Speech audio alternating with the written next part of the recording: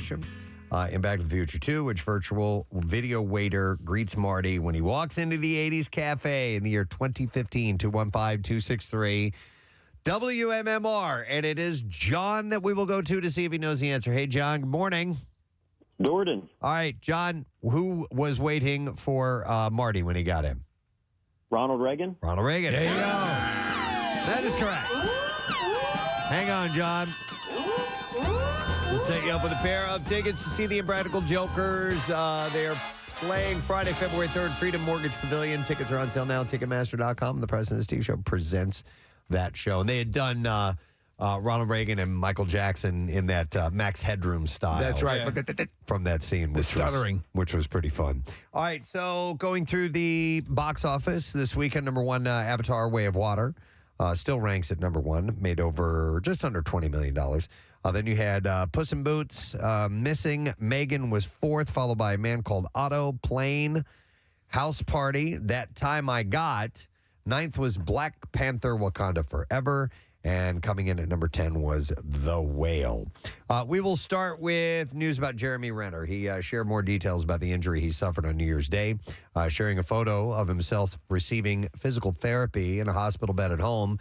Renner wrote that he had suffered 30-plus broken bones. Yeah, 30-plus. Yeah, that's a lot to come back from. He wrote, morning workouts, resolutions all changed in this particular new year. Spawned from tragedy for my entire family and quickly focused into uniting actionable love. He said, I want to thank everyone for their messages and thoughtfulness for my family and I. Much love and appreciation to you all. He added, these 30-plus broken bones will mend, grow stronger, just like the love and bond with family and friends deepens. His co-star Chris Evans commented on his update. He wrote, that's one mother effer. And he wrote, has anyone even checked on the snowcat? Sending so much love. And Renner wrote back, love you, brother. I did check on the snowcat, and she needs fuel. So, wow. So that thing apparently weighs 14,000 pounds. Oh, that's it. Yeah, 14,000 pounds. Sounds right. I guess it's a big piece of machinery. But, 30-plus broken bones. He's once again, he's lucky to be alive. That he's able to converse. Yeah. That he's able to be this way. Yep. Most people could not have anything that weighs 14,000 pounds park on them and do as well as he's doing. Exactly. So in her upcoming memoir, Pamela Anderson details a disturbing incident that took place on the set of Home Improvement in 1991 when she was 23 years old. She wrote, on the first day of filming, I walked out of my dressing room and Tim, meaning Tim Allen, was in the hallway in his robe. He opened his robe and flashed me quickly, completely naked underneath. Oh my God. He said it was only fair because he had seen me naked and now we're even. Give the baby the I don't know what that's about. Did that say kill the baby? No, give the baby. Feed the baby. Oh. I'd like to hear more of it if possible. I can do it for you. Okay. Give your baby the breast. Give your baby the breast. I guess it's appropriate. Pamela Anderson. Yeah. Breast. Why not? What were you thinking of playing? The one right next to it. What is it? Which is a feed the baby. I lost it. Your balls are showing. Okay. Give the baby the breast. That's a cute song. So in that way, it worked out better. It did. Because it was more a comment on Pamela Anderson's past than Tim Allen's balls, which were visible at the time. So she said, he had said to her that it was only fair because he had seen me naked and now we're even. I laughed uncomfortably. So it was not. So it was supposed to be a joke, but she didn't find it funny. Yeah, he was naked. You know, so he was flashing her. She had done nudity. Bill does that to us all the time. I know. Have a look at that. Look at this. These melons look ripe. Ever see a TIE fighter? That's low hanging fruit if I've ever seen it. It's Groucho. So Love Pamela is coming out on the 31st. Alan, who was 37 at the time of that alleged incident, was presumably referring to Anderson's modeling for Playboy, which helped turn the actress into an international known sex symbol. And worldly known good woman. But he responded to Variety in a statement, said, no, it never happened. I would never do such a thing. The explosive claim is one of many in the book, which traces Anderson's rise from small-town girl from Vancouver Island to one of the most recognizable women in the world. Home Improvement marked one of her earliest credits where she played Lisa the Tool Girl in what quickly became the #1 TV series in the U.S. She appeared in the first 2 seasons of the sitcom before leaving to focus on Baywatch.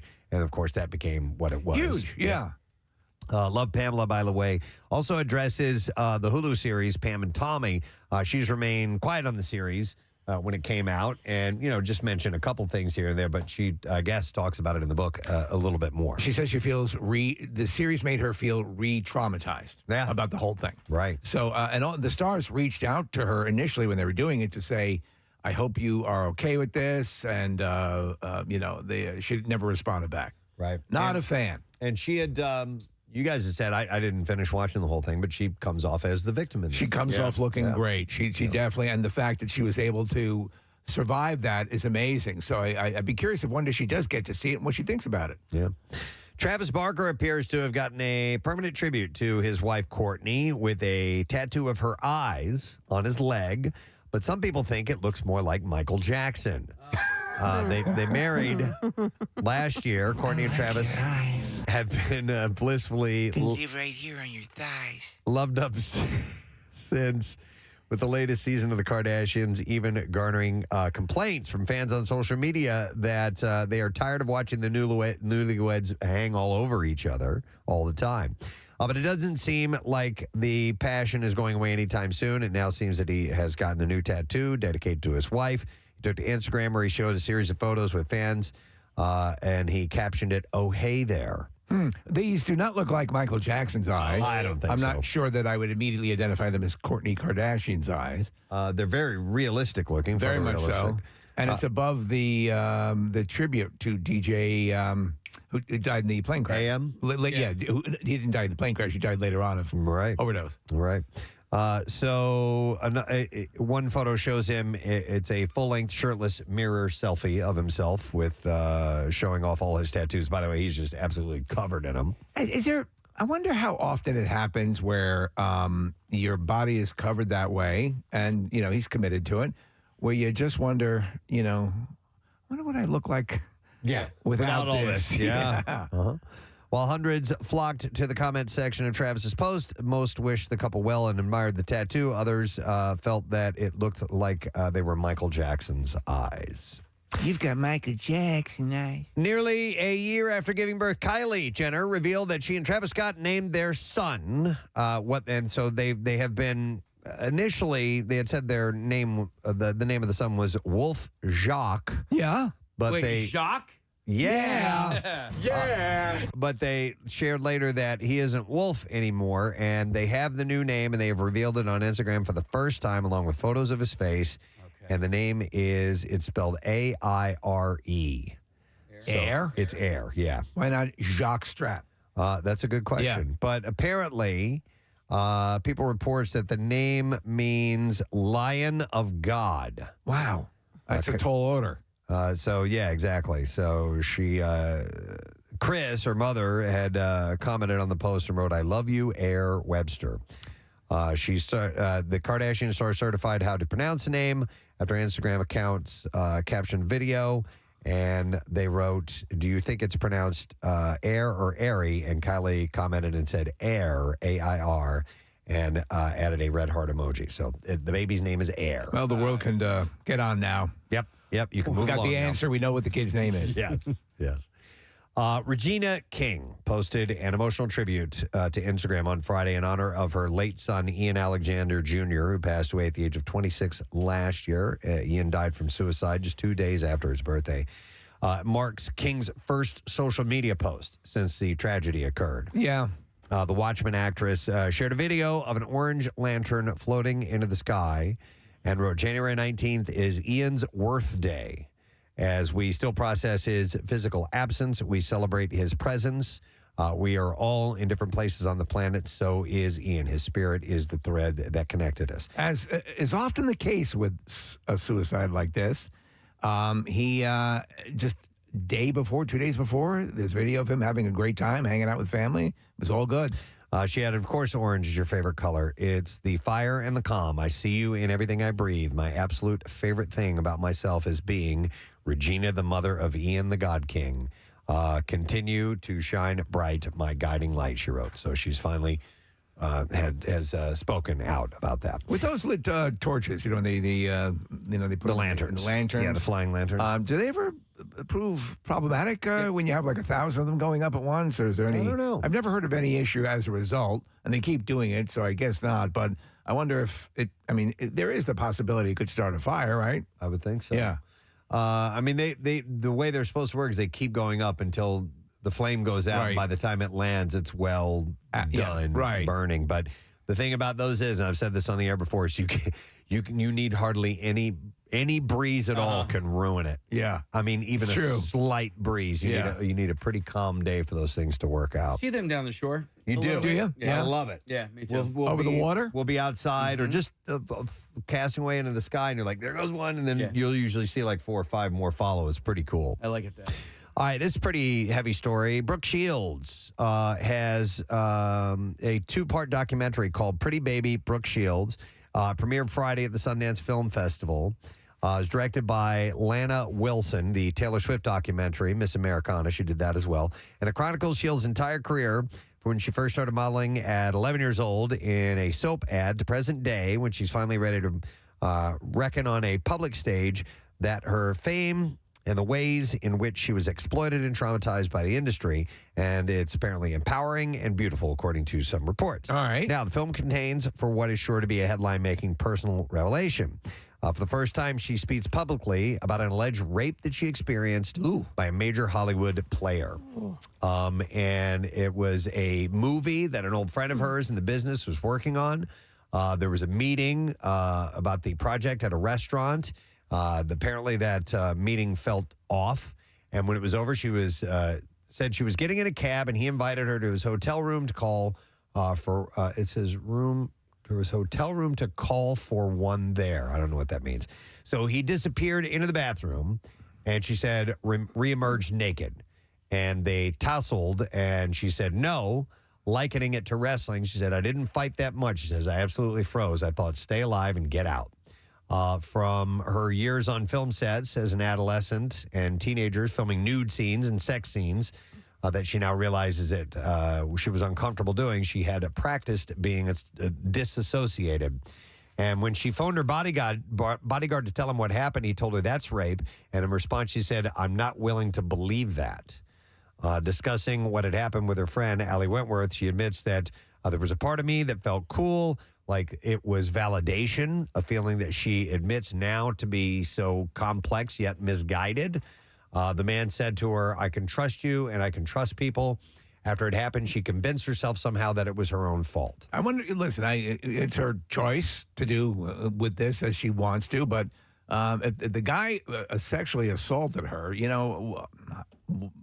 why not put the name out there, I mean, if this guy attacked her, it's a crime, right? Yeah, but it's also, again, it's not proven in a court of It's law. not, And no. then you're doing. But I'm Yeah, saying, but it's her experience. She can talk about her experience however she wants. No, I know that. and he can, no, I know what you're saying, or at least, statute of limitations or whatever. It just seems. No, what she probably feels is that like it's going to come back around to hurt her in some way. Yeah, still. I guess. And so they don't release the name. It A just lot of sucks people don't. that somebody potentially, and we don't know what the story is, Got but away somebody with it. potentially got away with it. I know somebody who came out years later, years, and talked about an assault that she was a victim of.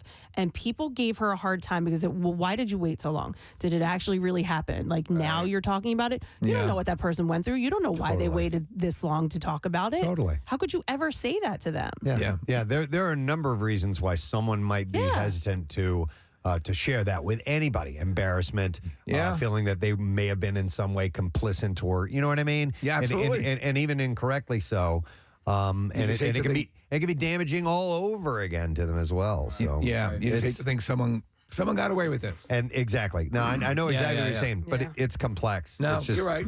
So later she has said she recontextualized what had happened to her and sent him a scathing letter saying that she was above him, and then she moved on. The way that this event is revealed in the film, and more specifically how she speaks about it in the process of evolving her feelings and questioning her perspective, is apparently what makes the movie very moving and compelling. So I'll have to check it out. Yeah, I'm not sure when that'll be available, but it just came out at Sundance. You know, she had issues with her own mother. She felt her own mother exploited her. I believe that. Yep. Yep. Let's see here. At Lisa Marie Presley's Graceland Memorial Service yesterday, Riley Kehoe's husband, Ben Smith Peterson, delivered a tribute to Presley on the actress's behalf, feeling that the couple are revealing that the couple are parents to a daughter. So Lisa's daughter is going to have a baby. Right. So they will have a grandchild. The thing that was wild. This event went down, Preston. This tribute. I had no idea. She was a musician. She'd released a couple of albums and she's done a little bit of acting. I had no idea there were people from Sarah Ferguson, Axl Rose, Alanis Morissette. They all considered her a friend. I didn't realize she was that woven into. I didn't either. Yeah. And it makes sense. I mean, it's Elvis's daughter. Right, it's right, rock yeah. royalty. So of course she's going to have some ties into the world of rock music. But we have a couple clips that we can play from the memorial service. Alanis Morissette sang her song "Rest." Right. So here's a little clip of that.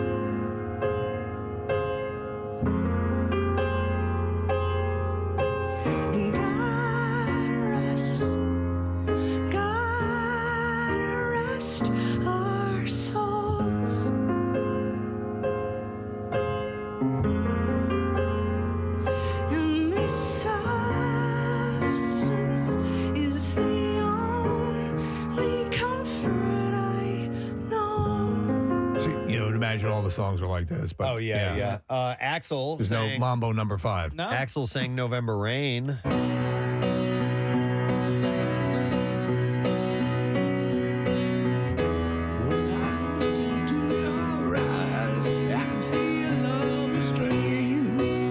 Kind of sounds like that old man in Family Guy. Yeah. Who's got the whistle talk.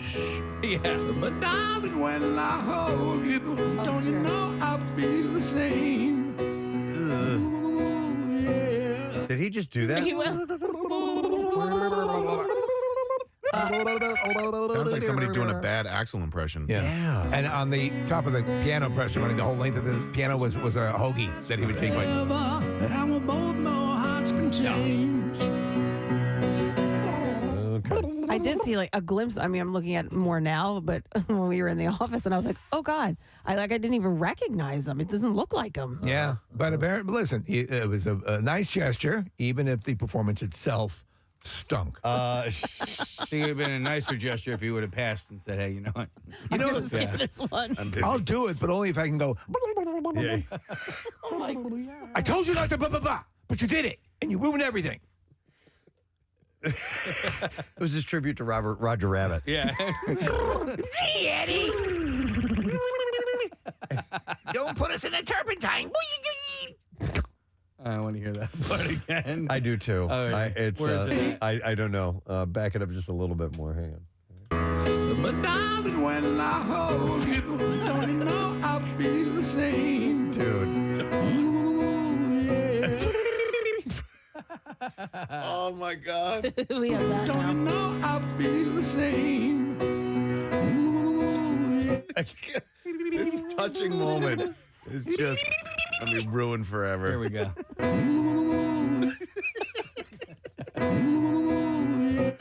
Can you loop that? Oh yeah. Well, yeah. You got to give me a It's second. going to take a minute or so. Well, let me just. All right, I got it. Sorry, you just want the. Yeah, just a woo woo woo woo woo Okay. looped. I if got you you. wouldn't mind. In the that'll- meantime, rest in peace. Yes. Lisa Marie. Listen, it was a nice. I know. But you can compartmentalize. Yeah. Great gesture, horrible performance. All right, I Yeah, got it. yeah, Yeah. but there were other performances. Do you have that? Yes. All right, here.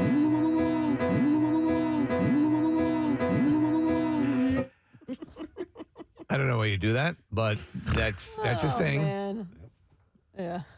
Can you do it so it's just woo woo woo woo woo without a little break there? Marissa can. I unless It's you, okay. I can't All do right, it like, Marissa live can do on it. the air. I like the what's the game we play? Loop there it is. Yeah. Yes.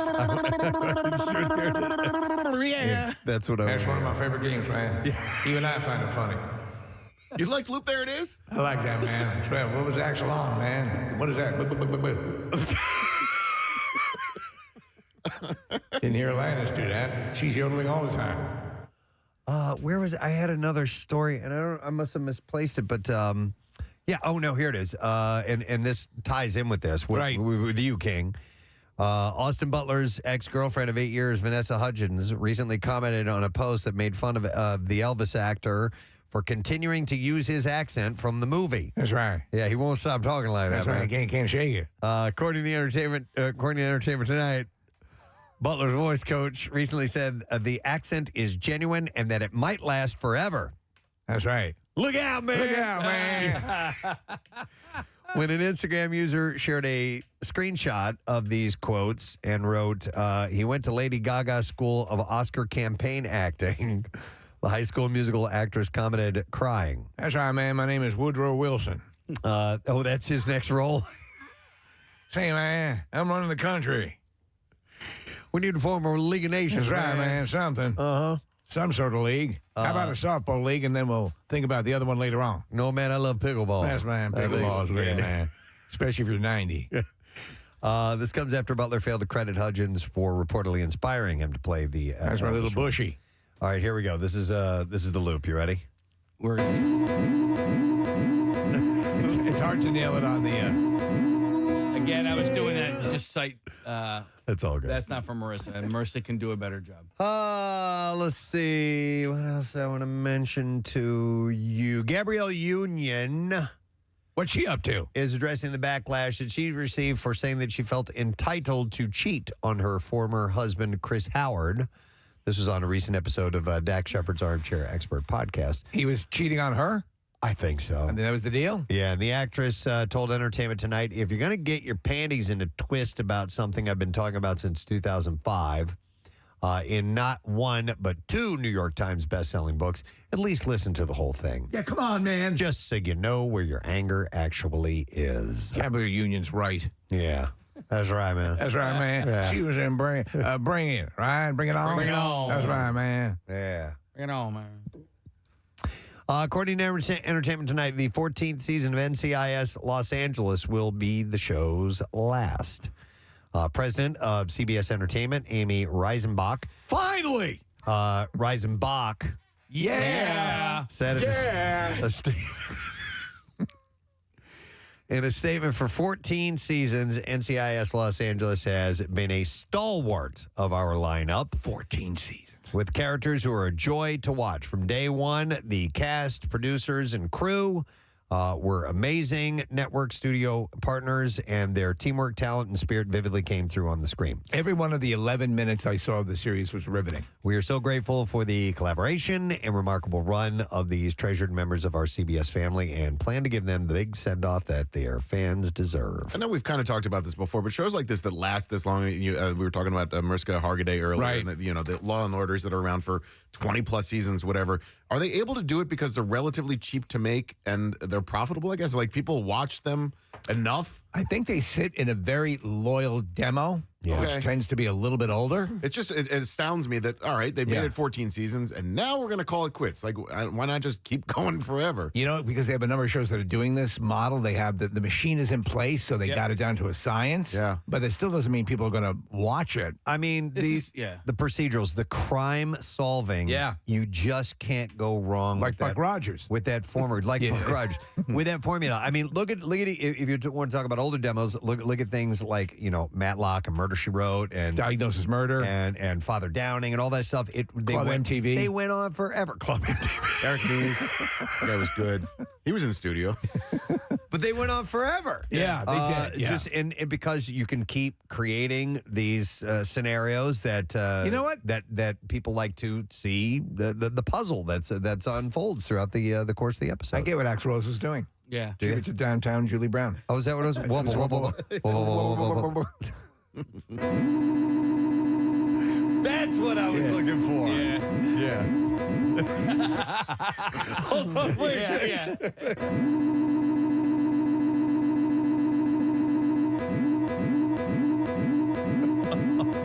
Hell is this, man? It's a tribute. Sounds like the people in Shelbyville. What? This is only Monday. Yeah. Yeah. You know. Oh yeah, you know what? It sounds a little like the White Lotus soundtrack. Oh, yeah. The Axel warbling is like that song, the opening song for the White Lotus show. I always skip it. Oh, do you really? Yeah. Yeah, it's like. Come Come on. Here we go. Look out, man. And then, and then they kind of go up and down. I'm not going to do it. Like There that? it is. That's exactly what it is. Yeah. Thank you. Wow. It's pretty good at that. Thank you. One more time. I love the face you make while you do Thank that. you. Oh, man, my friend Trish from college, she did it the best. That? Yes. Dude, but her tongue goes side to At that side. moment, Big it easily revealed that Trish from college did it the best. Telling you, Trish Daly, if you're listening or anybody knows Trish, Oh my God. Have her call have us. her call in She and is do an it. exemplary yodeler. Why would she do that? What was Because it sounded funny. She would just do it. was it like at a party at the Yeah. height of Do that everything? funny sound, Yeah. Yeah, But do her- that funny sound you do. Trish. But it was like 10 octaves higher than that. But also, like, when I do it, my tongue goes up and down. Hers would go side to side, which Right. is weird. What the hell was that? Big up to Trish. So I can do it, but I can't go side to side. Oh, come on. This is a tribute to Lisa Marie. Yes. That's right. What the hell's going on here, man? Daughter of the king. All right. Like everyone to now go in honor. They get the entire crowd, the entire. I'm not doing that. How would you do that, like, if like you were you were doing it in memoriam, you know? What do you mean? Yeah. You want to do it like The A little somber more version? yeah, the little more- somber version, yeah. Okay.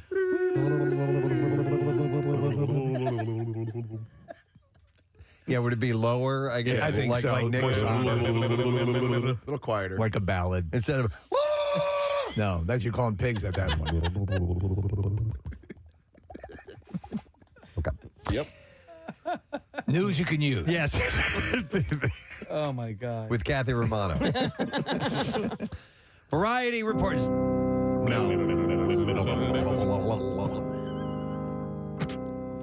All right. Variety reports. This is the last story. Will all the lubba-lubbers please come into the The Lubba Lubbers. lubba-lubbers? That's a good band name. We are the Lubba Lubbers. Yeah. Okay. Variety reports that Starz renewed Outlander for its 8th and final season. The network also greenlit a prequel series titled Outlander Blood of My Blood. I'm kind of glad about this because there's only 8 seasons is just enough for me to ignore. All right. Yeah. What's Outlander about? I have no idea. I think Anybody it is a Scottish? period piece? Yeah. Is it Scottish? Or you're thinking of What am I thinking? Highlander. Highlander. Highlander. That's what I'm Yeah. thinking of. There was I think it is. I think it has to do something with the past. No, the Anlanders. Yeah. Catherine Busby, the president of original programming for Starz, said in a statement at nearly a decade, Outlander has won the hearts and audiences worldwide. Sure it and has. We're pleased to bring Claire and Jamie's epic love story to a proper conclusion. Is it a period piece? Yes. Yes, and it's a love story of sorts, apparently. But before we close I'm on chapter, the period. there is plenty of their passionate story to tell over the course of 26 new episodes and even more to explore this dynamic world and its origin story. Wow, that season is 26 episodes? That's too much. Wow. I don't care. I don't care, man. I don't care, man. This woman's having a period. I don't care. All right, clips. Let's get to the clips. All right, we'll begin with this. 30 women are embarking on their journey to find love with one man in the 27th season of The Bachelor. 27 seasons. Wow. Here, Bachelor Zach Shallcross talks about his mother's support of him through his Bachelor journey. Here we go. It was just crazy how the timelines just worked, and I was here with Rachel, and I already felt that spark and connection with her, and I see my mom there, and she's there to, cheer me on, till the end. And I was not expecting it. And, mama's boy at heart. Shut up, dummy. Bachelor premieres tonight. 8 o'clock on ABC. Oh, and they're already showing the clips of him crying, and then you know, I don't know where to go with this. Yeah. I love them both. They're in a hot air balloon. Oh, they're the most on a catamaran. They're doing ATVs. All that stuff that regular couples do. Yep. All right, next clip. All American is inspired and loosely based on the life of NFL linebacker Spencer Paysinger. And in this clip, stars Danielle Ezra reveals, well, it says stars. Okay. Star, let's go with that. Daniel Ezra reveals suggestive tweets that he has received since coming to stardom with an unlikely response from co-star Samantha Logan. Here we go. I want to sit on Daniel Ezra's face. Period. What? What? What? I don't even know who the hell you are. What was this? What was going on? What was that? So it was 2 stars. One was Daniel Ezra. The other was Samantha Logan. Two people I don't know. Somebody But what said, are they yeah. saying to each other? Let me do this again. I want to sit on Daniel Ezra's face. Period. What? What? That's it. That's the clip. It's the worst clip in the world. Dude, I'm totally going to watch the show now, man. Yeah. All American Season 5 is now airing Tuesdays. Season 5? Yep, on CW, by the way. Holy hell. I Yeah. know. I know these shows have been around I just got forever. into Outlander. No. We know nothing about them. All right, what? My friend who does the is on Trish? the line. Yes. What does Daly mean? That's is that her last name, All right, Trish Trisha Daly, Daly. yeah. All right, so the gal who makes the noise. This is really her, though. I don't know. Hi, Trisha, you there? I'm here. All right, is this indeed? How can we prove that this is her, Casey? Ask a question, Case, that only she would know. You know, I don't even know. I don't Okay. even know. What are you best known for? Okay, you know, I got a good question for you, Trish. What was the name of the sorority that you were in? GDI. Yes. All right, Okay, so this is her. Casey's so excited. Yes. Trisha, how long has it been since you've made the infamous tongue sound with your mouth?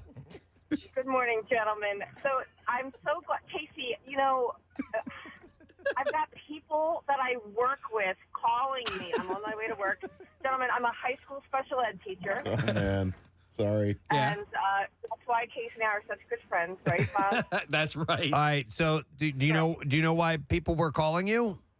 And yes, because Casey is upset that I beat him at Connect 4 the last time. It's not that at It's all. not that at all. It has apparently you can make this really wild, loud noise waggling your tongue back and forth. I know, and I had a nickname, and it wasn't nice. Can you do the sound for them? But you kind of have to hold the phone away from your mouth a little bit. Casey, I'm driving. That's okay. That's better than you're being in the office. Yeah. You're the one who called us. Oh, how can I? Do it. Is this going to affect your ability to steer the car? No, but I can't hold the phone away from me because I'm hands-free driving. Oh. Oh, well, you don't. Don't worry about it. It's not as long as it's not near your mouth. Yeah, go ahead. Yeah. Fire away. All right. All right, Well, here you go. can I put the disclaimer from my dad does not like this down. Okay. Oh, okay. All right, Fair Dad. enough. Yes. Mind your own business, Dad. Yeah, Dad, if you're listening. All right, whenever you're ready. All right, here you go, Case, and for all the ZX boys. Wow. I told you. Wow. I told you. That's impressive. I was getting really I nervous. have to be honest. I was expecting a little more. I was Yeah. impressive, but I think that's impressive. Yeah. Oh wow. And so your tongue goes left to right, not up and down when you do that, right? Well, it's more so it's a war cry. You know, it's from my Native American heritage. I know that. I was asking about your tongue going left to right and not up and down. And I am respectfully refusing to answer your question. Okay. All right. Fair enough. There's a couple of questions you haven't answered. What was your nickname? Can it be said on the air? I don't remember you having a nickname. Well, Casey, because it was, remember all the ZX guys would call all the girls something B-I-T-C? Something bitch. Yeah. We had rabbit bitch, wall bitch. Yes, I remember. Window bitch. So I was la la la la la. Okay. Well, that's not so bad. La la la la la, bitch. La. Okay. I don't remember that. I don't know I what's don't going remember on that. here. I remember window bitch and closet bitch and rabbit bitch. Wow. Yeah. Well, I guess it's because I wasn't really a bitch. They just like when they wanted the sound. Yeah. That's not right. All right. Or, All right. Well, thanks for calling in. Yeah, we appreciate you doing the sound, Tricia. Thank you. listen, gentlemen, you know, I'll be calling back for a favor. All right. Perfect. All right. All right? So there will be some kind of, like, I shake your hand, you shake my hand. You feel that you're owed one now. Well, it's, like, I'm looking for kindness. So, like, I'm gonna mull over what way you guys might be able to help me, and then I'll let Casey. All right, you let me know. How much time did you hang out with her in school? Quite a bit. All right. Quite a bit. All right. Thank you, Good Trisha. friend of mine. Bye, Trish. Bye, Trish. Goodbye, Jen. Bye-bye. We'll see you later. Do you stay in touch with her? Yes and no. Does she drink in the mornings? No, she doesn't drink. Yeah. Yeah, okay. Well, that was, There you go. I thought that was impressive. She was very evasive with your questions, which Yeah, as if she was being interrogated. First, she thought it was She Connect was like 4. doing the Matt Cord thing. I'll Yeah. ask a direct question, and then they will say something else. I don't think first she of all- expected to be on the radio at 7 in the morning on Monday. Yeah, 7 o'clock in the morning. She said, first of all, I'm not going to answer your question. All right, well, that wraps up the entertainment break, folks. That was good. We're going to take a break. We're going to come back in just a moment. It's a Monday morning, and we're all in this whole big thing together. So hang out with us, why don't you? We'll be right back. Preston and Steve on 93.3 WMMR. For 2 years, it disappeared. But now. Good morning, Good morning, it. Good morning. Good morning, it. Just hanging out. Good morning, it. What you doing over there, buddy? What are you doing? Just good morning, it. Good morning, it. Yeah, no, I have a home office. You're going to have to hang on a second. Look it. Just hanging out. Good morning, it. Good morning, it. Look it. It's good morning, it outside. Jesus. Oh, my God. Hey, Michael. Good morning, it. The Cabbage Patch, though, was such a huge, huge hit, and they smelled nice. They smelled like baby bit powder. like babies. And so That was like fight over them at the store during Christmas Right. time. Oh, There were 'Cause balls. They would release new ones. Kathy, that Schwarzenegger movie, Jingle All the Way. that is predicated on those famous toy store brawls over Cabbage Patch dolls. But the cool thing about Cabbage Patch, they all had Xavier or whatever the guy's last name's On the butt. They all had a tattoo. They were all branded. the Cabbage Patch dolls were part of the Nexium cult. But so I have a very vivid memory of I got my first Cabbage Patch doll. I couldn't wait. I was 10 years old. I got him for my 10th birthday. You get the birth certificate. And I was able to rename them, right? So you send that thing and you get the birth certificate back. And so mine was named Casey Jr. I was so excited to get this thing, right? And the Cabbage Patch doll, the Cabbage really? Patch doll. I was so because it was the thing. I was 10 years old too. Right. It was the thing. It was the thing that everybody had and whatever. My neighbor across the street, and I'm going to say your name. Your name's Wayne, and you're a piece of trash because he called me the slang word for a gay person. Because you had a doll? Because I had a doll. He was an adult, Kathy. This dude is probably like 30 years old. Called me, and I was so happy about having this thing for my birthday. That's terrible. And he called me terrible. that. Terrible. What a jerk. How old were you? And I how was old were you? 10 years old. 10 years old. And it was my birthday. What a dick. What a I know. But like, oh my God. Where's that dick now? Yeah. I have no idea. Wayne. All right. Terrible person. How many times you asked that question in your life, Kathy? God, where's that dick now? When I need it. There are so many dicks that I'm wondering where they are. Yes. All right, back to toys. All right. Toys. Okay, so Casey's in therapy now. American Girl dolls. I'm out of it now. I'm out of it. And then there was we already did another pre-screening. Like Marissa hosted that, right? She hosted it last night at the AMC Fashion District. It was last night, and then Casey hosted a screening last week At the same exact place. for the movie Free Guy. Yeah. So And while we were on vacation, we got a text from Casey out of nowhere Yeah. What did I explaining that things didn't go quite the way he wanted them to So go. if it's possible to suffer a concussion without actually hitting your head, that's what I think you experienced, Casey. Yeah. And so I don't want to. I'm hoping. I'll find the text. Here. Okay. I'll read it. I'm hoping that I didn't lead you guys down in the wrong direction of where you think this story is going to go. No, we don't know anything. We know that, but it was so heartfelt, the text you sent out, that we knew it had to because there have been similar situations in all our lives. But this one seemed like, wow, this really had to be a little bit more. Yes. So I have the text here. Okay, go it says, ahead. "Oh my God, I'm at the screening for Free Guy." And by the way, I sent you this text. I'm still there. I have not hosted the screening yet. Okay, I'm still there. I have already embarrassed myself, and I needed to go somewhere and be by myself, decompress for a second, and then I had to admit to somebody what an ass I am, and just to sort of make myself feel a little bit better. And guess what? It didn't help. I still felt terrible. And I said, so they asked me to hype up the crowd and then introduce one of the stars of the movie. So this guy named Joe Keery, who plays Steve from Stranger Things, is in the movie Free Guy. Yeah. He was there to introduce the film, and I was there essentially to introduce him. Right. So I had come back I was on vacation in Wildwood. I had come back just to do this. I thought it was a really cool experience. Real quick, had you met him at this point, or is he still? Yeah. Okay. All right. Oh, By the way, he seems like he's awesome. I love that character, Steve from Stranger Things. He seems like I've seen him interviewed before. He seems like a cool guy. He was a great guy. Okay. And I will say that, categorically, he was a great guy, and the movie is hilarious. It's a great movie. And the movie had been on the shelf for a year. Yes. They wanted a theatrical release, and so they were like, we're just going to wait. Only theater. And only theater. So, and then I wrote, I just had a classic embarrassing moment. It's a classic shut the F up, Casey, and walk away kind of a moment.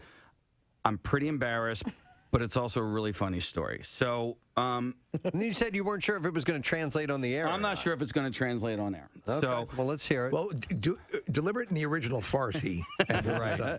All right, so here's the deal.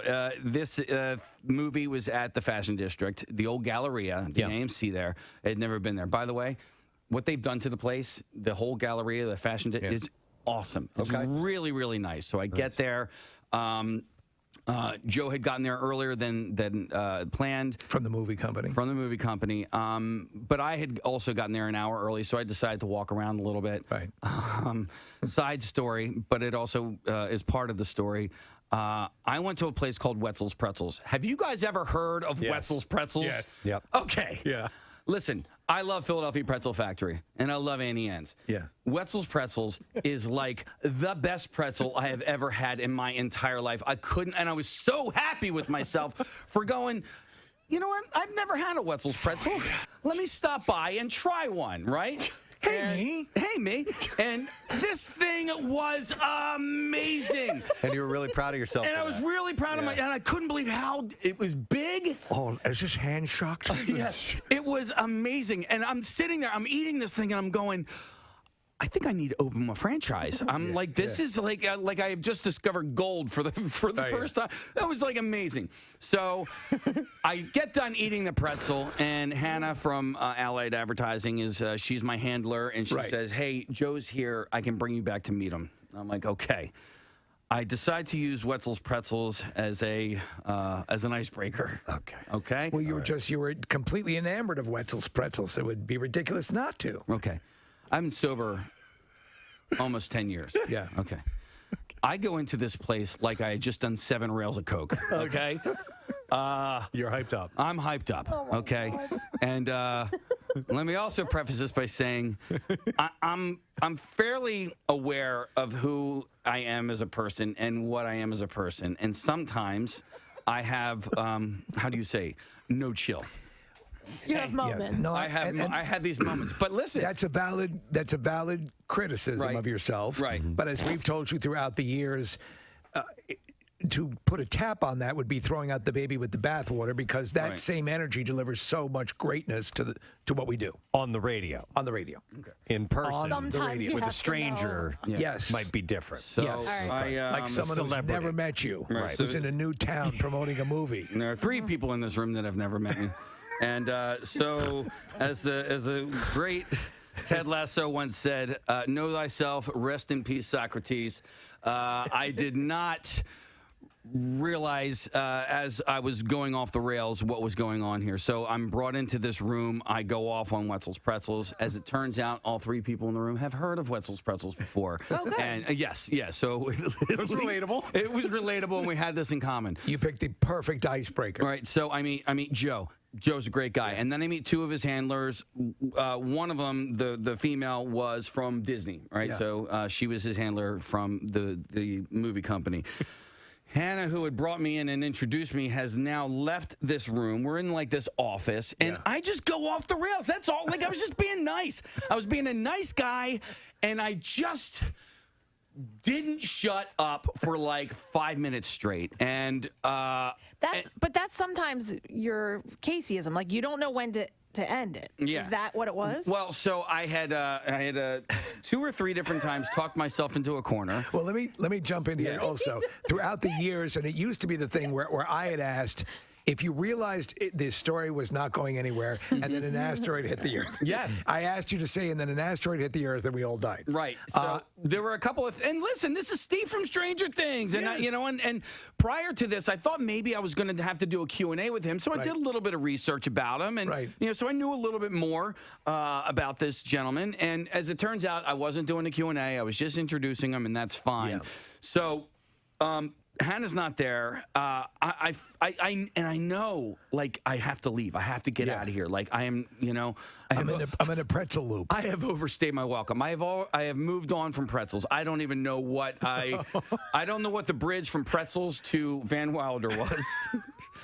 But now I'm at Van Wilder, and because Ryan Reynolds is in Van Wilder. Sure. All right. Sure. So, and I'm relaying the story. Another icebreaker. I had a really great interaction and encounter with Ryan Reynolds at the Van Wilder screening and press junket in Panama City, and I'm relaying this story, and then I just hear a knock at the door. And I'm like, okay, let me answer the door. It's Hannah from Allied Advertising. So I open the door, and she goes, hey, there's some people out here who want to have their picture taken with you. And I go, oh, okay, And I start walking out the door. I get halfway out the door, and I go... You weren't talking to me, were you? Wait, no. No. No, what? She was talking to me. Okay, all right. All right. But I kind of made a joke like, Joe, no, they want some pictures. She goes, no, they want pictures with you, with me. I'm like, oh, okay. And I walk halfway out the door, and it dawns on me that there's nobody out there to take pictures with me. Oh my God. The girl from Disney Oh, God, essentially texted Hannah like, dude, get this guy the F out of here. Oh no. Oh no. Right? And it dawns on me, and I step out the door. Oh God. And then I turn back. I go, wait a second. Oh God. I go, did you send her a text message to tell her to come and get me? Oh, no. Oh, no. She did. She flat out did. I go, you did. I go, it's fine. I go, I get it. I go, I'm so sorry, man. Listen, sometimes I have no chill or whatever. But I go, I know you totally did that, right? And then I shut the door and I walk away with Hannah and I go, did she send the text message? She goes, yeah, she did. I was like, oh my God. And listen, I don't care that I called her out on it. I don't. No. That's if you're going to do it, you got to own it. Yeah. I'm like, and you did. I don't know what the text to Hannah said. I don't know if it was like, hey, get this guy can you out get of this guy? I don't know if she was nice Please about get him it. to talk about pretzels again. WMMR. Fly, eagles fly on the road to Victoria. Everybody singing this. Eagles fly, score a touchdown, run to victory. There should be varieties of that song. Well, Harry Callis' son, who's like an opera singer. Oh, he did that? Apparently I heard he does. Yeah, okay. Somebody sent it to me. I haven't listened to it yet. Any good? It's all right. All right. If you like opera? I can send it to... Actually, it was sent to all of us. It was. Marissa, did you get it as well? Yeah, it was sent over. Jeff Walton sent it over, actually. See if you can pull that out. It was... yeah, it's pretty good. I was hoping for it to be even more... Right, Wagnerian. Or getting... I didn't know it was Callis's son. Yeah. But I think like a female... like the stereotypical fat lady opera singer. Yes. Big would be kind of more fun. We have like rockin' versions of it. How about an Axel? Eagles on the.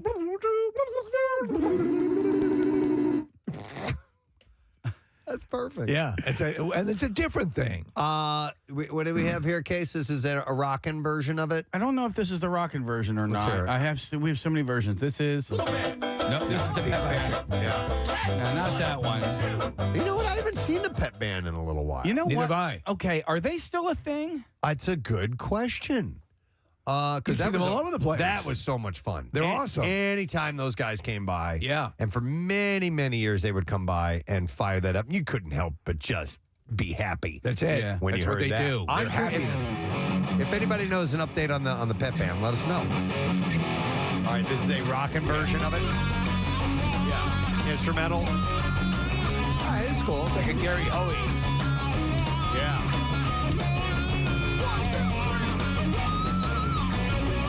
So what I'm wondering is are there like country versions of it? Is there a punk has to be, version of right? it? We should have every format represented. Right. With that song. Maybe that's something we need to do here. Yeah, we could do this one. Have a competition. Oh. The Four Squeezins, right? Love the Four Squeezins. 1, 2, 3. I miss these guys too. They hand fart songs.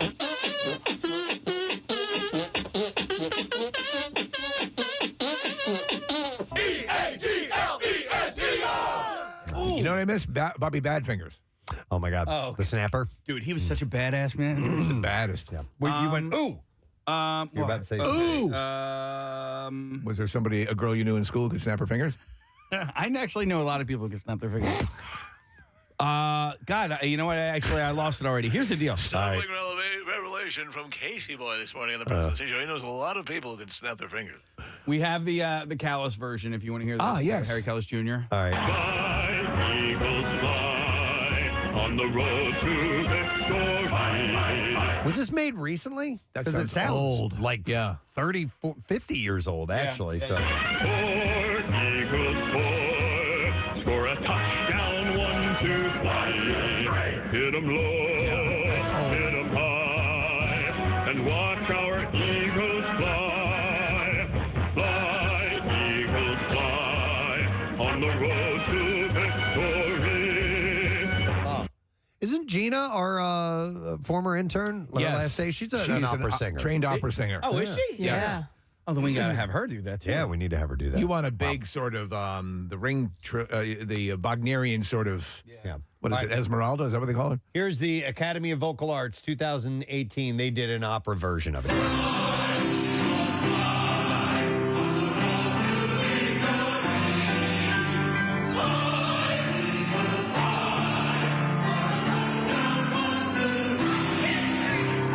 It needs to be recorded properly. Yeah. You can't hear it. You want one female opera singer belting it out in That'd be nice. classic Yeah. opera fashion.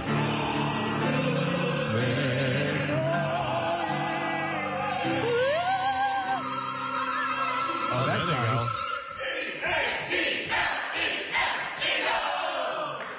All right. Speaking of the game, all things game, Casey, we were chatting last night, and you sent the picture of the guy at the tailgate that was launching himself off of the RV with what looked like a wingsuit, an Eagles wingsuit on. That's pretty badass. It is. They caught him at the right moment because it looks like he's 30 feet in the air. It does. Well, listen, I thought he was like, I didn't know what he was jumping off of, but then I actually saw the video. He's jumping off the top of a camper. Now, he also falls like a rock, right? Yeah. So the picture that I took, it looks like he's flying, right? But like, I almost didn't get it. I was like, wait, mean, what is going on here? He had probably like a 2-inch vertical, but the people caught him, which, I also didn't. Well, somebody took a photo at a certain angle, and at one point, it looked like he was. they must have caught him at the exact moment because it looks like he's like Superman flying. Laterally. Like not just, falling. He looks like he is taking off, and there is Eagle Man soaring over the skies above the crowds of tailgating fans at the link. It's pretty badass. But in the video that we're watching, no, it's just some dude jumping off a roof. Yeah. Every year, there's something. I mean, especially now with like people have cameras everywhere they go. Right, and good cameras. And good cameras. You know, people were catching this stuff all the time. When we were in the NFC Championship game back in 2017-18 season, going against the Vikings, the one lady was trying to she was momming the kid, you should learn how to respect your elders. And the kid's going, "Go Birds!" Oh yeah. That clip keeps resurfacing all the time. It keeps resurfacing all the time. So we're going to see more and more of this. And when you find the loophole in the tailgating and you start tailgating at 8 a.m. for an 8 p.m. game, you're going to find things like this. Oh, yeah, without question. Yeah, and Nick, were you saying that the Wings game sold out? Yeah, so we were talking about this last night too. I don't know if it sold out in such a fashion where everybody was that bought those tickets were in the game, watching the game in the arena. Marissa sent a funny video from the National Lacrosse League of one of their reporters walking around the Eagles tailgate asking about the Wings and if they were going to go see the Toronto Rock and who they're rooting for, the Rock or the Wings. And most people were just like, "Go Birds!" Yeah, one guy was like, "The Rock." Yeah. And then he's looking at the ladies because he didn't even know who he didn't know who the Philly I like team Hulk was. Hogan and The Rock. But I mean, brilliant move by the Wings for moving their game up to 1, allowing for the parking to remain at the parking, what the level was for that, for the, the dollar amount. And they had a great promotion on top of it anyway. The 215 promotion was fantastic. So I'm sure a decent amount of people that bought those tickets and bought the parking went into the Wings game. It was a good offer. Yeah, Well, we it's talked terrific. about it on Friday. Yeah. But Marissa had pointed out to us, if you just get a ticket to the Wings game, you could get in early. You get a cheaper parking rate, more than likely. Oh, that's why they did it. Yeah. It was for the parking. Yeah. I mean, that was you could spend. That's what I meant. Yeah, Yeah. you spend the amount of money on the parking and the ticket, and you're still paying less than the Eagles parking. Yeah. What is I don't even know what the going rate and is it $40? Is it $50? And if you have a $50. Are you effing kidding me? The park? $50 That's what bucks. it is now? It's we park at FDR. It's $40 to park at FDR, and so 50 if you just have a car. If you have a camper, it's even more. I don't even know what the going rate for. You could buy a swimming pool for $40. Can you? Yeah. Oh, really inflatable bad one. A really bad one. I'm looking at a video that the Wings posted of the game on Saturday, and there are some people in attendance, but it's not a sellout inside. It's not even the lower bowl is even close to being sold How about out. this? They gave the people of the area a gift, and it is a fine sport to check out on your own when another game is another match. Sure, check it out and have a good time. We're watching a knockdown, drag out brawl taking place on the floor. That's awesome. Yes, and that'll happen. Oh yeah. Yeah. I mean, that's the players fighting, which is pretty badass. Marissa, did you go? You were there on Saturday. Excellent. And did you jump off of an RV or anything? Oh, like no, that? I didn't get down there early enough. She could have flown. Yes. Did you have to go to some a birthday party or something first? I did. It was my friend who works with the teams too. Unfortunately, she had a 40th birthday planned for that day. So we had to stop by there. It was a good little pregame, and then we made our way down. But it's fun. Casey, did you have any FOMO not being there? No. None? No. You know what? Because I made a really good meal. There's this Steve, there's this Firehouse chef, the guy who cooks for everybody in the Firehouse. Right. I follow on Instagram. And he made this Chicago Italian roast beef that I saw. And so I just stayed I took down all the Christmas decorations on Saturday. It gave me something to do while I was cooking this beef. You were comfy. I was comfy. Watched I had the game. Zero. I actually had a Mr. Rogers Eagles gear costume change right before kickoff. I was happy to be where I was. Marissa, were you warm in your heated jacket? So, Kathy, Steve was kind enough to lend me his stuff from the warming store. It wasn't that cold. Did you wait? Did you have to turn it on? I had a bag ready to go. I wasn't wearing it yet. Okay. Because I also wore tight jeans, and which would have been silly to have Got to show off the moneymaker. Yeah. Right? But you're holding on to it for next week. If right? that's okay, because it's supposed to be 21 degrees on All right. Sunday. All right. I will say the past couple of tailgates, it hasn't been crazy energy down there. There was a Flyers game, so some of the Wells Fargo Center lots were broken up. But this week was fun. This week, the parking lots were fun. Everyone was kind and nice. And I went to one of my tailgates. I don't know if I have told you guys this, but our RV kind of died at the beginning of this year. So Really? we've been a little tailgate homeless. So some other friends have invited us in. They've adopted us for the season. And I'm hanging out at the tailgate that I usually go to, and I'm in line for the little P tent. And all of a sudden I hear, Marissa? it's our intern Annie is there. She's like, Oh, oh my okay. God, this is my friend's dad's tailgate. And I was like sobered up immediately. I was like, hey, Annie. It's great to meet you. Yeah. Steve, as all of my friends are coming over, I was like, guys, this is my intern. Yeah, don't say anything about what we've been doing. Hey, Marissa. What's up, slut? Oh my God. By the way, Marissa, next weekend, Sunday right now, looks like it's going to be 46 degrees. Ooh, that's good. Yeah. That's good. That's Hold on to it. bad at all. Yeah. You know, that's wonderful. You should work on your wingsuit. You know what? I would do that. I would do that in a heartbeat. As I was seeing it, because there's 2 videos going around. There's one where you just kind of see the guy fall, and he looks like he's like Bill's Mafia going onto the table. And then when I saw people catch him, I was like, hell yeah, I'd be right behind that guy. Yeah. So should we plan that Sure. for you to do like some kind of a jumping, launching stunt? Hell yes. Okay. She would. I would do it in a heartbeat. Let's work on a wingsuit for you. Yeah. All right. Like a real one. I did see some people in the stadium just wearing like Batman capes. Does that work? Well, this guy has an Eagles wingsuit. That's what you want. It looks like he's wearing one of those like drug rugs, like Yeah, a blanket kind of thing. Yeah, And we can it do just better. in the frozen photo, it looks like he's wearing a wingsuit, but in the video, it's much more anticlimactic. Yeah, some of this stuff can get out of control, and I worry. There was a Bills, I believe it was in Florida somewhere, but there was a Bills tailgate, and they're the ones who do all that. They jump off of stuff onto a table, and this guy thought he was gonna soar from the top of a parking garage, and he like missed the table and hit the ground. Knocked himself out cold. That's. I guess maybe I'm just getting like. I don't care what age conservative. you are. Most people don't want to jump off and knock themselves out, right? No, that's not the goal. You could die. You could die. At this point, you're not willing to risk life and limb for a viral moment. No. I don't blame you. I'm turning it. Yeah, I'm like, I just want like nice piece of barbecued meat. I want a crock pot. Yeah, maybe a cigar. I want my jammies. Yes. A nice piece of barbecued meat. What was your meat of choice? Oh, so I went with chuck roast, Okay. and I'll because I did like kind of my own little recipe, but I made this Italian roast beef. I didn't go with the gardenia. Is that what it's called? There's like anyway, I did like pepper and cheese. Dude, it was amazing. When you're cooking in a crock pot for 9 hours, Steve, like you really run the risk of like putting in a lot of work for something that's going to suck ass. True. And it did not disappoint. Well, good. You had a wonderful night, and they won. I want to go to. It was just a rout. Hang on, I want to go to a call here. I believe we have Shauna, who's on the phone lines to talk about being at the Wings game. So let me go to her. Hey, Shauna, good morning. Good morning, Good morning, Shauna. All right, so you went to the Wings game? I did. I won tickets from you guys. Oh, nice. And that we played the Shauna song last time. I remember. All right, so how was it? It was a really fun game. It was my first lacrosse game. Oh, nice. And yeah, it was intense. But you guys said it was like sold out. You wouldn't have known it because there were a lot of empty seats.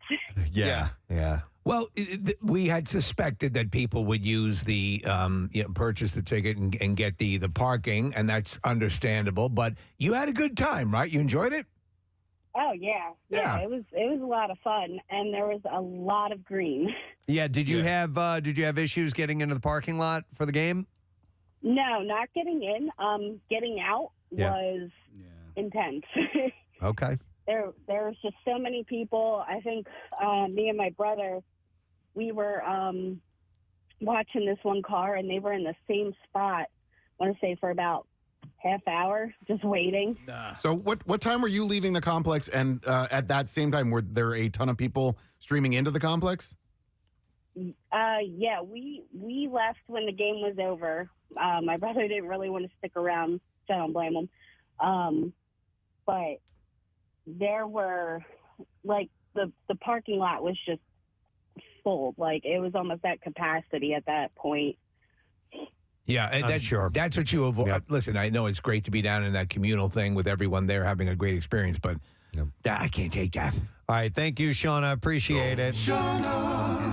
By the way, if you've ever been to an event that, and this happens with us sometimes, but where people are arriving and you're trying to leave.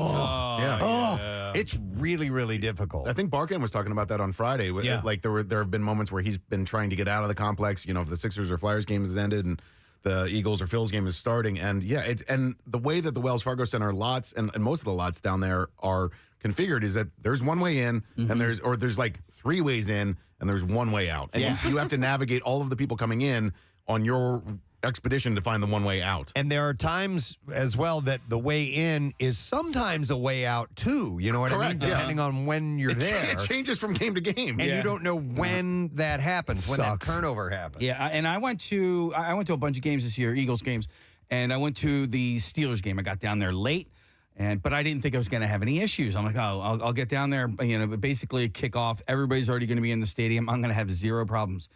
I could not believe how packed the streets were at 1 o'clock, 1:30, 2 o'clock in the afternoon. I missed the entire first quarter.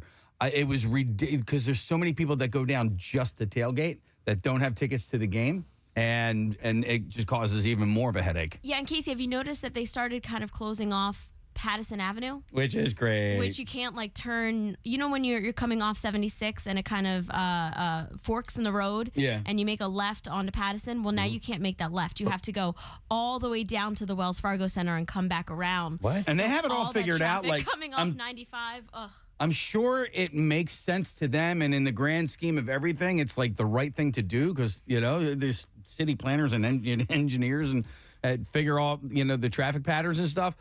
But to me, doesn't make any sense. Doesn't make any sense. That doesn't mean that they called it right. I mean, there's that when you leave from the Wells Fargo, they have that one.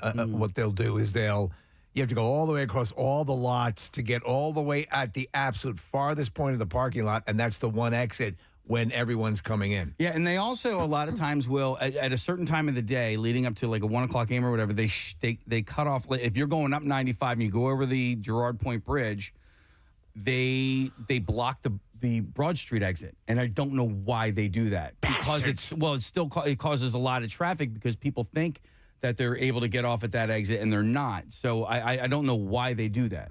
Yeah. Did you guys see the other video that was floating around of the mom and her son that got Eagles tickets? I did. Early in the morning. No. So it's one of these heartwarming videos where a gentleman is just kind of walking around a parking lot saying, do you have money for the bus? I need 50 cents to get on the bus. And woman's like digging through her purse and she's like, wait, let me run to my car. I think I have some change. And she finds some change and gives it to him. And he said, actually, I don't need this money, but would you like $500 instead? And so he hands her the money, and she's with her son, who's probably about 6 or 7. And he looks at her and says, hey, are you an Eagles fan? He said, yeah. He said, have you guys ever been to an Eagles game before? And they said, no. He said, would you like to go to the game tonight? So they were at like 3rd and Oregon. They went in, then they got them like field passes. They're meeting the players. It was one of these great things. Except I'm watching it thinking, these people woke up on Saturday morning with no intentions of going to the game. How the heck did they get down there and park and actually get into this place? Because Casey, thinking about all the anarchy it is to get into the lots when you're not predicting that. They got $500 and tickets to the game? Yeah, it was really sweet. I've seen pretty great. This guy has posted a whole bunch of videos, Marissa. Yeah. I saw the video that you're talking about because the Eagles shared it on Instagram over the weekend. And this guy goes around and it basically just does these random acts of kindness. That's and cool. There was one, Steve, where he came up to some guy and he said he needed socks for his daughter because she wasn't able to. They weren't able to clothe her. And this gentleman was just super kind, and he ended up giving him $1,000. It's a series of like motivational videos, but they're really heartwarming and sweet. And so the Eagles shared this with this motivational guy, but I don't know what his origins are. He has a wingsuit company. He must be just viral, and then he does like partnerships like this with this one because it seems like it was a partnership with them. Yeah, he's got like 2 million followers or something like that. Yeah. Okay. And what's his name, Case? I saw something Magic something or other. But Magic Johnson. It's Magic Johnson? Yeah. Wow. I'm surprised nobody recognized him when he goes around asking for Wait a bus money. second, are you? Oh, interesting. No, I'm not. Marissa? One more thing, just because we're talking about this. Did you guys see that so Eli Manning came to the game? Peyton Manning was there too. Peyton Manning's son was wearing an Eagles jersey. Yeah. And not a Giants jersey like his uncle. So that was pretty funny. Eli was getting ripped apart in the stands. It was very funny. But he loves it though. I mean, yeah. He fed into it earlier in the day. Nice. All right, well, it's underway. What am I playing here, Casey? This is actually, if you remember the Camp Out for Hunger, we got a whole bunch of crowd stuff. Oh, yeah. This is our crowd. Oh. And there it is. How about that? That's a beautiful thing. All right, well, listen, let us take a break and come back in a moment. We've got bizarre file stories aplenty to share with you on this Monday morning. Hang in there, my friend. We'll be back in just a moment. Preston and Steve. On 93.3 WMMR. You know what? I will ask her, but she confirmed that no, there was nobody out there to take pictures with me. So now I'm standing outside of this room, and there's a step and repeat background. Nobody's there to take their picture with me, and now I'm like, oh my gosh, like now you're thinking. I was a child at this point, like I was so embarrassed, and I was like so inside my own head, and I was like, this is terrible. I am so embarrassed. I almost felt like crying, and then because I was depressed, I was like I legit got depressed at who I am as a person, like and then I was like a little bit mad. I'm like, but I was being nice, you know what I mean? Like I'm a nice person, but like.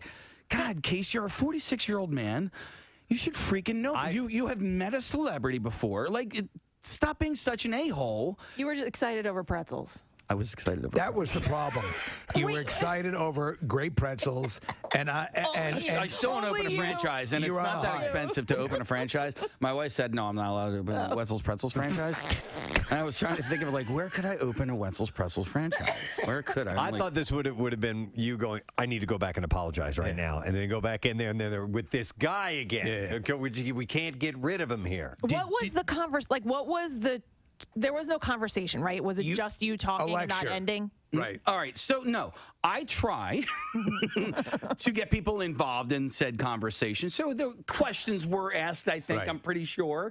Do you recall a real exchange, like a conversation, or did you ask them to write down their questions and submit them to you? I don't know. So was there any point at which... I don't know. I'll tell you what, there were questions asked, and you didn't breathe to let them answer. I had another moment over the weekend, too. Where Well, wait. Before you go to that, to this point, did you encounter them again? Did you get a chance to apologize to him, our buddy from Stranger? I talked to the guy. Yeah. All right, so I never talked to the girl again from Disney. I talked to the guy. So I had gone into the theater after I had walked away and hung my head in shame for 10 to 15 minutes and texted you guys to try and make myself feel a little bit better. I was then asked to go into the theater to let people, because they collect your phones a lot of times before. So they had just gotten approval to let everybody have their phones back, and then I announced a surprise to hey, by the way, we have one of the stars here, so if you want to take a picture while he's in the theater, you can go get your cameras now. So I did that, and then I brought Joe on to the stage, and while Joe was addressing the crowd, I talked to the gentleman. I go, yo, man, I'm so sorry. I go, listen, sometimes I have no chill. And he was so cool. He goes, dude, he's like, you were fine. He's like, he's like, I want to hear the rest of the story. I'm like, this guy, you're lying. Was he texting while he said that? No. I'm like, you're lying, but thank you so much. I appreciate it. And then how sometimes we have these events, and there's the person who's in charge of making sure that the other person's okay. Yeah. I wonder if the publicist did that on Joe's behalf, and he didn't care at all. Like there's a good chance that was the case. Like I said, she's just trying to put up a barrier and get out in front of a situation, because I've been at these things before, and I've been at them with you, and you're just friendly, and you're totally fine. But every now and then, somebody gets weirded out. You're speaking the truth. 9 times out of 10, it is not the celebrity who has put these restrictions on. It is the handler. Or it could be like that scene in The Running Man where Richard Dawson, the guy who mops over his feet, and he goes, hey, you're doing a great job. And he walks in the other room. If that a-hole is working here, later on today, you're going to be mopping the floor. But is there a chance maybe we could see about getting Joe on to talk to him and just say, hey, are we okay? I'm really sorry. I'd love to talk to him. I'd love to interview him anyway. I would too. But, I really would love to have an opportunity to press. Well, here's the deal.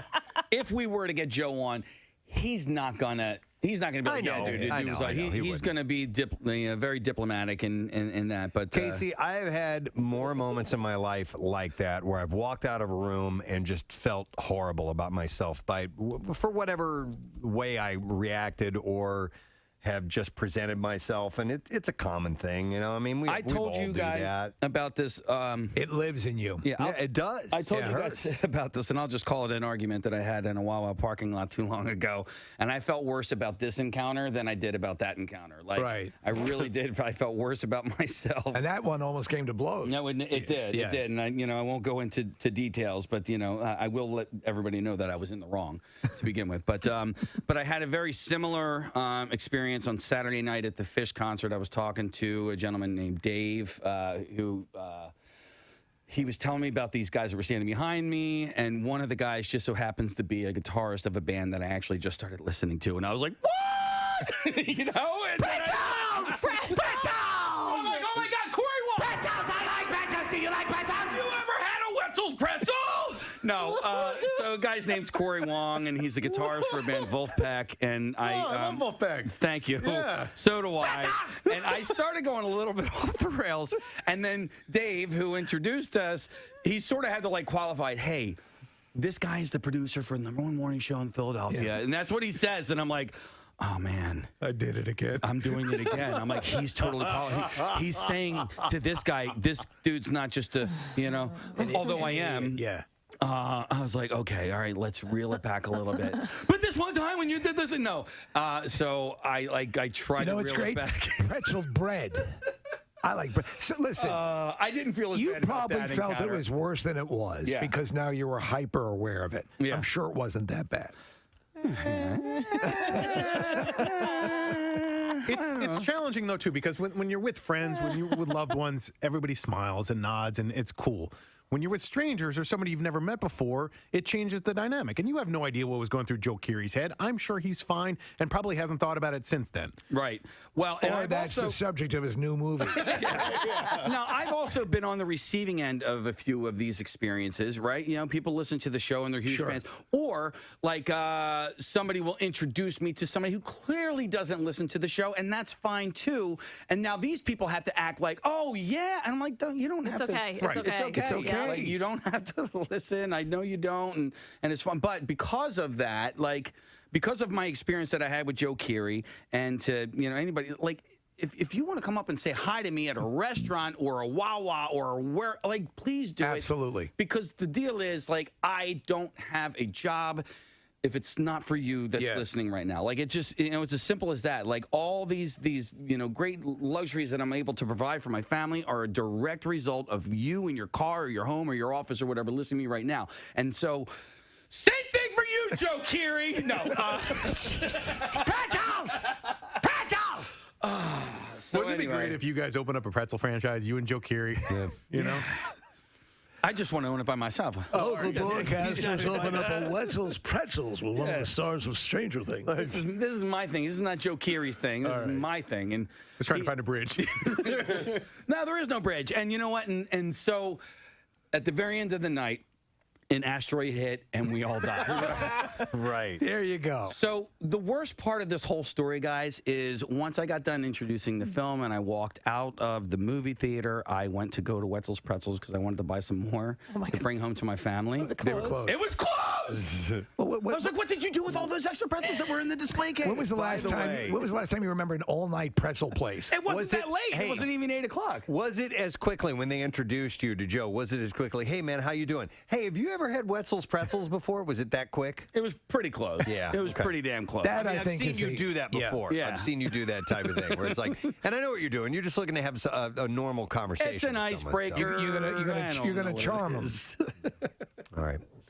Well, anyhow, we have to take a break, I think, right? No, we do. As a matter of fact, because otherwise I would go to these calls, but we have to. No, we got to take a break. The regional manager of Wetzel's Pretzels is on. Santa's got to go. He's Pretzels got to go. The Northeast region and wants to talk to you about franchise opportunities. Listen, the closest one here is at the Fashion District. I already checked, and they're in North Jersey, but that's the only one that is around here. All right. So I can't believe the winner in all of this is Wetzel's Pretzels. Right, big time. You know? You kidding me? And you got to swing this bigger for me. All right. Yes, slower too. A slower cadence. 1, 2, 1, 2, 1, 2, 1. Yeah. Oh! You got 2! Yeah! getting prepared again. He's like a panther waiting to pounce. He jumps in. 2, 3, 3. Ah! 3! And he's doing the Irish jig. All right. Casey's spying his time. He's in. 1, 2, 3, 4, 5.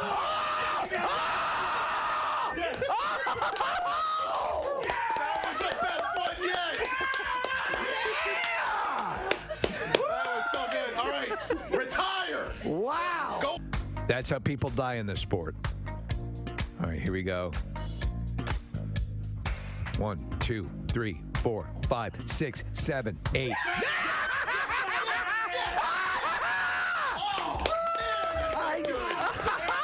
Andy did a herky. And here we go. This is where it all comes together. All those years of yoga. 2, 3. Yes! Yes! I'd give that 4. I'd give that 4. Yeah. Squirrels have been laying down flat on their stomachs with their legs stretched out behind them and in front of them. Apparently, this slows them to a complete stop in the soaring temperatures.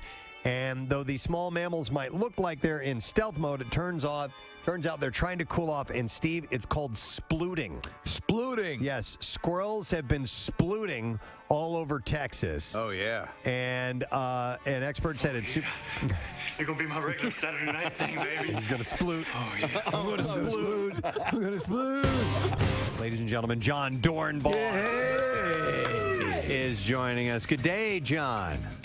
Rockstar, thanks for having me. No problem, man. Anytime, bud. So, dude, it's how long since you've been and performed Magic live? Has there been a pause on that, or we know you haven't been in the area performing in a little while? Yeah, it's been about a year and a half, right? So we're just getting up and going and excited to do so. I have to ask you because I mentioned this to Casey. I watched the series Hacks with Gene Smart, which I thought was very funny. You appear in that, correct? That's you as the magician in one scene, correct?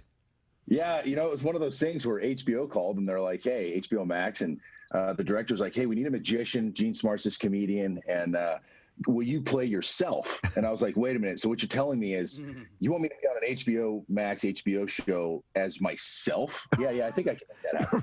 Right. No, it was a cool scene because there was a big party and she's at this palatial estate and Caitlin Olsen was there as well. And but that was you had to be shooting that during COVID restrictions and stuff like that, right? Was there a whole bunch of? I mean, the party seemed packed, but I'm sure they took extra precautions. Oh yeah, I mean, look, it's the insurance companies, right? So a ton of precaution. It's funny because it's like 6 seconds, right? It was like 5 days, you know what I mean? But it's like you get 6 seconds. What was really, really cool is when I used to play for the Bills, Chris McDonald, who's an actor in a ton of stuff. I love his stuff. He was Shooter McGavin. And he's great. He's from upstate New York, so he would go to a lot of games. So him and I would hang out like way back in the day. And so when I sat next to him, I was like, "Hey, Chris." He's like, "Hey, what's going on?" I'm Chris. I'm like, "Dude, Dorenbos, long snapper, Bills." He was like, "Oh my God!" It's kind of we got to hang out for a few days, and he's such a nice guy. He seems like a great dude. Well, your beard is more pronounced right now, so maybe that was part of it too. Well, it's called children. The grays are coming in. Giving it a good shadow, How many kids do you have now? Yeah, one. I should have said child. Oh, okay. But a split personality. Yeah. But my wife takes care of me too, so she has children. Right. Yeah, she's got two. Hey, John, when you're putting together your act or show, and I haven't seen, you've performed for us many times here in the studio, but I've never gone to your actual live show. What's it like? Because there's various types of magicians. There are people who put on a big, lots of pyrotechnics and effects, and there's people, the ones that I find more impressive are the ones who are mainly doing sleight of hand and really blowing you away with their storytelling and all the stuff that goes along with that. What's your style? Well, perfect intro because lucky for you, I'm a storyteller, sleight of hand, and we do some big stuff. So I'm really proud of the show. It's my life story. And so it's the ups and downs that I've had through life, the magic that I found along the way that got me out of it. It's inspiring. It's motivating. Look, we do some mind-blowing magic, obviously, because that's what I love to do. But I promise you it's not like this gratuitous magic show where you just dance around and want to be David Copperfield. I love that. I just don't want to be that. Right. It's funny because the first... I grew up with like Blackstone the Magician and all these, and Houdini, obviously, and all this stuff. And there was that sort of presentation, the presentation where there was a narrative that would start to move in, where there was a story told through the magic, started to happen, I guess. Maybe was Doug Henning one of the first who kind of did like a connected narrative with the magic. Is that correct, John? Yeah. And Lance Burton did an interview way back when, and it was basically like the hardest part about magic is to get people to care. If I do a dove routine, why do people care? Right. And my style has always just gone towards telling personal experience and life stories that obviously, so when you tell a personal story, people connect to it, people relate to it, and then people start thinking about things in their life that are similar, right? And so it's a way to trigger. And then all of a sudden you do magic and it breaks down this barrier, this wall, and people become vulnerable like kids. And so now what you say to me is 10 times more impactful. Look, I'm a big fan of your show. I'm a big fan of rock and roll. I wanted to be a rock star. I can't sing, I can't dance, I can't play an instrument. Check that off the old box. But cards and magic became my instrument, and now the ballad or the jam can be whatever it is you say around it. That's awesome. John, did you happen to see a special on Hulu called In and of Itself with a guy named Derek Delgaudio? First of all, huge fan of Doug Audio. I'm like the only magician that has not seen this yet. I have no excuse. I've been wanting to see this. I heard it's phenomenal. It's just really super unique, and that's what I think is really cool about taking what you do and putting a unique spin on it. And he's very much tells the story of his life as well during that show. I'm going to tell you right now, I'm going to make a promise to the Preston and Steve show. I will be watching it tonight. All right. Nice. But it's similar in your life story, which has so many. I mean, if you were to just get up and do a TED Talk about your life, that alone would be interesting.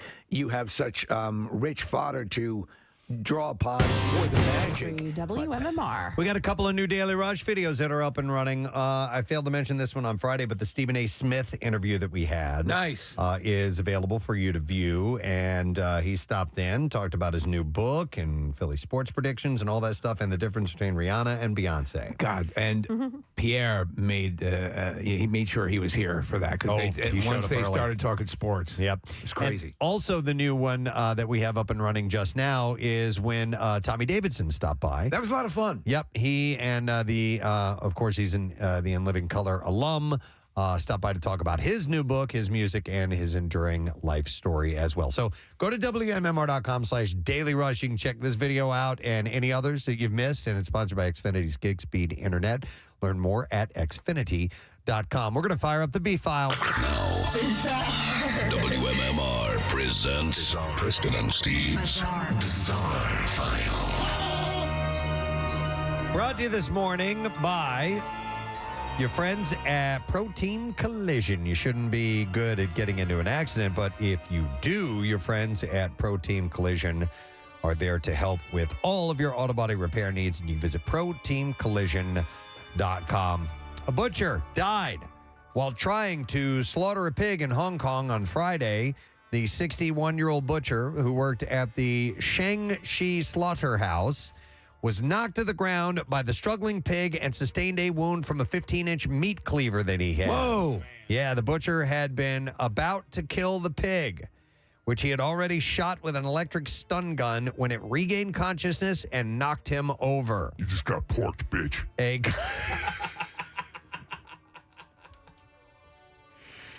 A colleague, he knew that the pig knew he was going to die. Yeah. He was taking you with me. He's taking somebody out with him, and he did die. But yeah, he porked him before he kicked off. A colleague found the man unconscious with a cleaver in his hand and a wound to his left foot, police said, and he was taken to the hospital and was later certified dead. The police force said that the cause of death has yet to be determined. The city's labor department said that it has launched an investigation. That's wild. Into the incident, yeah. A man in North Carolina stole a John Deere tractor, inciting a low-speed chase. This is great footage. Police claim the driver of the stolen tractor is one Ronnie Hicks, whom the police are allegedly very familiar with. No one was hurt or injured during the chase. I'm my own man. Despite the John Deere reaching up to speeds of up to 20 miles per hour down U.S. Highway 421, the bizarre pursuit was the antithesis of a high-speed chase, but the newspaper referred to Ronnie Hicks', quote, blistering speeds and erratic driving as cause for the many police cruisers that joined in the chase as the tractor had terrorized motorists. You hear that moron Ronnie Hicks did? 43-year-old Hicks reportedly crashed into stationary cars and even tried to hit pedestrians with the tractor in a parking lot at first. He then sped down U.S. Highway 421, threatening to drive into other cars on the road. He eventually rammed the John Deere into a police cruiser, but was forced to get off the tractor and flee on foot after turning onto some back roads. He ran away? Yes. Yeah. They'll never find me. Yeah. After Hicks was caught, and they tried to use like spike strips and all that stuff on this tractor, which don't work. I'm not Ronnie Hicks. I'm a tree. After You're a tree? Yeah. Ronnie Hicks went that way. Oh, my God. He went that away. Yeah. Well, thank you, tree. After Hicks was caught at the dead end and the tractor was impaired by shots to its tires, the thief jumped off brandishing a knife. Police claim they finally had to use a taser to stop Hicks. I drove a tractor once and got it up to a decent speed. They're actually pretty fun. Oh, yeah. Yeah. Chuck bought a lawnmower and drove it home. Actually, my brother-in-law did the same thing. But, he lived like a mile away from the Lowe's that he bought could do it that. from. Yeah. So police had to finally use a taser, and they added, this isn't the first time that old Ronnie has had a run-in with the law. That boy's not right. After the chase, the tractor thief was arrested on charges of reckless driving. He puts gum in his ears. Driving while impaired, among others. Bless his heart. Bless his heart. He dropped it to baby, you know. Authorities are piecing together how 5 inmates escaped from a Missouri jail. This happened on Friday. The inmates escaped from the St. Francois County Jail on Tuesday evening. I'm sorry. They got him, I think, on Friday. The inmates got into a cell that was supposed to be closed off due to plumbing repairs, removed the sink and toilet, climbed through the wall, and flushed themselves out. And made it down from the roof using a ladder that a contractor had left standing against the building. This is very Escape from Alcatraz. Well, and they got they had a lot of things in their favor. Jail cameras that would have captured them leaving were down due to the construction. After escaping from the jail, they ran to an office building parking lot and somehow found a car with the keys in it and a full tank of gas. Seems kind of weird, doesn't it? Well, it does, but the sheriff said they just got lucky somehow or another. All 5 inmates have criminal records that go back years. Sheriff's Department said in a statement that all 5 had been recaptured by mid-morning Saturday. 1 inmate was located at a secondhand retail store in Poplar Bluff, Missouri. The other 4 were apprehended in Ohio on Friday. I'm going to suggest this. Make sure all the cameras in a prison are up and running all the time. To shut them off is stupid. In California, a woman is dead after veering her Tesla into a swimming pool. Saturday morning, the California Highway Patrol said around 7:25 a.m. they received calls about a car in a residential swimming pool. The unnamed female driver, for reasons currently unknown, allowed her vehicle to veer right and crash through a fence, entered the pool in the backyard, and came to a stop against the pool's wall. The driver was not wearing a seatbelt during the crash and died at the scene from her injuries. Officials said it was a 2019 model. She was the only occupant. None of the homeowners or its occupants were injured. The home and pool belonged to Barbara Kuffner, who said she was jolted from her sleep when it happened. A friend and guest of Kuffner immediately ran to assist. She said he was there trying to open the car and get the person out, but couldn't. She said, I called 911 and they came within 5 minutes. So obviously they're trying to find out exactly what did she do it on purpose or A heart attack? I don't know. Yeah. As of now, they don't know. Cheap way to clean the car. Maybe that was it. Yeah. On Monday night, and this will be our last story. A thief broke into the administrative office at the Tukwila Community Center and stole an iPad, laptop, and a charging cable. And police have nicknamed the suspect the Phantom Pooper. Phantom Pooper. After they left behind a little DNA evidence in the sink. No, he took a dump in the sink. Dump in the sink. The suspect also left behind digital evidence when they merged the stolen laptop's Let me see that Apple account poop to their personal account. So you didn't need to taste it.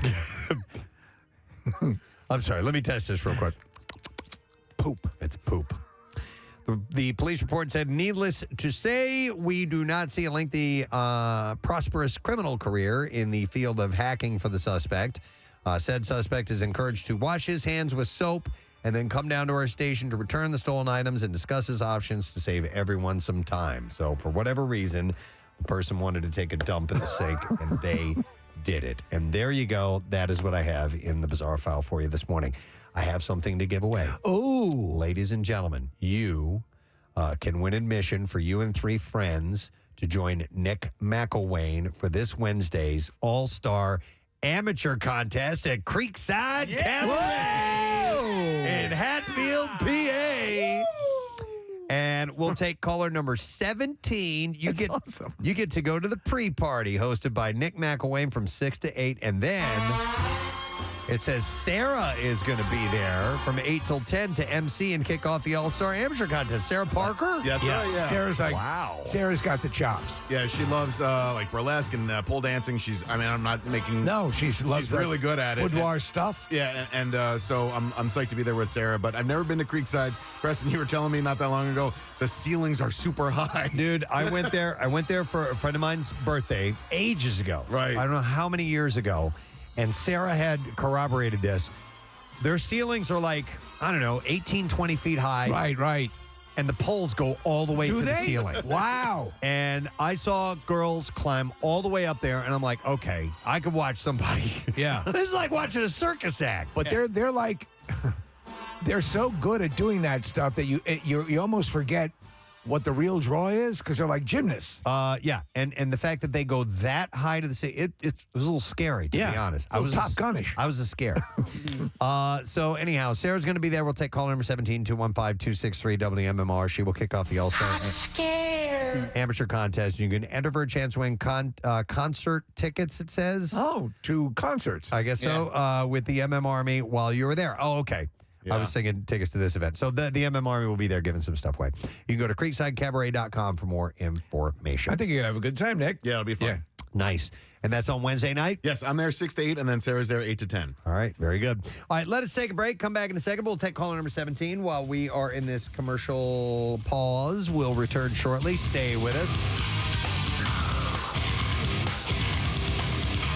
Preston and Steve on 93.3 WMMR. Illusions and tricks, or whatever you like to refer to them as. Where do you get the opportunity to go do that? Do you have a warehouse, or do you have, not that you're like David Copperfield making planes disappear or whatever, but do you have an actual lab or something that you go to where you work on this stuff? Yeah, I have a lab. It's my house at Oak Brook Circle. That's it. That little garage over there on the side that we don't quite use, that we don't know what to do with the lawnmower, so we shove it in there. And it's that simple. You just go in and a room in your house and. Yeah, you know what? I got a great creative team, and so Blake Voigt, Danny Garcia. Danny Garcia is the guy behind David Blaine, all his TV stuff for years and years. Well, we're really good friends.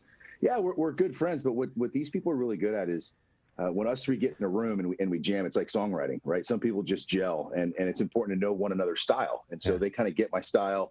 And we just create stuff, which is fun. You know, it's funny because so many musicians and magicians, and the words sound very similar, by the way. But you know, you'll take a chord progression and turn it a little bit and make it something new. And I get that impression as being the same with magicians. Okay, there's this old style trick. We're going to turn it, do this, put this narrative behind it, and make it something new. Is that a large part of what you do? Yeah, I mean, it's like music. There's like 5 chords. Am I right? Yeah. I should know that. Six chords. Well, magic, there's 5 things you can do, and I should probably know these 5. You can disappear, you can reappear, you can change, and there's like 2 other things you can do. Right. So it's taking a spin on that. You're getting a little too intricate for us. Well, let me ask you. I was expecting manipulation. Some of these other you change, you disappear, you come back, and then there's 3 other things. 2 other things. So, all right. So there have been some in the magic world. There have been some constants, obviously, but there has been new variables over the years in technology and stuff. And over the last year, with being able to do things via Zoom and virtually, has that presented itself any new opportunities for you? Yeah, so in the Zoom world, which is here we are. I did a lot of like keynotes. Believe it or not, the virtual keynote speaking market was out of this world, right? Wow. And so I'd be able to do tricks through Zoom, which is kind of cool. I created a few things. Now it's a completely different medium. It's a completely different way of doing things. Right now you're isolated in this little frame here, so It was a fun, challenging time. Do you get called? I mean, obviously, I know when I was doing stand-up comedy, I used to do corporate gigs fairly often. Is that still out there? Substantially with so many people working from home and all that change because of what we just went through. Is that still a rich area for you as a magician to work in? The Zoom market? The corporate, corporate events and things of that nature. Yeah. Is that a big money maker for you without getting? Yeah, but I don't need a dollar amount. Yeah, baby, throw me the money. But not so much as a magician. Like I said, I get hired out as a speaker, and I get to do whatever magic I want within that. I got One of the best advice I ever got was my rookie year, and this guy Kevin Elko, he's a speaker, and I was in the weight room. He's like, "Hey, I'll give you a couple $100 to go talk to these bankers." I was like, "I'm in." He goes, "You know that stupid little pencil trick you do?" I'm like, "Yeah." He's like, "They'll eat it up. Tell your story how you went to college." So I was like, "Okay." And then afterwards, he literally pulled me aside and he goes, "Listen, kid." I was 23. He goes, "Listen, kid, I'm going to give you some advice. Look, the magic's cute. I get it. You need to be a speaker, and you'll thank me for it." And so I've been a speaker ever since. And obviously, the cap that companies are willing to spend on a magician is quite a bit smaller than a speaker. Right. And so true. Hey, you can call me whatever you want. Just a reminder, John's going to be at Borgata Music Box on Friday, 2 shows. By the way, John, so what role does football play in your life now? Just a observer or anything else? I have some friends call me here and there, and they'll have because a lot of the guys I played with now are coaching either high school, college, or whatever, and they'll have a snapper or a specialist. And they'll say, "Hey, man, can you work with this kid? Can you give me some advice?" And we can do it over Zoom. We can do it live. And so I'm just kind of like the guy that just kind of goes in, helps out. Believe it or not, there's been some coaches that have left the Eagles and gone on to other teams, and they're like, "Hey, we'd love to bring you in here and just kind of help build the culture of an organization," which for me, I think that was a bigger compliment than help me with X's and O's. I think that was kind of a role I had with the Eagles for a long, long time, and that was, establish a culture, get a sense of community and family within a locker room, care about one another, and then you don't have to be the greatest of athletes to win. I have a very objective question to ask you, John. Which fans are crazier, Bills fans or Eagles fans? Because Bills fans over the last few years have really upped their game in the level of craziness that they bring. The Bills Mafia, as I think now kind of rivals the insanity that Eagles fans bring every week. I'll say this. I mean, anybody that's out there in minus 20-degree weather with no shirt on, run around in the parking lot, I mean, it's crazy. You know what I mean? Yeah. It's a different level of crazy. For those that have never been to Buffalo, wow. It was like the greatest thing that ever happened to me to get picked up by the Bills. And then it was like the greatest thing that ever happened to me to get released by the Bills. Because that place was hard. I mean, it was like, now look, you're talking about a kid who came from Southern California. So like I had seen snow, but I had never seen snow. Yeah, that is snow. And now keep in mind, I kind of hacked my way into college, right? I sent somebody else's film. So when I got into the NFL, I was still trying to figure out how to snap. And so to go to Buffalo and try and play in that weather and be a specialist. Look, I played with Drew Bledsoe. That guy had one of the strongest arms I've ever seen. I remember there was games that he couldn't even throw a 10-yard out because the wind was so bad. Yeah. And then the coach was ticked off at me that I couldn't snap one. Drew can't throw it 10 yards. You want me to look between my legs? Yeah. Right. John, I went to the Eagles-Bills game, it had to have been 2 years ago, and the wind was crazy. We couldn't even kick extra points at this point. The wind was so bad, they kept going for 2-point conversions. God, that's savage. But I will say, I thought the fans were great. I didn't get there early enough to really hang out in the tailgate area or whatever. But I bought tickets that were close enough in the end zone, so I just wanted to get on either A, get on TV, which I did, or B, catch a football either via kickoff or whatever, and a football landed 2 seats away from me. So I know I was so close, but I had a great time and. They had great hot dogs in the stadium. There you go. Yeah. So. Well, I mean, think about this. Philadelphia has restaurants Zama loves sushi. Come on, Redstone. Hello, still here, guys. Oh, there's Kathy. Oh yes. I mean, and Buffalo has. Wings. Hey, let me ask you. Do you have Wetzel's Pretzels there by any chance? Oh, I don't know. Casey's a big fan. Good wings. Yeah. But Buffalo was great, man. But like I said, what a hard place to play, man. Hard place. Wow. Nice. Well, you don't have to worry about that anymore. How about that, man? Yeah, you got your own backstage and all that. Everything. Exact. What is your rider like? Is there anything super unique in a John Dorenbos rider when you show up at the Borgata? Michelob. So this is funny. Yeah. So I was never. I didn't really drink alcohol a whole lot, Right, and I right. never drank beer. I didn't like beer. Right. I didn't like beer. So my wife's like, "Oh, this is cool. So when you stop working out and stop playing football, now you're going to drink beer." Right. Okay. Good timing. So I got my. I got nothing crazy. I just got my Michelob Gold Ultras carb conscious beer. Carb conscious beer. Crazy. And that's it. And do you have, all right, so do you have an exclusive partnership with a playing card? Do you know what I mean? So I use bicycles now. This is crazy. That the president of United States Playing Card Company, huge fan, very nice guy. But this company, zero advertising, zero endorsements for anybody. They just don't need it. They don't They're do just it. the best. And They're like the Louisville Sluggers. you Yeah. know? Yeah. Yeah. I mean, it's like, why? Yeah. Well, it's a good point. And is that the choice for most magicians? Bicycle? For me, yeah. Yeah. Apparently, I like the I like the air cushion finish. Apparently, just gets Air it done cushion for me. finish. Air cushion finish. Yeah, absolutely. So I keep these guys everywhere. But bicycle is the most consistent. And like, now you're gonna get me going. But like, to be able just to kind of do things like that looked really good on Zoom right there. But they just feel good. They just look good, right? And so they fan nice. Like, come on, are you kidding me? Watch this. Hey, for those at home, I'm just that's impressive. That's an impressive fan. Hey, John, can That you do the doesn't one get where you you where you're just holding the deck in your hand flat and you just flip that top card up in the air and over? You know what I'm talking about? Oh, and he's coughing him up. I'm blown away by that stuff. It's just. This comes out of the center. Oh, man! You know what I mean? Wow! Man, and he catches it. Here's something here.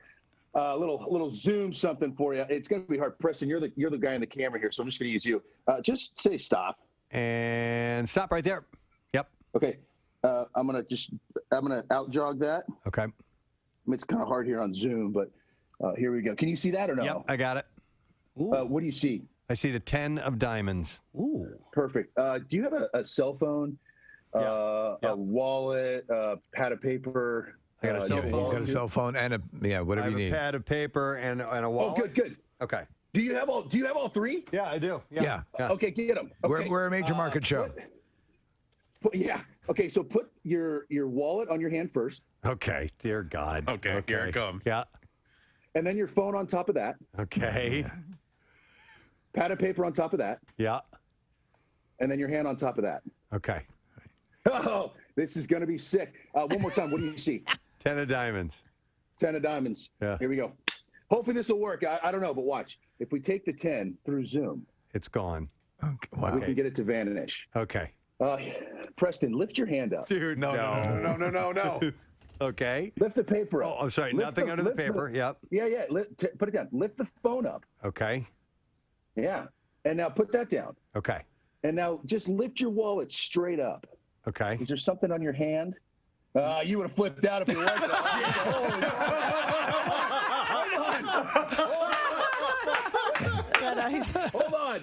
on. Okay. You know what? It might have not gone through. Can you pick your wallet up again? Yeah. Can you open it? Yes.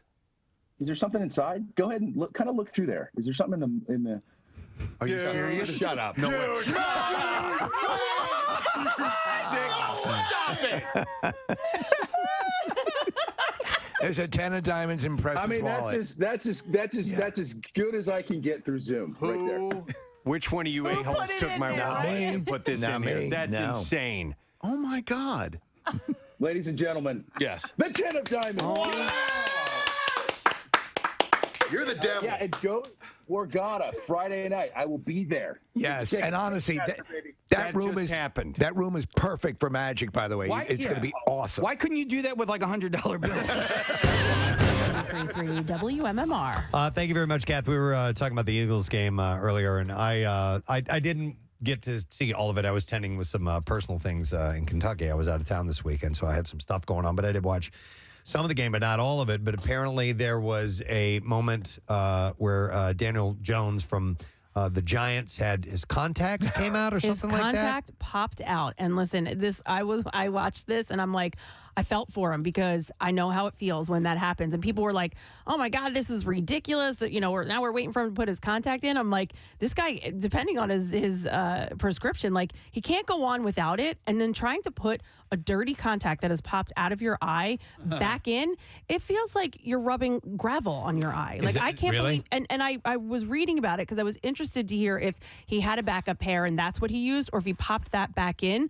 But it seemed as though he popped back in the one that came out, which I wouldn't have been able to go on. Like I would have had to get a new pair. Yeah, I felt like an idiot because I was watching the game and they were talking about it a little bit, and it just didn't occur to me that an athlete would be wearing a contact lens in a football game. Right? And I was like, oh, I guess he probably has to in order to see and do his job effectively. But I was like, why would a quarterback have contact lenses? I'm amazed he found it. I mean, so it was on his helmet? No, it fell onto his face mask. Yeah. And so that's the thing. It didn't fall onto the ground. Well, yeah, it doesn't matter. Once that pops out, there's Really? I don't know. There's stuff on it. It could be like dust, I guess, right, Kathy? A tiny piece of dust will make it feel like you're rubbing bricks on your eyes. Like Really? It's like, and like I've had my eyes water, and I wouldn't be able to put that same one back in, which apparently is what he did. And I guess it was okay, because if it wasn't, he would have had to have gotten a new pair. But I'm like, I would have called my mom and been like, all right, go to my house in the cabinet, drive it down to Philadelphia. I'm gonna have somebody meet you outside. Timeout, quarterback calling mother. And you know what? They can pop out pretty easy. I read another. Really? Yeah, I read an article too where they were like, well, oh my gosh, I can't believe this happened. No, it can. If your eye gets too dry, if you don't blink enough, almost, you can blink and it can pop out. Mine sometimes, if it gets when I'm skiing, if I don't wear goggles and it kind of waters, it'll start to shift. Then I mean, anything can do it. I started to have to wear reading glasses maybe a year or two ago, and I never had to before. I've never even tried to put contacts in. I don't know if I'd be able to do it. I wouldn't. I don't think that I could either. No. And I'm fine with glasses, although these are just like readers from the supermarket. But Kath, how often have you, or for how long have you had contacts in? I think I got contacts in. Get them in middle school at some point. Wow. And the first contacts, like, obviously they've advanced since then. It came with a little, what looked like a little plunger. Right. And you'd put them, they were hard contacts, not soft, and you'd have to use that to kind of pop them in your eye. And Your glasses look like the Hubble. I used those for a while. And then when they came out with the soft contacts, that was great. And now they even have, even better ones that allow your eye to breathe, because there was, they were bigger and thicker and all that. I'm sure there are many contact horror stories of people listening right now. 215-263 WMMR. So to pop out, I mean, was it from a hit? Did he get hit so hard that boom, it came flying out? Or? And there was a little bit of sod on his helmet. So I saw that, I think it was a pretty big hit. And even if his eye didn't blink at the right moment and something just kind of popped into his eye, where you guys would just kind of blink and it would go out. If it gets stuck in the contact and it can affect that, and he's blinking and trying to fix it, it can pop out easily. So I did years ago when they started coming out for Halloween. They came out with the lenses, and I had the zombie lenses and so on and so forth. And I did that a couple times. I was actually okay at it, but still, I couldn't see doing that every day. Obviously, it's something you get used to after a long run. But those, I think, also were a little extra thick as opposed to what most day-to-day contact wearers are dealing with, right? They're really like a thin membrane, right? Yeah. Oh, yeah. I mean, I can't take mine out because I don't have an extra pair with me, but I could show you. Like, Jace has asked me, he's like, what, can I see that? What does it look like? And yeah, it's very thin, but he obviously wears them every day. And that's another thing, because when you first learn, you're like in front of the mirror, you've got your, finger, you're trying to pop this in. He just did it right there, no mirror. And I could get away with that as well, but that's somebody who's had a lot of experience. Excuse my ignorance, but what if you are an athlete? What if you're a quarterback and you have vision problems? Are glasses an option? Yeah, how would that even happen? Yeah. I mean, I guess you'd have to do like goggles, right? Well, they have glasses that blow right into your skull. Yeah, I mean, I don't know about football, but for other sports, they have, like basketball or soccer. Right. Eric Dickerson wore goggles, and he was at that time, top running back in the league. I don't recall prescription. Yeah. Okay. Okay, so that prescription goggles. Yeah. But I'm trying to think if I remember ever seeing a quarterback with glasses or the with the goggles. Yeah. Or seeing eye dog. Kareem Abdul-Jabbar, he had goggles most of his playing career for the in the NBA, and it was for vision. Yeah. Right. I went also, some receivers will wear the like that shield over the to. It's pretty cool because the lights or the sun or whatever it may be because they're looking a up lot a lot of different reasons. But I wonder if any of those are prescription. Prescription. I was thinking at the same all, thing. or somehow or another have a visual ocular component to it, or an Oculus hooked up so you can play a game while. Yes. That's pretty large. I'm playing Angry Birds. You know how they have to, like with glasses, they have to center your, a portion of the glass right at your pupil. And all right, good point. I don't know. I guess it could be, but to me, that seems a little large for it. Hang on. I want to go to some calls. I have Blake who is on the line. Hey, Blake, good morning. Good morning. Hey, what's up, Blake? Big brown Guatemala nipples. Get sucked on by all sorts of pimples. Haven't done that in a Hey, while. guys. I just wanted to talk about so about 4 years ago, I got out of the military. I was stationed out in Washington, and I was driving back to Pennsylvania, and I was probably about 1,000 miles away from home, still driving. I stopped at a truck stop, and one of my contacts fell out when I was rubbing my eye, right on the truck stop ground. Oh, dude. I didn't have any backup, so I had to make the decision whether to drive 1,000 miles with one eye or to put this crusty, nasty contact back in my eyeball. I threw it back in. Not my proudest moment, but I had this crazy infection in my eye for about 3 days afterwards. It was motor oil. Yeah. Oh, it was awful. Blake, is there no way to? Is there no solution or something that you could? There are, but I wasn't expecting. I wasn't expecting to drop it, and I was moving, so I didn't have all my stuff with me. It was poor judgment and poor planning on my part. Yeah, you don't really carry that around. Thanks, Blake. I have re-wedding drops that I'll carry around with me. So if something like that were to happen, I would have something with me. But once they're in, the 99% of the time, I'm fine. And I can go the entire day and I take them out before I go to bed. So, all right. So, for example, my glasses are basically like Nick. It is just above it's a reading. Are they prescription? These are what I did with these is I got progressive because. Right. Looking down and looking up, I got tired of taking the readers on and off to look at Preston, and let me just keep them on this way. But it's very similar to my actual own eyesight. But in the case of the contacts, so I have glasses at home, I have glasses in the car, so I'm covered all the way around. Do you do that with the contacts? So yes, I had a bad situation, and so now, yes, I do. I always keep a pair of glasses in my car because of a previous incident where I ended up having to drive with no contacts in, and you guys know how my vision is. And I had to go a few blocks. It was scary, and then somebody else had to meet me and take the car, whatever. Anyway, so yes, I will now. But contacts, I sometimes I have them if I'm going overnight somewhere. I don't carry them with me every day, but I do keep those glasses in my car just in case. Which, by the way, speaking of contacts versus glasses, a pair of glasses can run you $250, $400. Yeah, absolutely. Anywhere in that range. Are contacts that expensive? Oh my, yes, my really. Oh my gosh, yeah. Well, not the disposable. More than that. So you spend $400 a day. No, I spend. I think my contacts are about $600 or $700 a year. That's not bad.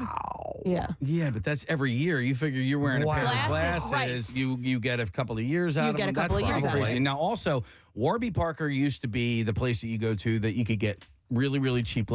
For people like you, not people like me. Yeah. Oh, no. Well, I mean, my wife doesn't have great vision, but now I go to Zenni Optical, and I got 2 pairs of glasses for $35 a piece. I've seen their ads. It's almost like eyesight. Yeah. And you know what? And to go back to the guy who dropped his contact at the truck stop, so they're pretty strict about, or at least tell you that you need to be washing your hands when you because an infection in your eye can form pretty quickly. So I always wash my hands before I put them in or before I take them out. Right. So that was also having an eye infection or getting an eye infection that can easily happen. And I was thinking that with this Giants quarterback too. I'm like, he's got, he had that ball, he has all the dirt and all that. Yeah, and he's putting it in his eye. Luckily, he wasn't in a stress situation. Yeah. Here's a texter that says, I got an ulcer on my eyeball from my contacts causing irritation to the surface. I had Well, that's an you, ulcer. if they're like dailies. I had friends who would never take them out. You have to take them out every night. I was cleaning out the garage and didn't. I usually put on glasses, protective glasses, just to make sure nothing goes. And I didn't have them on, and something went into my eye, and it caused an ulcer on my eye. And that it takes a while for that to heal. I will go to Josh. You got to hear this story. Hey, Josh. Good morning. Hey, good morning, guys. Hey, bud. So we want to hear your story, please. Okay, so I had helped a buddy move, and as a favor afterwards, he took us all to a strip club, and he bought me a lap dance. And as I'm getting the lap dance, the stripper motorboats my face, and her nipple piercing knocks my contact out of my eye. Are you really? That's wild. So my contact popped out. It's sitting on my cheek. I'm like, hold up. She's like, what's wrong? And I said, my contact's missing. I find it on my cheek. I lick it, and I put it back in my eye. Licked it and put it back What in. are you going to do? That's what they tell you if you don't have any solution. Lick is it? to put it in your mouth. Yeah. I guess so. Was she apologetic at all, Josh? Yeah, she didn't charge me for it. Good for you. You know what? And if you really can't tell, those like the champagne rooms are low lit. Yeah. Just say you knocked my contact out and try to get out. Correct. Yeah, absolutely. Good call. I love it. All right, thanks, bud. Appreciate it, Josh. This is kind of interesting. I'm going to go to Katie. Hi, Katie. Good morning. Good morning, it. Good morning, it. What's up, Katie? So, my younger sister was born with cataracts, and she had her lenses removed as a baby. And so she wore contacts as an infant. And we would have to put them in, and she would sometimes rub them. You know, babies will rub their eyes. She would rub them out, and she would eat them. And we would have to find them. Wow. Katie, so since a baby, so what's her eyesight like now? So she's a pretty incredible person. She's actually she went to Conestoga with Nick and I. So she eventually she developed glaucoma after the cataracts, and she was a teenager and did have to have one eye removed.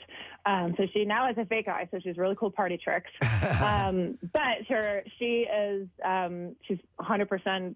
You know, all over the place, and an amazing, incredible person. And she actually drives a car. There you go. That's cool. Well, Very excellent. good. All right, Katie, well, good for her then. I don't know if you saw this or not, but I saw, and I hope it's real on Instagram. This guy had a fake eye, and his fake eye is a flashlight. Did you see this? No, I haven't seen that. That's pretty incredible. Pretty incredible. Yeah, he could take it out and charges it up, and then So how does he activate it? I don't really know. I don't. There's a button on it that he has to hit. He lifts off the top of his skull and pushes down on the push a button. Yeah. Well, and the fake eyes are incredible. They're hand painted. They're porcelain and they're hand painted. Yeah. And they sit there for hours and hours, and they use really thin red threads to make like the veins in the eye. Oh, they look really good. Wow. Yeah, I actually saw a documentary, and they were part of it. They focused in on replace like fake limbs and fake all of that stuff, and the state of the art in this stuff. Because years ago, you could quickly tell it was a fake eye. Absolutely. Now it's much more difficult. No, most people don't know that she has a fake eye. It's pretty incredible. Oh, excellent! And, Wow. Yeah, and we used to hold her head between our knees as a baby. Like I'd be kneeling on the ground and hold her head between my knees so that my parents could get her contacts in. Oh, Wow! Well, bless you for doing that. Yeah. Thanks, Katie. You're welcome. Have Appreciate a good day. it. I know I couldn't touch your eye, touch my eyeball. Yeah, No? I'll touch it for you. You would get used to it. I'm sure I would. I mean, I remember when putting in eye drops, Visine, like the first few times I tried that seemed excruciating.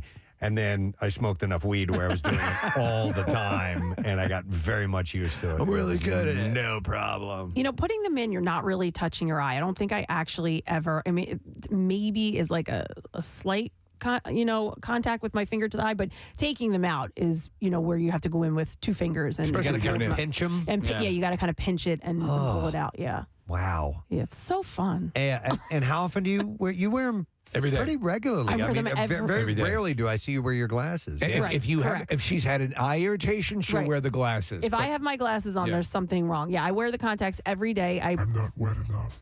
I put them in. Stop it! My Ew, eyes. I You hate filthy you. girl. I was talking about my eyes. No, Press. I put them in every morning and take them out every night. And throw them out. Okay. Oh, and throw them out? Yeah. Each time? Each time, yeah. Okay. I'm going to Carl next. Hey, Carl, good morning. Gadzooks. Gadzooks, dude. What's up? Oh, nothing. I mean, I've had contacts. I'm 40. I'm almost 40. I've had contacts since 7th grade. Wow. I've had them fall out numerous times. But which was the worst one ever was I was 15 working at a Western theme park in Ocean City, Maryland. So you got to die and fall in the sand and all that, and it falls out in the sand. And I always carried a solution with me, so I cleaned it off as best I could. But there was one grain of sand still in it, and it felt like someone was, had a friggin' dagger and stabbing me in the eye. It's essentially a tiny piece of glass in there. Yep. Yeah. Yeah, that was horrible. Go ahead. No, I was going to say my contacts are nowhere near as expensive as Kathy's. Mine were only about $130 for 6 months worth. All right. You know what I mean? Okay. But I've since gotten LASIK, and that was the best decision of my life. Nice. Let me ask you, Carl, though, with people that lose contacts, it would seem almost impossible, your odds of finding them, and yet people talk about finding them. You found it in sand. Oh, I'm sorry. We lost. Oh, we let him go. I can't believe his contacts are only $100 and something. What contacts are you getting? There's a lot of texts that are coming in, Kathy, saying that you are way overpaying. Well, here's the thing. I don't have to do it, so I don't know. But this text says I paid $160 for 6 months. Well, here's the thing. I know. So I have to wear two different types of contacts because of what's wrong with my one eye as opposed to the other. So they're irregular, basically, right? Yeah. Like I have a. Do you wear sports contacts? No, I have astigmatism in one eye, and then certain contacts that I wore for years didn't work for me anymore. They actually, as I was blinking, were popping out. I don't know if the shape of my eye changed, whatever it was. So we had to go through trial and error with a couple of different brands to find one that fit. And so that's what happened. I guess that's why I pay so much money. When he said LASIK, you kind of reacted to that, like, Because you know me. I mean, I'm sure it would be great. Are you a candidate? Because I know, like, my vision problems are not a candidate for LASIK. I went one time with Tim Graham, actually. We went for a potential client, and they did test me, and I think this was years ago. I think I was a candidate, but, just them doing the test and pushing on the eyeball, oh, my God. No. But you touch your eye all the time. I know, but this was pressure. They were pushing pressure, like so much pressure that my vision was, moving. And if you can deal with it, I hear it's an absolute game changer. People love it. Yeah, Steve and I were at, it was a potential client. We went there when the woman got surgery and like immediately. Horrible eyesight. Right after she was done. Right. And she was like, she could not believe the room revealed itself to her all of a sudden. Well, people say when they wake up after having that done and they can see the clock or they can see the TV. But there's no clock there. No, or whatever. You just see clearly, immediately. All right. I have a couple calls I'm going to go to. One of them is an eye doctor, but first I'm going to go to Anthony because he's been on hold for a while. Hi, Anthony. Good morning. Hey, morning, guys. Morning, Bub. What's up? Not much. Speaking about LASIK, I just got it Friday, so this watching the Eagles game so hit home. I'm yelling at the screen, you should have got LASIK. But just last week, I was in Aruba snorkeling, and I've wore contacts since middle school, so a long time coming. But just snorkeling, enjoying ourselves, and some water got in my goggles, and I just could not get the irritation to stop. So just took one out, tossed it, gone. So I was one contact the rest of the day. It sucked. Oh, wow. I bet that Were you does suck. snorkeling in circles? Wow. But you're done with all that, right? I'm done. I came home 4 days later.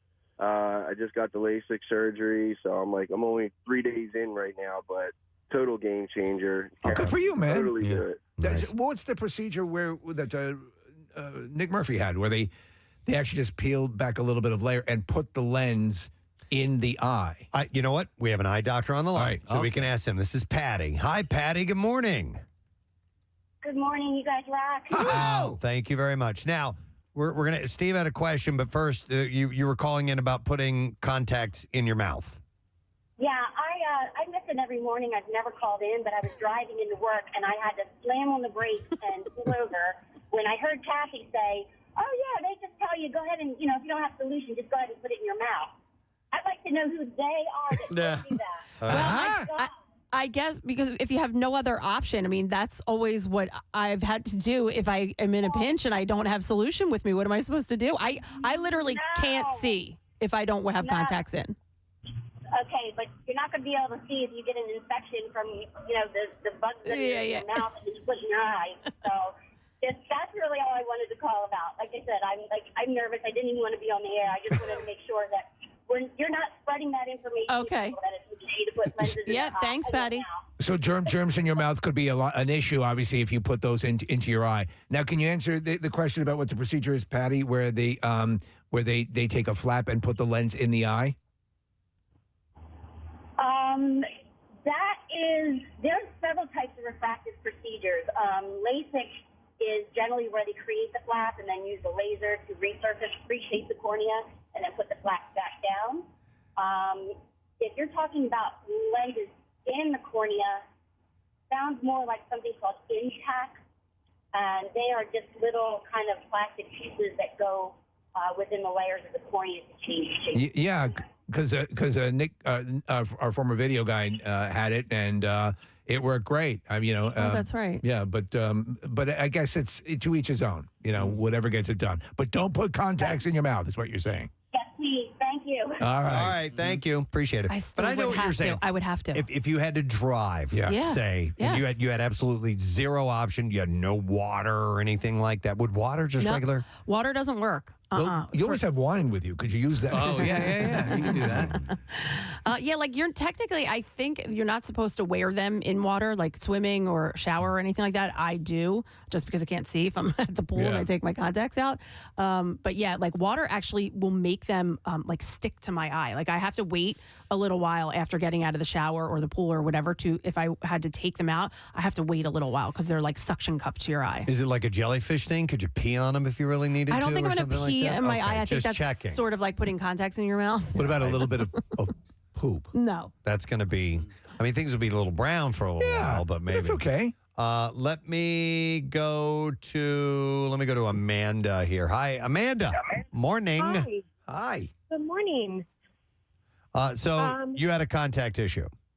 Yeah, so in 10th grade, I got poked in the eye with my contacts in. Oof. And the person who poked me in the eye had dirty fingers.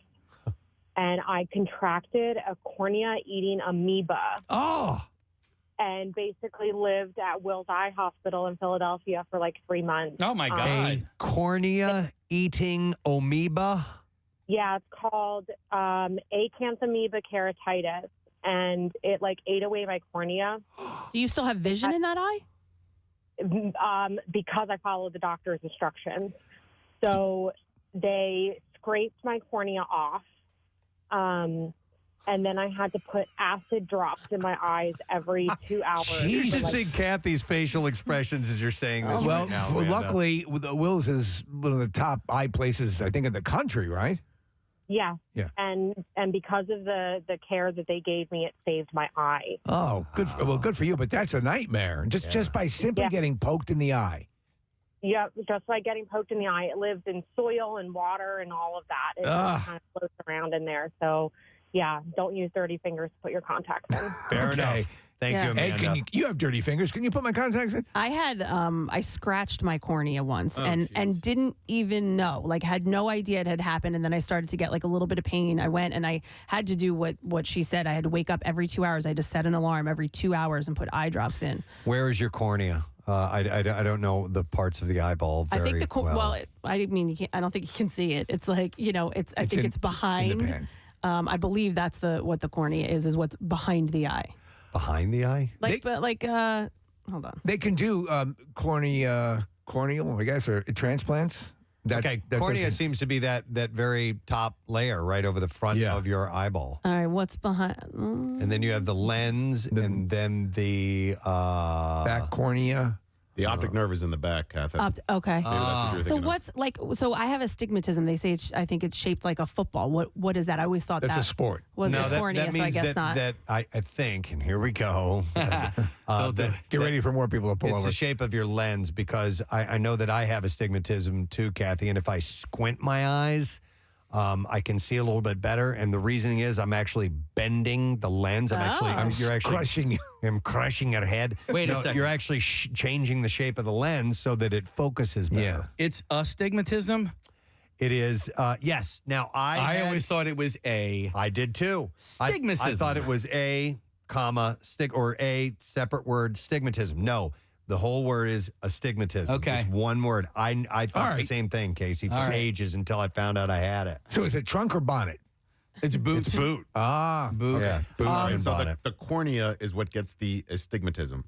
So the cornea, which we just learned collectively, And that's is in the the front of the eye. Okay. And when you have an astigmatism, it's that because the cornea is the shape is changed, Kath. So I had a procedure on both my eyes because I have what they call a shallow eye that wouldn't drain properly, I think is the case. When did you have that? When I transitioned. No, with the this was about 2 years ago. Oh. And so they basically did the laser into the eye. They did the pressure, all the stuff you're talking Did about. you have the needles in your eye?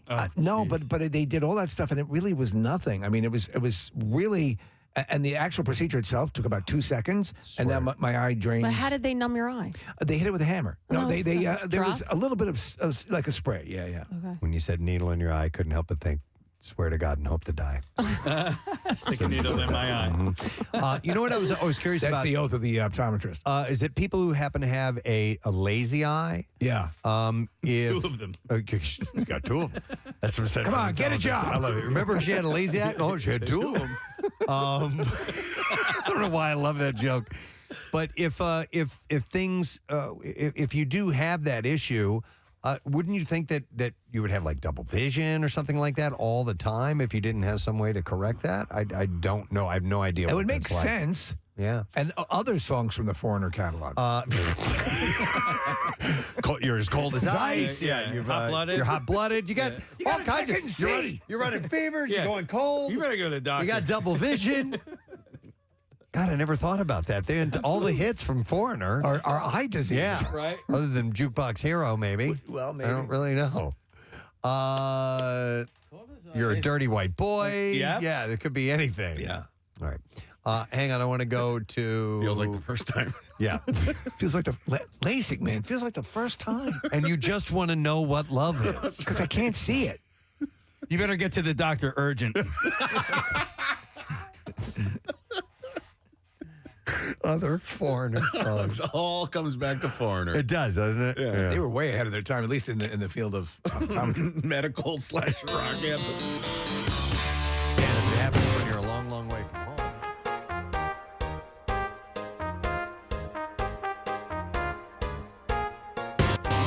Cornea lens replacement surgery, I believe that you were talking about. Hi, Antonio, you're on the air. Good morning. Good morning. How are you? Good. What's up, buddy?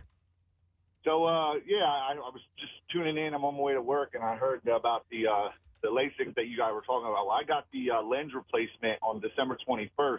Okay. I got one eye done. So originally, the reason why I went in there is I had a cataract in the one eye. So they recommended the lens replacement. They go in, they basically cut that lens out of your eye with some kind of knife. I didn't get the laser part. Laser would have cost a lot more, but they didn't need it. Cleared out the actual cataract and then put the lens in there. I actually upgraded the lens to the premium lens. It's called Vivid or Vivity, one of the two names. Bibbidi. Yeah. Bibbidi bobbidi boo. Something like that. Yeah, I don't know. But Bibbidi comes from. I can't believe you can like upgrade. In the one eye. So I have a really bad eye that I'm still wearing a contact in now, and then I'm crystal clear in my left. The near vision's still coming. Like I'm still having trouble with the near vision. I got to go back on December 2nd to look at that again. But it's very. It's very precise, Antonio, and you notice that one thing that does start to happen. Like I had a little bit of an issue when I had my deal as far as the way I perceive light. It wasn't wrong, or it's just the way I was processing it. But your brain starts to compensate, and you go, "Oh, this is the way I see things." Yeah, my doctor told me not to wear one contact for that specific reason. Yeah. Antonio, well, if I didn't wear my contact, I wouldn't have been able to see. I'm like you. I'm literally blind without them. well, yeah, but the other one is corrected. So will you go back and have the other eye done? I will, yeah. You have to wait at least 2 weeks, but when you get the premium lens, like my insurance will pay for cataract surgery, but not the premium lens, and it's not cheap to get the premium lens. So I would wait for the bibbidi. Yeah, exactly. Yeah, you want to make sure they match, but hey, good for you that it worked on the one eye, and hopefully you get the other eye done. Yeah, and you don't feel it, man. They put like 4 rounds of these numbing drops in you before the surgery. It took when I was in surgery, you just seen these lights flashing in front of you. Yep. And then that was basically it. Like, it was over. And you hear knock on wood. That's it. Woke up, I see a little bit of red, and then all of a sudden I can see. And I'm like, holy crap, I haven't been able to see. That's wild. Good for you, Antonio. Thanks, man. Appreciate it, bud. Antonio Margarete. Ancora? Let me see here. Yeah, I'm going to go to Jeff, actually listening to us for the first time ever, I believe. Hey, Jeff, you're on the air. Good morning. Hello, what's cracking? Yo, bud, just chilling, man. So your first time tuning into our show? Yeah, I'm tuning in. I'm loving it. I'm in the Washington, D.C. area, and this is my first time. I Googled, I needed like a morning talk show to listen to. All right. And so I Googled, best morning radio shows. All right. You guys came up. Oh. And so here I am listening, and I think it's hilarious. I love Thank it. you, man. Right So now. be honest with us. Were we in the top 50 or just? You were number 3. All right, there we go. We'll take it. We're number 3. That's way better than I thought. I mean, you have Howard Stern still on, huh? Yeah. I don't even know who the number 1 was, but they were out in California, and I was like, no, I'm not. No way. No way. Still asleep right now. Off and everything. Yeah. No, we appreciate it. All right, so Jeff, besides that, you have a contact thing going on? Yeah, I went to this concert on Friday, and I took this. I had a lot of gin and sodas, and I took this fall outside of the show, right? Yeah. At the 930 Club, and in DC, and I scraped up my face real bad, and so I got this like bandage right by my eye, all this like antibiotic ointment stuff. Yeah. So it opened up last night, and all of the medicine went into my eyeball, and I woke up this morning with all of that on top of my contact lenses. And that's what I'm dealing with right now. That's I'm dealing with that right this second. Can you see? I'm trying to get the contact lens out of my eye, but my eye is so closed that it's like I can't actually pull it out. Jeff, I would recommend that what you do is make sure you just go to somebody, just make the appointment, and just go over and get an actual doctor to look at it, because you don't want to screw things up. I don't think it's horrendous, but you want to make sure you don't exacerbate it. Oh, I know. I got a 10 a.m. at the my eye doctor. Actually, I'm super excited. Yeah. Well, we're super excited you actually called in on your very first day ever listening to our show. We appreciate that, Jeff. Yeah, so excited to have found you, and I'm looking forward to continuing to listen. Welcome to the family, Jeff. Awesome, brother. All right, take care, man. We'll see you soon. Oh, that's nice. Now we have to be consistently good. No, now we get a lot of stress on us. We only have to be the third best. Yeah, that's true. It's 2 ahead of us. Yeah. Hang on. So Colleen S., it says here, had a lazy eye. And so I was asking the question if you indeed see things double, if that is the case. Hi, Colleen. Good morning. Hey, Preston. Good morning. Good morning. Hi, guys. Hi. All right. So now it says here that you had the issue fixed. How long did you get that done? First grade, which was back in the 70s. Wow. Okay.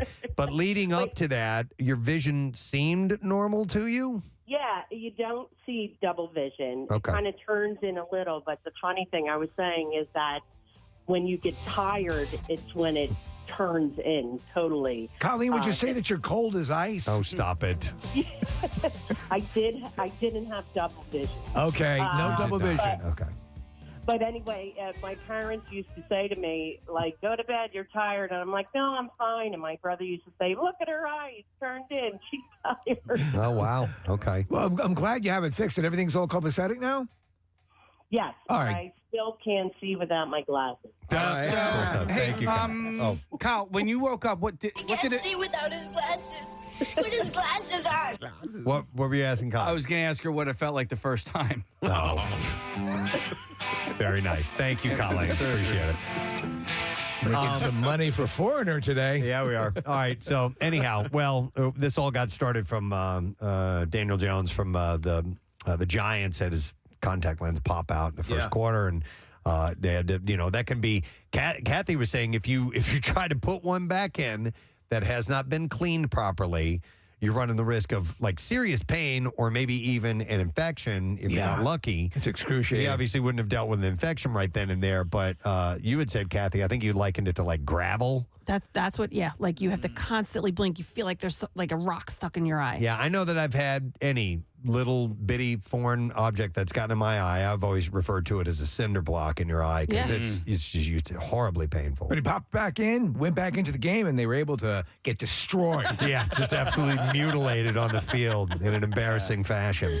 All right, well, listen, we're going to take a quick break. We're going to come back in a moment. Let me give away a couple of these movie screening passes at Knock at the Cabin. It's a week from tomorrow. This looks good. Be at the PFS East, and it's M. Night Shyamalan's latest film. But 7 o'clock next Tuesday, a week from tomorrow, we'll take callers 11, 12, and 13 at 215-263-WMMR, and we'll set you up. We'll be back in just a moment. Hang out. Preston and Steve on 93.3 WMMR. For 2 years, it disappeared. But now, the sporting event, unlike any other. That's awesome. Screw you, man. And I mean that lovingly. That's insane, dude. You're crazy. All right, John, we love you, pal. It's good to talk to you. And have a great time in AC. Yeah, and if you guys want to give away tickets, give them away. Let me know. All right, that'd be awesome. All Yeah. right, thank you so much. Love it. John freaking Dorenbos. Now you're trying to figure out what the hell happened. I had nothing to do with that. That's freaking me out, man. Yeah. Because I thought he was just going to make it. I thought he was just going to say that it was a joke, which it was, and and it was funny. And then it's in your wallet. This was in my wallet. I didn't do that. Sure you didn't. One of you guys did it. No. One of you guys did it. No. One of you guys did it. No. I'll find out later. That's magic, man. Wow. Don't if you upgrade to the premium package on Zoom, it comes with magic. Is that what it comes with? If you look back to when test tube babies was a very controversial idea, and there was all kinds of uproar against that type of thing, and now fertility stuff is commonplace. I mean, it's exactly You what can you get do. powdered mix. Yeah. To make babies. Okay, can they extract semen out of a fully vasectomized nutsack? Can they do that? Did you just whisper nutsack? The question in front of the panel today is: can semen be fully extracted from a nutsack? Excuse me, sir. We couldn't hear you. What? Sir? Could you speak up, please? Can semen be extracted from a fully... but can it, though? Or I don't know. Okay. All right, so I They have my prostate is out and my seminal vesicles, I guess they're referred to, are They ain't removed. there. Right. Mine are still there, right? So I've been vasectomized. I believe you can still produce a little... I can. If you get the attachment. So here's the deal. Like, they say that you can reverse a vasectomy. Yes, It's you not can. 100%. It's not 100%, but they do, all they do is just, reattach or whatever. Except it comes out your butt. So but what that tells me... If you reverse it fully.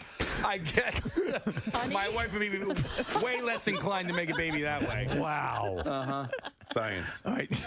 But... All right, back up to my vagina. God. Oh, boy. The, Case, it looks like Sorry, I snorted. it says you can withdraw sperm from the testicle, but I don't know if that's after the vasectomy. It has to be, because if it can be reversed, it means I'm still making So it. you're still making it, but your body absorbs it. Right, because you've closed the pathway. Right. You've closed the egress, as they say. Right. Right? So if you had to bet on the male members of the Preston and Steve show conceiving a baby at this point, where would you put your money? Because Preston and Casey and I have all been had vasectomies. I'd put my money on Steve. Steve had prostate cancer and had his prostate removed. So, but I don't understand your question. If one of us were forced to have a baby, if we had to keep we had to keep like the population of the earth going. I would do it. I would love to have another baby. Who would have the best chance? Even though I was wondering, could you help me? Scientists come to us. Even though we've had a vasectomy. Right, yeah. Where's the money on the male members of the Preston and Steve show producing another human being? Without having a reversal done? Yeah. It has None happened. of us, I guess. But that's what I'm asking about, like with Casey's question. Like if we took the sperm out of the nutsack, He's saying who's the best chance? Yeah. Oh, who would be? It wouldn't be Steve, right? You guys are No. the same Steve age. I have doesn't no- have His anymore. is different I've got than what you. confetti in mine. You guys can still produce it. Yeah. Your body's just Okay. absorbing it. Okay, I don't know. That's why So I'm you're asking. full I've of had three sperm, kids. Nick. You've had 3 kids. Yeah. Yeah. So I'd put our money I got on like us 6 or over 7 you. that I don't know about. Yeah. Wow. Has Bill hung himself yet, by the way, with this conversation? I don't know. Did you think about what you were talking about in the bathroom? I did. Okay. Casey and I had a conversation in the bathroom. Did you? He's like, I think I want to ask you something, but I don't know if I want to ask you on the air or not. Was it about the Dunkaccino machine? No, I think we're good on 'cause that. We just shot a video, Marissa and I. And I sort of had to explain why it literally looks like I threw a grenade into the machine. I saw it. It's pretty nasty. I ran into Andy in the kitchen, and she was like, "I just saw the email that said it was all good to go." She goes, "What happened?" Anyway, Is it all cleaned up, by the way? It's I didn't do it. I tried. There were no paper towels. There was no. Casey keeps stash paper towels if you ever need them. Yes, And they have them in the bathroom, too. So Yeah. I'll grab those. Hold on. Marissa has an update, I guess. I don't know if it's cleaned up, but it is fixed. Okay. All right, excellent. Matt Calper swung by and All right. fixed it. Oh, that was a Oh, right. fix. Just call me Mr. Fix It. I just thought you were just accentuating fixed, but that was a Matt No Calper. reason to stress out. Yeah. So anyway, Okay, so this is a judgment call for everybody here. All right. So if we don't want to talk about this, we'll move on to something We can else. move on. If we All right. decide Move this is on. not worth talking about, Is Casey it was about pretzel-like food in Oregon? it's not food. he was wrestling with the idea of bringing it up or not. So All right, go ahead. So judgment call. So your spouse or girlfriend or boyfriend is asleep. They're napping, Right.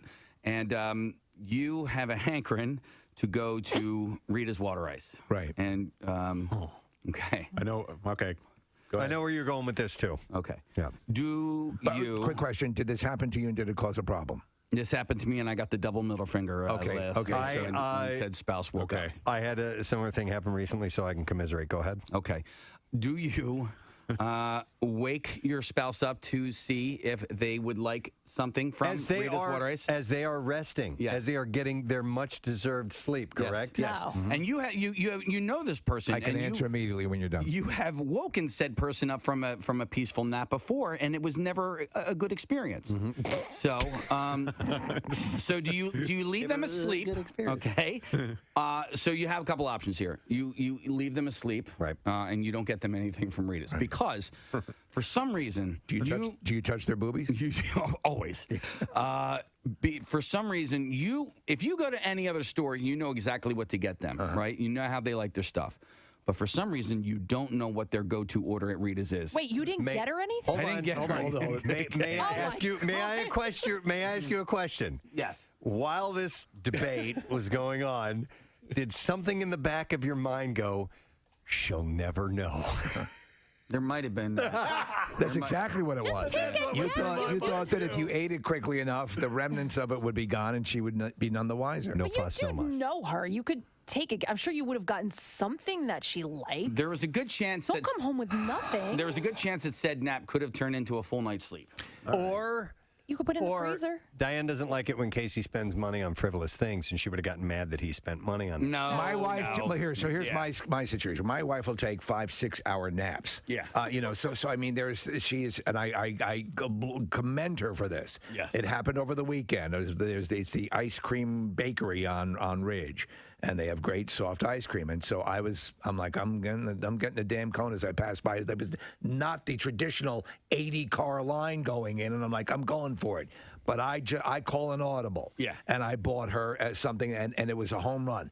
I kind of knew what she wanted. Yeah. But I mean, you do the gesture. Yeah.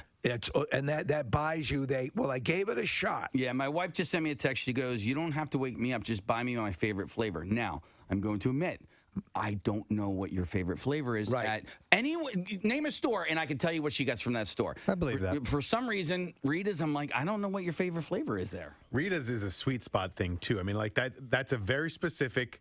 You're omitting somebody from you going there, right? So, and in my household, if I were to do that, that would be the end of the relationship. So I would, Casey, not wake her though. Right. I would take an educated guess and try and bring something home. Yes, of course. I did not do that, and I made a mistake. Wow. The educated guess with the purchase will buy you the insurance At least you you need. tried. Yeah, you tried, yeah. You didn't even try. Sorry, Marissa. No, I'm going to throw out this option.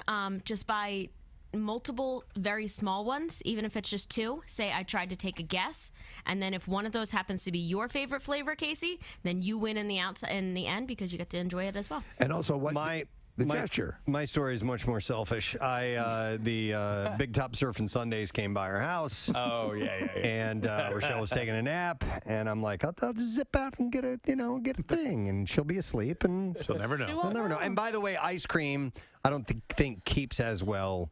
Right. I in a was just gonna freezer say, yes. as water ice might. So then maybe Water that's ice a little definitely does caveat. not keep as well in the freezer. Not my Well, freezer. you're right. If it stays in there too long, it's I don't like that frozen solid. Yeah, It I'm becomes not down like with an that. ice cube. Yes. But in my mind, I was like, she'll never know. She'll never know. And then she knew. And then And what happened? She gave me the hard time. She's like, you went without me? My freaking daughter dined me out, man. I was like, oh, dude. Yeah. I do feel like the bond of trust has been broken. Right? And I paid I'm watching you. Yeah. Because you know why? Because she probably understood. You. No, she understood because, and I hate to be like that person, but like a lot of guys are the same when it comes to things like this. Like it's just common sense. Like, why would you have not picked your wife up something? Even if it went in the freezer, even if it became a block of ice, she would have been like, oh, okay, well, he helped me out. It's not great, and I'll go get my own tomorrow or something like that. But like, no, you're right. You're absolutely right. And my house is filled with people. And, I probably should have asked my mom if she wanted something, and I didn't. Me Why and don't Avery you just tell me? Me and Avery just snuck out. And oh my God. I did ask my older daughter. Casey said no, she didn't want anything. She was like, She's no, the I'll one just who tell dined you mom. out. Yeah. Hey, every now and then it's okay to do something for just you. All right, I'm gonna back you on this because I was thinking the same thing, man. If I got Rochelle, then I got to ask the kids, and then it's a whole big thing. I don't have that. Then I got to wait for these guys to all get their shoes on and come outside and get it. And by the time we get out there, it's gonna be a huge line. Yes. I could just zip in and zip right back out and get my little cone and eat it, and I'm a happy man. May I suggest something though? You probably shouldn't have had kids. Right. the kids you can take off the list, but not the wife. You know what I'm saying? No, you cannot take your kids off. Like, if Absolutely. you are going out to You're get trying ice to cream, teach them a thing that a child would don't love. eat that food. Eat vegetables. Yeah. Oh, I'm gonna go get ice cream, but you're gonna stay home, and I'm not gonna get any for you. Well, Exactly. I got the double middle finger last night, okay? That's pretty harsh. Well, I mean, she's Jokingly. Jokingly, but still there was intent. And so what I'm saying is, Were your lips discolored from the Rita's water ice? No, because What are you talking about? dude, I Sitting there with- Why are your lips blue? I went with like flesh colored. I was like, got she'll lemon? never know. I got lemon. Yeah. Do you have any flesh-colored ices? By the way, my new favorite flavor is they have a Florida orange. They didn't have Florida orange last night, but they did have an orange cream. So I went lemon on top, orange cream on the bottom. You thought about that? You thought about your mouth being discolored? No, it's just my favorite flavor. The lemon is That would be the best. So he's got these big, bright purple lips. What are you talking about? talking It's about? really cold. No, I just miss Prince. Listen, if you're going to give me the double middle finger, then you have to make sure that you every time you get something somewhere, you either text me or surprise me with something, here's and what I that did. is never the case. So I could have gotten the sundae that she likes, but I got the ribbon soft chocolate and vanilla ice cream, and I also you do things to buy yourself a little insurance. Yeah, I got her a quart of it so that she could. I failed. Yeah, I failed. I definitely failed. Okay, I failed. What's your flavor? What's your favorite flavor? I don't know what your favorite flavor is. Did she ever tell you? No, let's see if she. You need to know now for your. This is actively happening right now. Yeah, it's okay. He's all right. checking his text messages. Yeah, it does not indicate. Now, what would I? Do you guys all know Do you know your roster of favorite menu items for your significant other? I mean, give me a store and I'll tell you. When it comes to I know something that I could get that she'd like. Yeah. I don't Right. know, maybe not her favorite, but yeah. Right. Like what were you if, gonna say? No, just when it comes to desserts, I know my business. You know, Okay, yeah, likewise. that's important. And if I were to swing by an ice cream store and not get her something or a Rita's or whatever, I would know what to get. Yeah, if I'm ordering takeout, it's more of a guessing game. I'm actually, my ability to call an audible is quite sensational. On desserts, And now, mind you, I'm not dealing with kids. I'm dealing with one person I can focus in on. Yeah. So with everything. However, we'll do this thing, and I'll be going out to to get milk from the Wawa. So, do you want anything? And she'll look at me and she'll do this thing we do. She'll go, why don't you surprise me? Oh. And I always nail it. Steve, I could get you dessert. Yes, you know. You know what I mean? Like, if Steve was like, "Oh yeah, I'll take dessert," like I would know what to get him. Right. Chocolate chip cookie. Chocolate chip cookies, brownies, dark Chocolate dark ice cream. chocolate. Yes, there No you go. whipped cream. No whipped cream. You can give me anything. I'll eat it. Yeah, you're more of because you like to try stuff. I like the sandwich. But your favorite recent is the pistachios is my favorite. That's now at the flavor top of the cream. list. Yeah. In fact, I bought some pistachio gelati. Yeah. Gelato, I guess I should say. Dessert-wise, you know what's become a little bit overrated is that chocolate lava cake. Oh, but it's so Has good. become Why is it I overrated? was just I was just talking to my wife. I said, "Is there any situation in which chocolate lava cake is not applicable?" You seen the movie Chef? Yeah. When he wigs out on the chocolate lava cake. What is it? What's he say? Because it's in the middle. It's a chocolate ganache. It's frozen. Yeah. It's frozen, and you cook it, and that's how it becomes molten in the middle. He's just this critic doesn't understand how it's made, and he's just wigging out, and he's like, "There's more to it than you think." But yeah, chocolate lava. A lot of places won't let you do take out chocolate lava cake. Lava cake because it's not going to port well. Yeah. Right. I can't turn away a bread pudding if I'm out to dinner and that is on the dessert menu. I have to. So even the Desmond has, it's won Philly's best for their bread pudding, and it is sensational. I know a little bit of the secret of their bread pudding. Oh, hot dog rolls. Hot dog rolls. You know what else? Those Hawaiian rolls. Yes, King's Hawaiian. Those ones are really good. Yep. And the best dessert I've had in the last couple of years is actually they have any dessert you don't have to get for your wife. That one. All right, I have an actual Kardashian Roundup. Oh, okay. I got like 3 Kardashian stories here. So. Think of it as one group flush. Okay, Kardashian Roundup. Here we go. Thank you, Kathy. A couple of quick shout-outs for some pitbulls that have requested them. Real quick, if you don't mind. Got this from Maria de Prisco. She's the territory manager of United Rentals. She said, I'd like to send a shout-out to United Rentals branch teams in Newcastle, Conshohocken, and Sicklerville. They're avid listeners every day, as well as myself. And they keep everything moving and serviced, and couldn't thank them enough for all that they do behind the scenes every single day, from the inside sales staff, managers, service team, and road techs. What a team we have in our Penn Jersey district. Thank you from Maria. So here you go.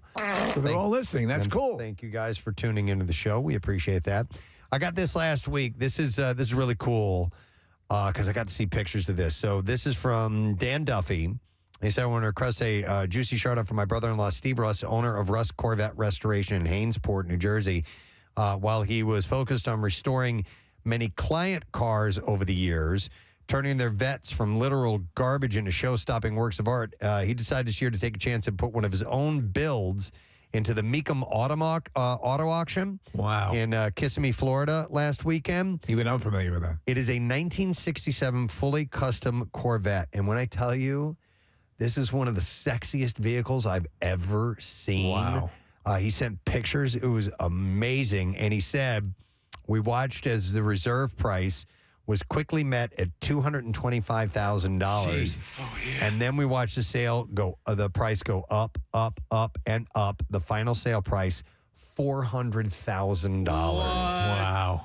He said it was the second highest selling vet there in a field of over 400 vets. He said he and I have been longtime diehard fans of your show. And the first thing he shouted at me when I got on the phone with him after the sale was, "No sad, bro." He said his business is just him doing the work. That's it. He considers all of you plus Pierre, Brent, Jackie, and I even think Bill Weston to be his co-workers. And if you could send him a monster shout out along with a huge congratulations, I'm sure it would cap off what was already an incredible and well-deserved experience for him. He listens all day while in the garage, so anytime, any day in the very near future, that you can send this out to him. It will be great. And so that's from Dan. So here's a shard out. So congratulations, dude. And he worked really, really hard on it, and it paid off. Nice. Listen, we'd be honored to have Corvettes that he's given to us. Yes, we would thank you. Yes. Yeah, and give you due credit. So Friday was a busy day while we were here. We had a lot going on. So we had several guests on, and I never got a chance to cover the connoisseur. Are you kidding me? And there were a couple of stories that I It's think. the late edition of the Connoisseur. We didn't get to it Friday because a lot of news is breaking, but we're still hungry. Yeah, and there are a couple of stories that I don't want to gloss over. Yeah, I don't want them to disappear because they're pretty good ones. And one actually came from this morning that I saw. So you guys are familiar with Fireball, right? Oh yeah, The One of whiskey. the reindeer. So we covered no. No, he was one of the stalkers in The Running Man, right? Yeah, you're right. Yeah. Yes, he was. In fact, that was Jim Brown, right? Yep. Yeah, who's Is it one of Fireball? the reindeers in Rudolph called Fireball? No. I'm pretty sure. Dasher, Dancer, Prancer, Yeah, but it Vixen, is- Comet, Cupid. Somebody has a nickname. And Fireball. Donner and Blitzen. Or Harry Ball. No. Hey, Fireball's not that bad. Or wait a minute. Really? Yeah. Fireball. Fireball does sound familiar. When they're Fireball is mocking a him. minor character in the 1964 Rankin Bass television special Rudolph the Red-Nosed Reindeer. According to the read-along version of the tie-in storybook, Team Rudolph and the Reindeer Games. I remember. He's the son of Blitzen. When they're getting ready, when they're trying out flying. Yes. All That's right, what I remember. Fireball, you're up next. You're up next. Yeah, that's right. Oh, my God. What kind of birth defect do you have? Your nose is glowing. Why weren't you aborted? I can't figure these things out. It's not my place to say this. That's probably an HR problem, isn't it? All right, anyway, Fireball, the drink, the whiskey. Yes. Yeah, which is... Oh, it's whiskey? Kathy says it's not bad. It's also not good. I did not mind it at all. I was surprised. This entered the drinking realm after I stopped drinking. Yeah, it becomes common at, where people are passing around a bottle of Fireball and everybody shots out of it. So anyway, the deal is if you go to a gas station or bodega or smoke shop or supermarket and they sell little bottles of it, little tiny airplane bottles, and sometimes they will sell them at non-liquor store locations. And if you're wondering how they're able to do that, it turns out the smaller, cheaper bottles of Fireball found near the register and the larger bottles of Fireball you may buy at a liquor store are two different products. In fact, it has led to a class action lawsuit. Do they not have alcohol in them? No, they do, but it's not whiskey. What is it? It's actually Aquavelva. No, it is a malt liquor. Ah. And Yes. that's why they're able to sell it there? Yes, Does the little mini bottle, I have not noticed this, but does the little mini bottle replicate the look of the larger bottle? It does, exactly. Oh, well, there you go. So I'll read this story to you. While the standard bottle of Fireball has a label reading Fireball Cinnamon Whiskey, the little gas station bottles simply read Fireball Cinnamon. The difference is small, almost imperceptible. It's the exact same label as the liquor version, sans the word whiskey. Most consumers would likely not even realize they're buying a different product, but it turns out that Fireball Cinnamon doesn't contain any whiskey at all. Instead, it's flavored with malt liquor a la White Claw or Colt 45. Take a bottle of that liquor, please. And then it means it can be sold in stores that aren't allowed to sell spirits. Okay, I need the rewind then, Nick, because I went to a cookie exchange and I didn't bake cookies, so I needed to bring something with me. And I went to the liquor store and they had this was over the holiday season. They had a giant candy cane and it was filled with the mini bottles of Fireball. So are you telling me I got the malt liquor? Because then Probably. that's Well, what I tried, Nick, not the whiskey. Yeah, you probably did. It's at a liquor store. Is it conceivable that it would have been the real article? I don't know. Do they make actual? Right, do they Case? make the real small? Do they make the small bottles and it's the actual whiskey? I'm not sure. We need to find out if Fireball, the actual brand, makes small, tiny bottle versions of its whiskey. Premium because whiskey. I don't know. And you got it in a PA state store? Yeah, I got it Okay. at Fine Wine and Good Spirits. I wonder if they're only. Hey, everybody, Cat is here. I wonder if they're only allowed to sell spirits and fine wines and not malt liquors, because you won't find beer or White Claws No, or that's a anything good like point. So this mini bottle says cinnamon whiskey. Would that be the actual Yes. Fireball? Yes. All right. So I probably did. So the lawsuit alleges that by making the design of the two bottles so similar, Fireball is intentionally misleading consumers. Whiskey Raiders also notes that the malt liquor variant has half of the alcohol content. Damn it. Of its distilled sibling, coming in at only 16.5% ABV. I drove 10 miles to get to this gas station. Compared to the whiskey's 33%. The lawsuit points out that the deception continues when you read the fine print at the bottom of the Fireball cinnamon label, which is the non-whiskey version. It says malt beverage with natural whiskey and other flavors or caramel color. And it reads, that means this product is made with natural whiskey flavors as well as additional flavors, but is ambiguously worded and could be interpreted to mean made with natural whiskey. So somebody's suing. If that appears on a tiny bottle, who's going to read that? Yeah. Nobody. Yeah. Except for this person that decided to file a lawsuit. Does it burn going down like a Goldschlager used to? Kind of. Yeah. I mean, there's. It's a kind of a nasty aftertaste. For me, it's not something that I would order. Casey, it's also sort of like the thing that it's the shot where you've been at the bar for a while. And like a tequila shot at the end of the night. Nobody does Jaeger anymore? I don't know about as much. Yeah, but I mean, Fireball comes out. You have to have been at the bar for a while. It's not your first drink of the night. And there was a bottle of Fireball that was in here that was left behind by Bert Kreischer for a really long time. We had that empty bottle, and it was hanging up on top of the sign over there. Our Kreischer Rogues Gallery is gone. Yeah. Let me go to Don real quick once point something out. Hey, Don, good morning. Yo. Yeah, you're on, buddy. Go ahead. Yeah, I'm like somewhat of a Fireball expert. It's one of my favorite go-tos. And I always have the little bottles with me. But you got to be careful. If you buy them at the gas station, like you said, or at the grocery store, it's not whiskey. It's fake. They suck. They don't really even taste the same. And they freeze. And this they is freeze if you put them in the freezer. But you get them at the liquor store, and it's the real deal. Okay. So you got to get them at the liquor store. And this has been known to you for a while, Don? Oh, yeah. Okay. For a while. I wish I would have got on the lawsuit. I would have been. So, Don, would you imagine that the Kathy purchased the small bottles at a liquor store? Do you imagine that would be the real article or a knockoff? Oh, yeah, definitely. If it was at the liquor store, it's definitely the real thing. All right. Then that's what I had, and I didn't think it was that bad. Thanks, Don. All right, then you liked it. Yeah. I don't think it's bad. It's not something I prefer, but if you want to do it, I'll do a hit of that, I'm send that surprised over. you feel that way because you are a bit of you love high-end bourbons and high-end whiskeys, so I'm surprised that Fireball holds any appeal to you. Oh, it's not my choice. Okay, but if it shows up. But if it's there, I'll take it. Yeah, sure. What is your abs? Is it still Knob Creek? Well, my favorite, some of my favorites, I like Whistle Pig is one of my absolute favorites and as a whiskey. But Queef Pelican. No, my friend got me a bottle of this from a distillery called Blue Run, which is amazing. But it's like you can't find it anywhere. You got to chase it down in order to get it. While I was in Kentucky this past weekend, Woodford Reserve, which is in Frankfort, Kentucky, which is only like 20-minute drive tops from Lexington where I was.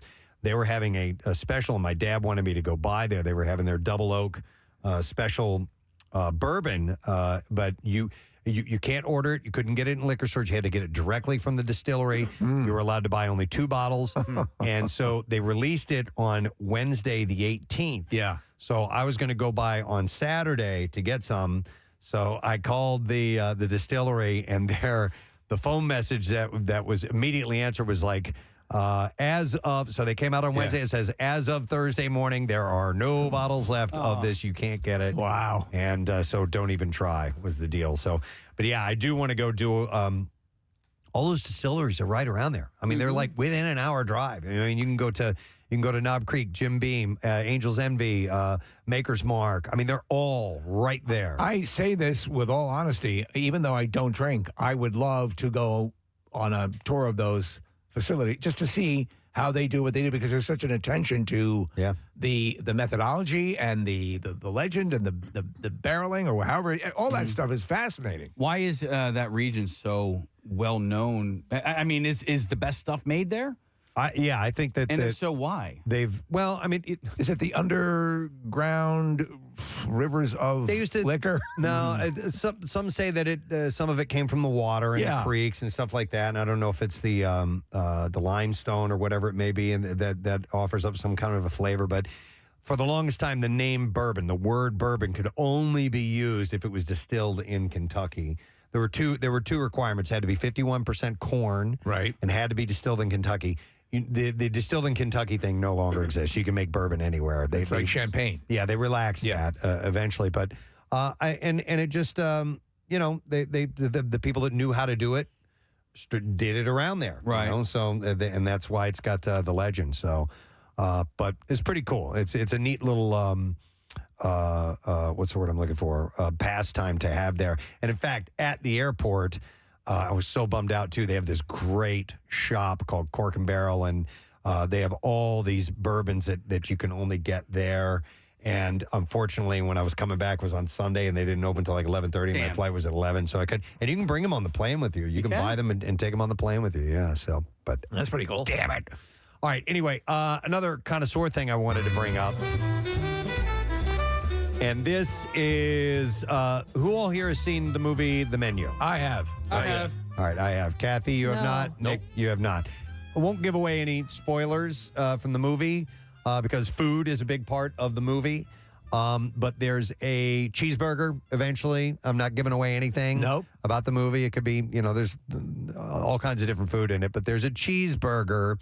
And visitors to the Jersey Shore can soon have a taste of this when Tennessee Avenue Beer Hall in Atlantic City debuts. In fact, it debuted this past Wednesday, the Menu Cheeseburger. Is that attached to a casino at all? I don't know, Case. It didn't indicate. It says it's located at 133 South Tennessee Avenue. So I guess that's not part of a casino.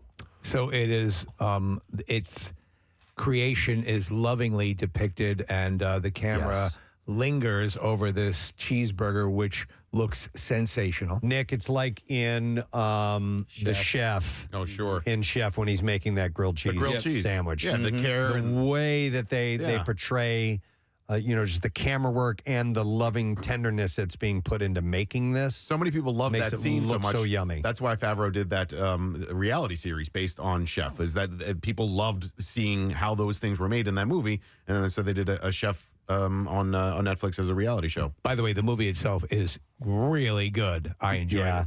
It's it's unique. It's it's a bit thriller, a bit horror, but completely tongue in cheek. Yeah. Is it glass oniony? Yes. Okay. Yes, Kind but of. a little bit more aggressive. Yeah. A lot more aggressive. The bar's version of the dish includes 2 all-beef smashed patties, seasoned and topped with 2 slices of yellow American cheese, special burger sauce, homemade pickle chips, and thinly shaved yellow onion, all sandwiched between a buttered and grilled sesame brioche roll. The meal is $15 and comes with seasoned shoestring fries. So this speaks to my take, I think it does to you, Casey, as well, on burgers. Oh, yeah. Don't try to reinvent the wheel, but use really good ingredients, prepare it lovingly, and then you got a home run. A lot of times they try to jam too much crap on a burger. Does not work. And also, the bun does matter. It really does. The burger is obviously the star of the show, but the bun definitely matters. Press, does it indicate which kind of meat to use in it? Is it like a 80-20? No, it doesn't mention any of those details. I like an 80-20. All right, 80% beef and 80% pork? 80% beef, if like fat. 80% business, you're talking about 20% party. Yeah. All right, yeah. The higher the fat, the yummier the burger. Yep. Without question. Your ground chuck, for example. Right. Yes. Yep. These kinds of things. And these kinds of things. You know what TV show did not make me hungry, even though it was based in a kitchen, was The Bear on Hulu. I got so much anxiety watching that show that I had zero appetite afterwards. Well, that beef sandwich popped up in some restaurants. Did it really? That they made, yeah, Nick. Okay. And in fact, hang on, I think it talks about it in this particular article. Yeah, it says... Is that what I made this weekend by any It says chance? this isn't the first time in recent history that local restaurants have taken inspiration from pop culture for limited edition menus. In August, Jose Garza's Kensington restaurant Hook and Master offered Chicago-style Italian beef sandwiches inspired by the Bear. Casey, that's what you did. That's what I made this did weekend. that. Yes. It's exactly what I made this because weekend. of the TV show? No. You didn't know? No, because of the fireman I watched on Instagram, and it was made in the crock pot, and I can cook in a crock pot, and that's pretty much it. It was good. Nick, I learned nothing from that show because I watched the last episode first. That's and then right. She didn't know what the order was. Well, you caught the surprise at the end of the season. Yeah. Oh, I know what happened. You know what After I happens? figured it out, I was like, Yeah. I know what happens. Do I go back and start in episode one? Like, no. I already know. I'm still like I gotta watch. I think I've only watched 4 episodes. Oh, I can tell you what happens in the Well, end. go ahead. That's one thing that's a pitfall of any of these streaming shows. You have to make sure, double check, triple check that when you join in that you're catching the first episode. I enjoyed that show quite a bit. I wanted to punch the obnoxious cousin / brother in the face. He's though. terrific. I know he's awesome. Great actor, yeah. But just pull back, dude, talking about the character. Yeah, he also ended up in Andor, the Star Wars show. He did. Okay. Hey, there is a special, and the recipe that I had called for this stuff, Press, you might know about this because you're from the Midwest. It is, it's a spicy mixture of like carrots and cauliflower and peppers, and it's all, it comes in a jar. It's Pickled? like, it's pickled. but it's Gardeniera? like- What's that called? Gardeniera? Yeah, that's what I was trying to say earlier. It's not a Midwest thing. It's not. No, in fact, Fish Sound Pickle Project makes a No, it's not to say that other people don't, but their version of it. But is that, You say the origins might be from the Midwest? or maybe the popularity. I'm not really sure. Who do you call it used to have that pot belly? If you guys remember that, I do remember sandwich shop. Potbelly on City Line. Yeah.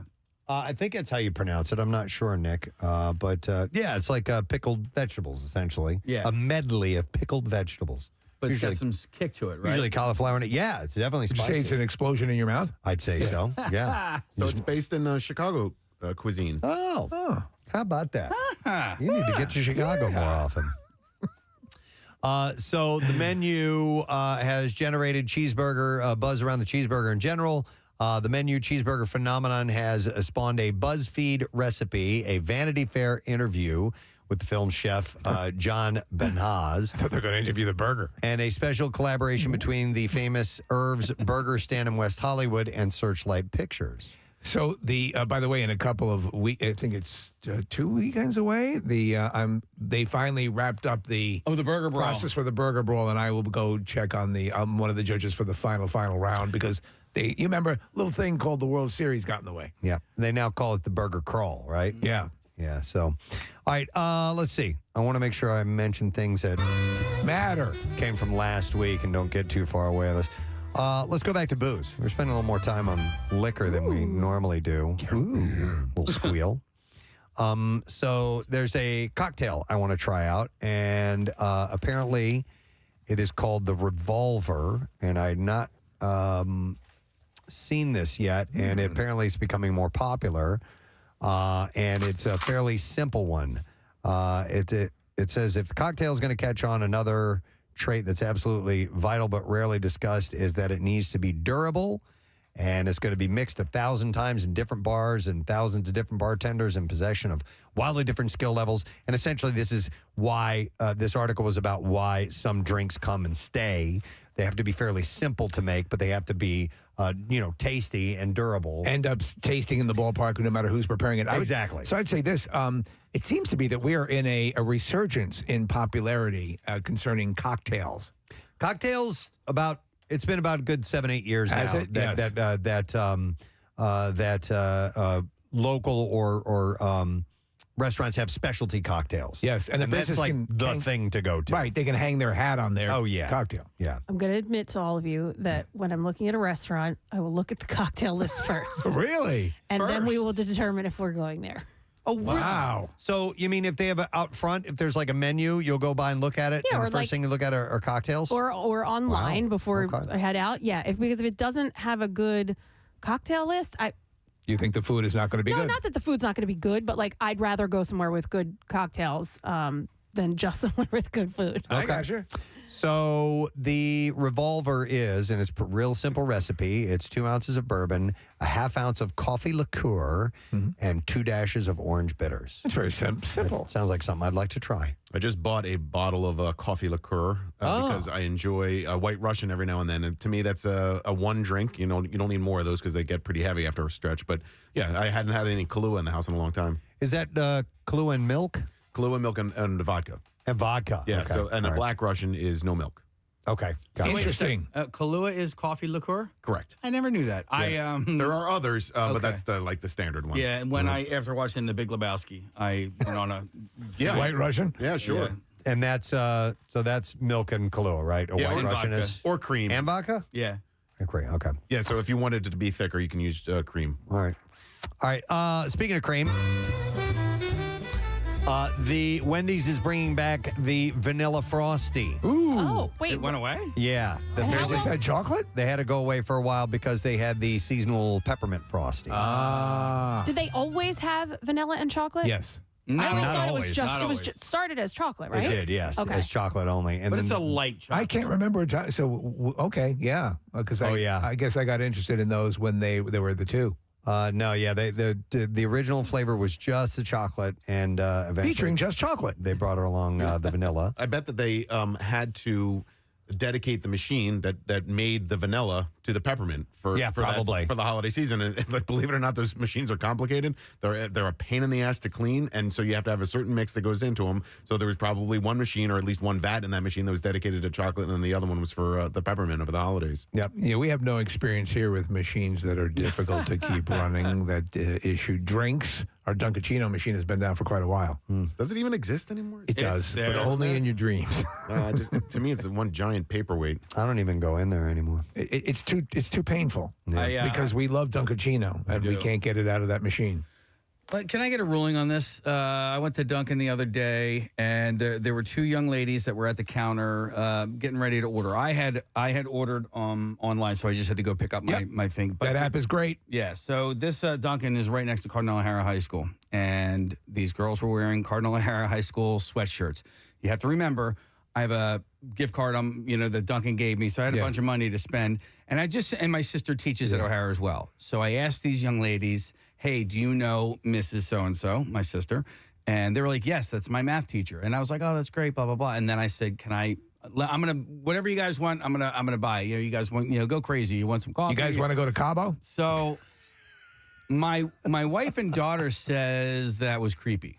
It's a little creepy. It's a little It's creepy, a little. right? Yeah. It's a little. I think the way and it's a wonderfully not genuine thing intended to to be do. that way. Yeah. It was never intended to be creepy. I know your intent, and you're a kind-hearted person. But if I were a high school person and I saw this guy coming in doing what you did, And you probably should have pulled your pants up. I'd be a little creeped out by it. Think about it. But I did make sure that, I drove away. I left. I'm not following you. Might be that way. Am I so ugly? Where do you kids live? You don't like to kiss? Would you like some donut holes? Stop it. You guys like going to the pool? You guys go to the school over there? Yeah. I want to buy you things. Oh, man. Yeah, it's a little creepy, but you didn't do anything wrong. No, I didn't do anything wrong, but... You ever stick a cruller in a donut? All right, back to burgers. Back to burgers. Yeah. Smash Burger is running a promotion for families that will go through the end of 2023. Buy one adult meal and your child age 12 or under eats for free. Oh. You don't see that much anymore. Kids No, it eat used to free. be quite common. Barnaby's does it, I think, or at least they used to do it like every Wednesday night. Kids eat free. I think anybody under 12 or whatever. And when you bring your child in who's 13, you're like, you're 12 today. Wait a minute. So this is on Wednesdays? Yeah. A few places do that. Like Applebee's might do that. Strip clubs. Strip clubs definitely do that. So the strippers' kids can eat for free. Creekside Cabaret this Wednesday night. Kids Nick, eat over free. there, come on. Bring the kids. How's that burger, buddy? No, but at Smash Burger, this is on Wednesdays. So through the end of 2023, children have the choice of a cheeseburger, hamburger, or chicken strips served with fries and drink. If you got kids, man, that's a great deal. So I love Smash Burger. Yeah, me too. Wait, Case, will you tell your kids you're 12 today? Yeah. Wow. And they go with it? Well, not anymore because now they're like older. But Well, yeah. you always worry, when you're trying to pull a fast one on them, and then the clerk will be like, "Oh, we're like, yeah, he's only 9 years old." Did you ever have that? I'm Did your 10. Parents ever try to pull that with you? Wait. Don't tell them you're 11. Yeah, I think we've definitely pulled that before. My dad carried my brother Christopher when he was a baby into Disney through the gates. And as, he picked him up and carried him so that he would look smaller than he was. Oh, that's hilarious. And How as old was he? we were walking through the gate. He was 18. Whatever it was, say it's two and under or something Yeah. that, you know, is free. And they were like, how old's your son? And my dad was like, 2. And then the woman looked at him. He goes, how old are you? And he held up 4 fingers. They made him pay for him to get in. Oh, man. Really? Yeah. Got busted. My dad got busted. That's funny. You know what you should do is if you're going to do that, get like super oversized arms and things so that like forced perspective where the person looks smaller. And you can't, what do you say? You can't say to a 4, I told you to say you were 2. Right. He thinks he's 4. He's always been like this. Yeah, man, I was trying to think of moments like that or places that have the kids eat free thing, but I guess Places like the Ground Round and or like a I remember Beefsteak Charlie's when they existed. Occasionally they'd have those. I remember what I was going to ask. I mean, it's okay as an adult if you want to order off the kids' menu. Isn't it? I believe it is absolutely. Yeah. Listen, if that's the food you want, for a restaurant to deny you that is dumb. Yeah. Just accommodate the order, and that you'll have a reoccurring customer. But to say, oh no, the SpaghettiOs, you can't be, you know. No, there's a place in Skippack that I go to that has their spaghetti portion. Yeah. Kids portion is like I can't even finish it. It's so much. So I order that. Yeah. To go. I think we do that more often if we're doing takeout because there's no way for them to prove whether or not. Yeah, the child is gonna eat this. I don't sit down and order that. Get out of the car. Let me see the kids. They stop you. They pull you over. We're gonna hold one of the spaghettis. That kid looks too old. Yep. Okay. Anyhow, that's on Wednesday. Smashburger through the end of the year. All right. We're doing the connoisseur because we skipped it on Friday. Starting February 8th, Duncan Hines is going to release limited edition Dolly Parton's baking mixes based on her family recipes.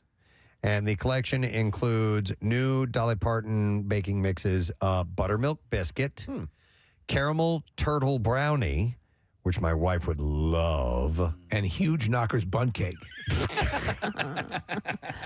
Oh, man. fabulous fudgy brownie, and sweet cornbread and muffin. You can look through them in baking. I'll do you. Huge knockers bun cake? Yes, that's my favorite. I love the Duncan Hines classic devil's food. Oh, I can't do devil's food. Oh, I love devil's food. It's way food. too dry. Except for in the Zaz ice cream. Well, no. Well, I'm thinking of devil dogs, you know? And No, they are dry. You're just kidding yourself. Regular, real, like a devil's food cake, Casey, should be moist. It's just chocolate cake. Yeah. Yeah, But okay. he's thinking devil. I was thinking dogs. devil dogs. No. And devil dogs are way too dry. No. No. Okay, well then. Anybody see Dolly Parton tell the bear joke on Fallon a few weeks ago? I don't even want to try to. If take the time today and watch it, I'll send it to you guys. She tells a long, winding joke about a bear that is absolutely hilarious. And it that's just shows just another level of why Dolly is awesome. Okay. I'll send it to you guys. All right. Another thing, connoisseur-wise, this might be the last one. We'll see how quickly this goes. But so Panera has introduced toasted baguette sandwiches. Yeah. This sounds pretty good. Seen it. You seen it? I seen it with my own I seen two eyes. that. You seen that over there at Panera? 3 new 10-inch sandwich options, and they come in 3 varieties. The Greek goddess caprese melt. Is that how you say that, caprese? Caprese. Caprese melt. I do like a caprese melt, if that's how you pronounce it. The pepperoni mozzarella melt. That's the one I like. And so you've had these? No, I just like the way it looked because I've seen it. And the smoky buffalo chicken melt. All look good. Panera does have some fine sandwiches. I agree. And they do have some fine soups. You okay? You ever do the Are you twofer? talking to me? I agree. No, I'm reading this. I agree. I agree. The Napa almond chicken salad sandwich with the tomato. What ends up in that Super good. chicken salad, the Napa version? Chicken. Do they put grapes salad, in there? grapes. Yes. Yeah, I don't like grapes in my. I like crunch. Like an apple crunch. Yeah, grapes in my chicken salad. No, But I like 'em. raisins in your meatballs. I know I'm an enigma. You were an anomaly. You like marbles up your butt. Who doesn't? Oh, that was me. I'm sorry. That was that's my thing. I wasn't expecting that to go out on the to air. Nick, and it's actually the thing that I'm into. And Steve, I told you that in confidence. Sorry about By the way, if you live in New Still York, like your mom's raisins. if you live in New York, Boston, Chicago, Denver, or Washington, D.C., you can get a free bite from January 17th. Free bite? Yeah, you come in, they'll bite you. Yeah. Louie, bite this bastard. I don't. Can I bite from the other side? Everybody else has been biting on this side. Through yesterday, if the temperature dips below 32 degrees Fahrenheit. I don't know what that's all. What was the original Panera's? Was the St. Louis Bread Company? St. Louis Bread Company. Yeah, I was there. When was I there? 2 weeks ago? And sure enough, yeah, the logo looks the same, but instead of saying Panera, it says St. Louis Bread Company. And do they make a big presentation about it being the first? I don't know. Okay. I don't know. It's about time, though, that they did stuff with these baguettes, because that was always just kind of like a side thing that you would get. Oh, dude, one of my favorite things as a kid was the pizza baguette. Mm-hmm. You ever have those? Well, I'm going to there because they got a pepperoni pizza baguette. That's the one that speaks to me the most. Do you get the do you get the bread, chips, or apple? Bread. Bread with bread? Yeah. I do bread with, I'll do the chip. I'll do the chips. I'll do the chirps. The chip. I look at it. Can you throw a canary in that? Here's the problem for me is that I want to go bread, but I think, I need to be healthy. So I get the apple and then I toss the apple every time. No, you get the bread. Well, because I always get the soup. Because the bread's so damn good. And you dip that bread in that tomato soup, and it is amazing. Because the soup comes with... you son of, now you got me. I'm going to be doing tomato. I tear it up and basil throw thing. it in there. Yeah, well, so once you get done eating all the croutons out of the soup. Yes! That's why we talk about the soup bowl made of bread. It's a glorious thing. Yeah. Nick, why don't you just take the apple home? And raise it as your own. Because once it gets home, it'll end up in that trash can. So But you can bring it to work and eat it then here. give it to Preston? Yeah, you give it to Preston. All right. I'm an apple eater. For apple time. Is it an apple or is it like apple slice? It's an It's actual an apple. They give you a full apple. No kidding. You guys make fun of me for eating apples behind my back or something? No, No, the not two me. of you eat I one eat every apples. day. You know what I just got, though? No, we're making fun of Nick for eating the pretzel. Although, have you heard yourself eat an apple, Preston? Dude, I eat it. Listen, I have the end of that 7:30. That's whatever 7 o'clock break, and then I've got a commercial break and a song, right? And usually 2 commercial reads in between there somewhere. Yeah. I have to devour that apple quickly. I try my best to make I know, but I've also I know that I eat it ravenously. This is the pot calling the kettle black here. Yeah. I totally get it. I just can't believe how much of the apple you eat. Like, I've never seen anybody leave just like core. Like, you get every single ounce of fiber out of that apple. It's amazing to me. I don't like My daddy eats the whole thing. There's nothing left. He eats the core and everything, and the stem? Everything. There is nothing left with an apple. Wow. My father eats it. Yep. Jesus. Wait, I have to Isn't that tell. disgusting? No, I just... Anyway. I have to tell you guys something. So the other day I was having dinner. Jason and I were sitting at the table together, and he just looks at me and he goes, "You're chewing awfully loud." Oh, I love him even more. I know, but I looked at him. I was like, "I am," and he's like, "Yeah, you are." And I was like, "Oh my god, I'm so sorry for always." That's my boy yelling. No, but he's disgusted by chewing. No, but like, how could I be chewing loud? I criticize everyone's chewing, and there I am chewing loud. I'm going to the dentist. Can you put a muffler in my mouth? All right, that's all we have time for in the connoisseur. So I'm glad we got to those stories. We'll do it again on Friday, most likely. Let's take a break, come back in a second. We'll get another run at the Bizarre File. I already have my apple for today, so I won't ravenously dive into it right now in this commercial break. But we'll come back in a second with some stories for you. Stay there. Preston and Steve. On 93.3 WMMR. What's new? Kim shared an amazing throwback video featuring her, Chloe, and Courtney auditioning for Star Search. Oh, it was amazing. Did you see it? I did. I've not seen it. Okay, for what, spokesmodel? They lip-synced Tiffany's I Think We're Alone Now while wearing matching metallic outfits chosen by Kris Jenner. Not much has changed because they're still pretending to have talent. And they were little kids when they did this. Oh, okay. She wrote on Instagram, "Our Star Search audition. Clearly, we didn't get 4 stars, but Kris Jenner did for our outfits." The family matriarch commented on the post and wrote, "Those were the days when I got to dress you guys. I knew I should have been a stylist." I thought, seeing this video that we're watching, I thought that was Ed McMahon, but it was Chloe. Speaking of Chloe, she celebrated hitting a social media milestone yesterday, or on Wednesday. She added a photo of herself topless. What? In honor of her 178 million Instagram followers. Okay. Is that a milestone, 178 million? No, it's just a reason to drop your top. Yeah, okay. Yeah, right? That was just the excuse for the photo. It's kind of an arbitrary number, isn't it? It's not topless. Yeah, in the photo, well, her hair is covering It her is boobs. topless. She's not wearing a top, but her top is covered. Yeah. I think is what Casey She is sans top. With She is fake topless, but And her it's- boobs aren't out. It's covered with fake hair. Man, I'm looking at these pictures. They just don't look real. It's so just don't look real.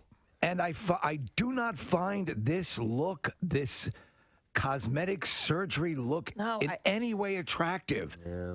I think there are a group of people that do, though. They do, yes. And I think it's people who all get plastic surgery and I guess understand it or understand why she wants to get it. Yeah, body dysmorphia group. Whatever that commercial is, Steve, that we see on TV with her in it, like she looks like she can't even really move. eating popcorn. What? I'm here with my daughter eating popcorn. You're here with your daughter eating popcorn. Yeah. And like it just looks so awkward. Like she's like hugging and playing with her daughter, but it's like her face. Don't touch the face! Yeah, her face doesn't move. Don't touch the face! It's so bizarre. Yeah. Wait, excuse me, Chloe. You got a little schmutz here on Don't touch! Don't touch! Let it fall off. Let it dry up and fall off. Don't touch. Don't touch. It might cave in. Don't touch! Don't touch! Close the windows. Close the window. Mommy, you got a little something on your lip. No! No! What did I tell you? Don't touch mommy's face. Don't touch mommy's face. Don't touch mommy's face.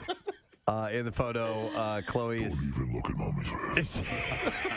I don't know, the eye beams or something. I don't know. Eye beams? I don't know. Maybe there's radiation. I don't know. I'm not willing to take the risk. I want to remind you that our Love You Help You line is available for your convenience should you be looking to, if you're looking to get a little boost to a business. It's something we've still, we're continuing, even though things have gotten a little bit more back to normal. But, yeah, but they're they're going back as well, you know. There's a big conundrum out there, and if I can take this opportunity, Preston, just to give you an idea of what we're looking for, what people are looking for. Our friend JP, who used to own the Ugly Moose in Manioc, now owns a place called the Bagataway Tavern in Conshohocken. Listen to what he's looking for. He needs a GM, kitchen manager, servers, bartenders, barbacks, experienced chefs. He's a great guy, great boss, and all those positions are available, and he needs help. He's finding it hard, to keep things running. Right. And that's the issue. So if you're looking for work, time has never been better. He actually says you can call him on his phone, his actual phone, which is 484-988-0942. The great place in Conshohocken. But again, if you have a business and you're looking for assistance, anything to help you get up and running. As you said, President, it's eased up a little bit, and hopefully we keep going in a good direction. Mm-hmm. But, man, it's wanted signs all over the place. Wait, did he buy that from the owners, or was he always the owner? He was always of a that? co-owner, yeah. Oh, really? Yeah, so he's way. always been associated with that. The Ugly Moose sadly no longer exists. Yeah, that was a great It was place. great. I We loved it it. there. It was a cool place. Yeah. Let's try and forget about the moose for a moment. Forget about the moose. We need. Why don't you forget the moose? Ugly Moose! Ugly Moose! I really enjoy the intro to the moose clip. All the mooses are waiting for you. Hey, which button was that? It was pink, then green. Yeah. Yeah. Why don't you forget the moose? That's for a moment. Why don't you forget the moose? For a moment. We need that needs to be a set clip. That's great. Yep, we'll have to do that. Man, this is one of the best shows we've ever had. And a moose charged a runner. Again! Did you not? Why don't you forget the moose for a moment? A moose charged a runner and left him with a hoof print shaped cut on the back of his head. Oh, that's awful. Colorado officials Left you said. something to remember me by. Yeah. The New Mexico man was running on a trail with his two dogs Wednesday when they encountered a moose. Why don't you forget the moose for a moment? The runner was on a trail. The dogs were off leash about 50 feet in front of the man during the run. They suddenly bolted back toward the man. He stopped and saw the bull moose at about 50 feet. At that point, the dogs ran past him and left the scene. Yeah, they're out, dude. Yeah. They're checking out. You had a story, was it earlier this week or last week, about a woman being, like, stomped? Yep, exactly. The man took 2 steps towards the moose to see it better, and that caused it to charge towards the man. Why don't you forget the moose for a moment?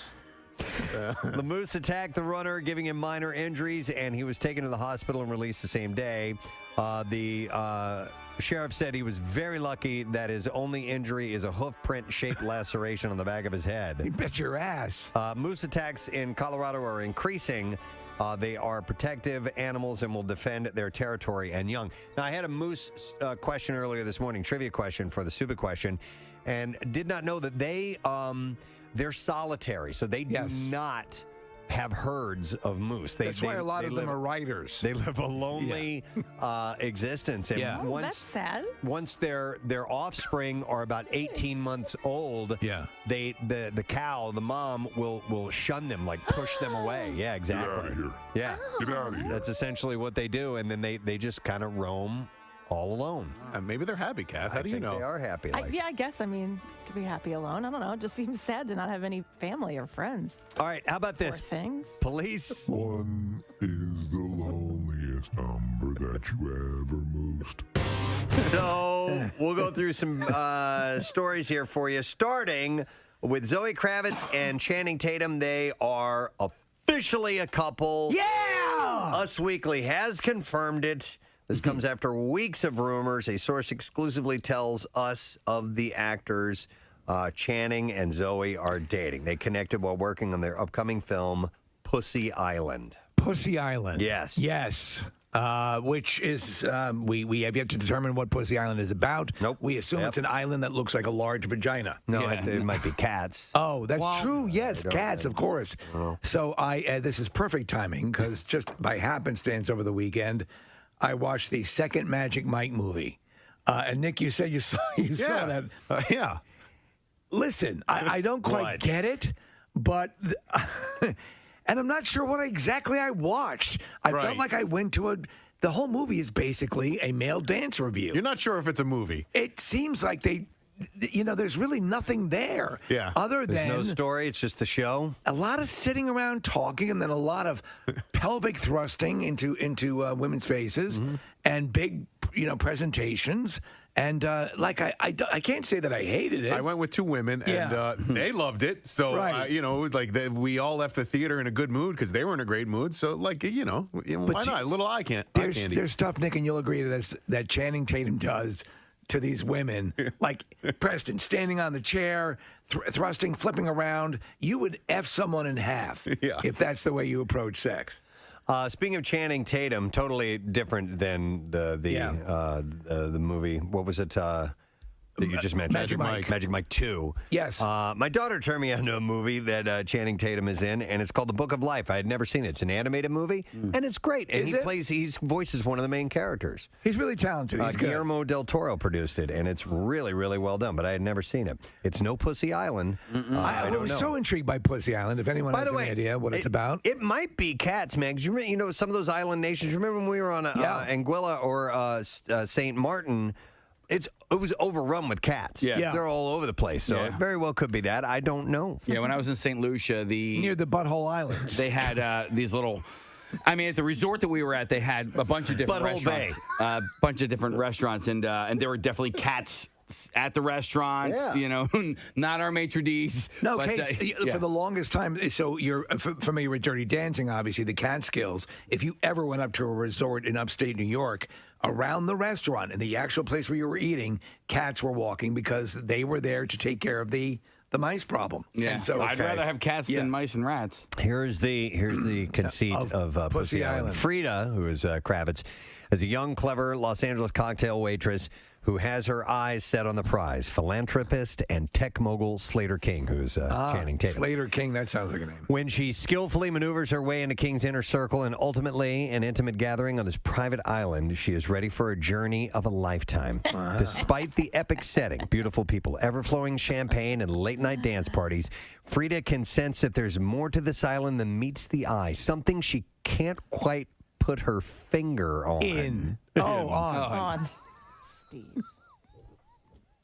I can't put my finger in it. On it. Oh, on it. On it. You still have it wrong.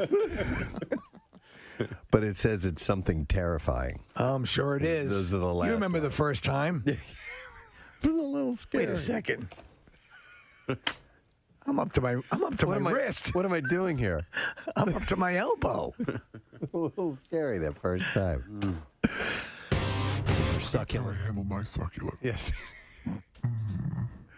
That's the main reason I brought this up. I was hoping that Mandy would join.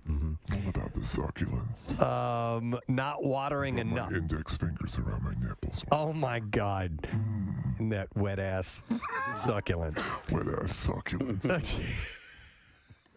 Interesting. You had me at wet ass. I know. On the Hallmark Channel tonight. Wet Wet ass. ass succulents. I inherited my grandmother's succulent shop.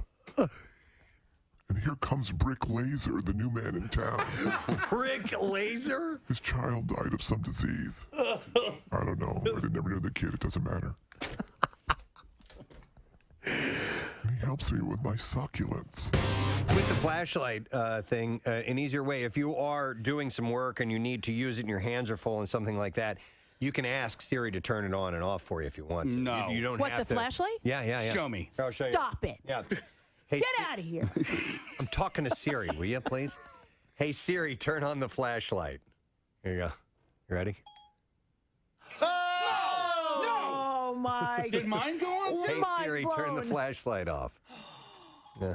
There you go. Oh, It's on. wow. So if your hands are full, you can use it, or if it's sitting Love in a it. position where you need it on or off at certain times, you can just use that hands-free function. Dude, thank you so I didn't know much. that. I came across some, Siri tricks that you can do online. I was like, well, You didn't son know. of a bitch. I knew that when I was 12. A historic milestone has been reached by writer-director Nia DaCosta. She is the first black female director to have a film debut in the #1 spot in the U.S. box office with Candyman. Nice. She co-wrote the sequel to the original 1992 horror film with Jordan Peele, casting all-black leads and addressing elements of racism throughout the film. The movie is also the second highest-grossing three-day opening for a black female director, right behind Ava DuVernay for A Wrinkle in Time. Candyman is currently in theaters. I saw a tweet that was really funny about Candyman, and it's true. It's like Candyman he's a reason. WMMR presents Preston and Steve's Bizarre File. Brought to you this morning by Creekside Cabaret Amateur of the Year contest. It's a 2022 party. This Wednesday night, I don't know why they're having 2022, but they are. This Wednesday night, here you go. This is why. Last year's 12 Amateurs of the Month winners compete for the title. That makes sense, of course. CreeksideCabaret.com. Nick McElwain will be there, and so will Sarah Parker. So just heads up on that. And actually, we'll do some tickets for that down the road a bit. So we're going to start with this. I meant to get to this story last week. I didn't get a chance to, but I'll hit it now. A Canadian woman who caused $10 million in damages after driving drunk, crashing into a house, and causing an explosion. Jeez. Is now suing the concert venue that provided her alcoholic beverages, as she claims the owners are to blame. You should know better. The car bomb fiasco occurred in 2019 when Daniela Lees was driving home from a Marilyn Manson concert in London, Ontario. Oh, jeez. After drinking at the show and getting behind the wheel, Lees crashed her Ford Fusion, registered to her father, into a brick home, rupturing a gas line and triggering a massive explosion that destroyed 4 houses and injured 7 people. Falling embers led to blazes in several homes nearby, and the entire neighborhood had to be evacuated with gas and water services shut off in the area. It was your fault. All told, the blast reportedly caused damages in the neighborhood of $9.8 million to $14.7 million. $10 million Victims $10 million. included 2 police officers and 2 firefighters who suffered numerous injuries, with one firefighter forced to spend more than a week in the hospital before being discharged. Lee subsequently pled guilty to 4 counts of impaired driving, got a 3-year prison sentence. However, the Canuck wasn't about to throw away her shot at easing the financial strain. This month, she and her father, Sean, filed a lawsuit against Ovations Ontario Food Services. The company distributed the hooch, and they claimed that the libations purveyor shares liability for the blast on the grounds that staffers ejected Lee's from the venue while failing to take steps to ensure that she would not drive home. But she caused huge problem. I don't think I've ever heard that amount of damage associated with a car crash. Yeah, me either. Let's see. A school cafeteria worker in Louisiana is accused of selling food containing marijuana. 45-year-old Tamisha Cones, who's a temporary cafeteria worker at Jewel M. Sumner High School, was arrested on Friday for reportedly selling homemade baked goods laced with marijuana. That's just great. Authorities said they were notified through a Crime Stoppers ad that a cafeteria worker was allegedly selling homemade edibles. The superintendent, Melissa Stilley, said that Crohn's was a substitute worker hired by a staffing service that places fill-in employees within the schools. These sloppy joes were great. No further information regarding the incident is available. A San Francisco State University student athlete went missing Thursday after jumping into the waters near Pacifica during a polar plunge.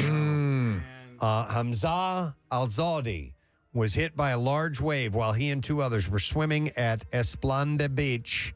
The wave pulled Al-Zawdi away from the shoreline. A quick search then began. He was a member of the school's wrestling team, by the way. 2 friends who were in the water with him at the time of the disappearance searched for the wrestler, but eventually dialed 911, making it back to the beach. Crews used drones, aircraft, surface vehicles before calling off the search on Friday. That's horrible. They've stopped. I've done my share of polar plunges, and it's usually calmer water. Mm-hmm. School officials said search efforts will not resume this weekend. Authorities are no longer actively searching. That's horrible. Pacifica, by the way, is about 15 miles north of San Francisco, and during the time of his polar plunge, the area was reportedly experiencing riptides. So he must have got in there and got overwhelmed and got taken out. It's a terrible story. Rangers in northeastern Australia were astonished when they stumbled across what may be the largest toad on record, weighing nearly 6 pounds. Crikey! Dubbed Toadzilla by the Rangers, the 5.9-pound amphibian was found in Conaway National Park in Queensland last week when park officials were conducting track work. In a tweet on Thursday, the department said rangers were shocked to find a monster cane toad. Toadzilla was removed by rangers as cane toads destroy Australia's native wildlife. The thing's enormous. Ranger Kylie Gray said the team came across the mammoth creature when she left their vehicle as they stopped to let a snake slither across track. She said it reached down, grabbed the cane toad, and could not believe how heavy it was. We dubbed it Toadzilla. They worked quickly to remove it from the wild because a cane toad of its size will eat anything it can fit into its mouth. Believed to be female, as they typically grow larger than their male counterparts, the toad was taken back to the Rangers base where she was weighed. Rangers say Toadzilla could set a new record. Toadzilla was placed in a bucket with water for her monumental weigh-in. The current Guinness World Record for the largest toad was set in 1991 by Preston, a pet toad in Sweden, which weighed a hefty 5.13 pounds. So this one's way bigger than that. Yeah, we have a champ here. Toadzilla has since been euthanized due to the environmental damage that they caused. So the story ends nicely. They caught it and they killed beat it to death with a ball-peen hammer. Yep.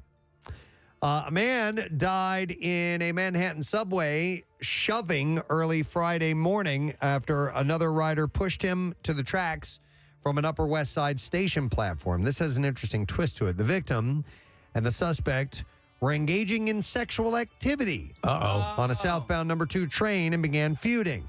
The train conductor ejected both men from the train, and the train operator used his horn to alert police. As the fight heated up, Andre Boyce put the other man in a headlock and hurled him to the number 1 train tracks. I mean, they were just having sex. Yes. And then it How does it degenerate? They were fighting over who was the Rhoda and who was the Mary. The victim hit his head, and as he fell, police officers patrolling the station on the platform witnessed the incident and rushed to the downtown platform where they quickly grabbed Boyce.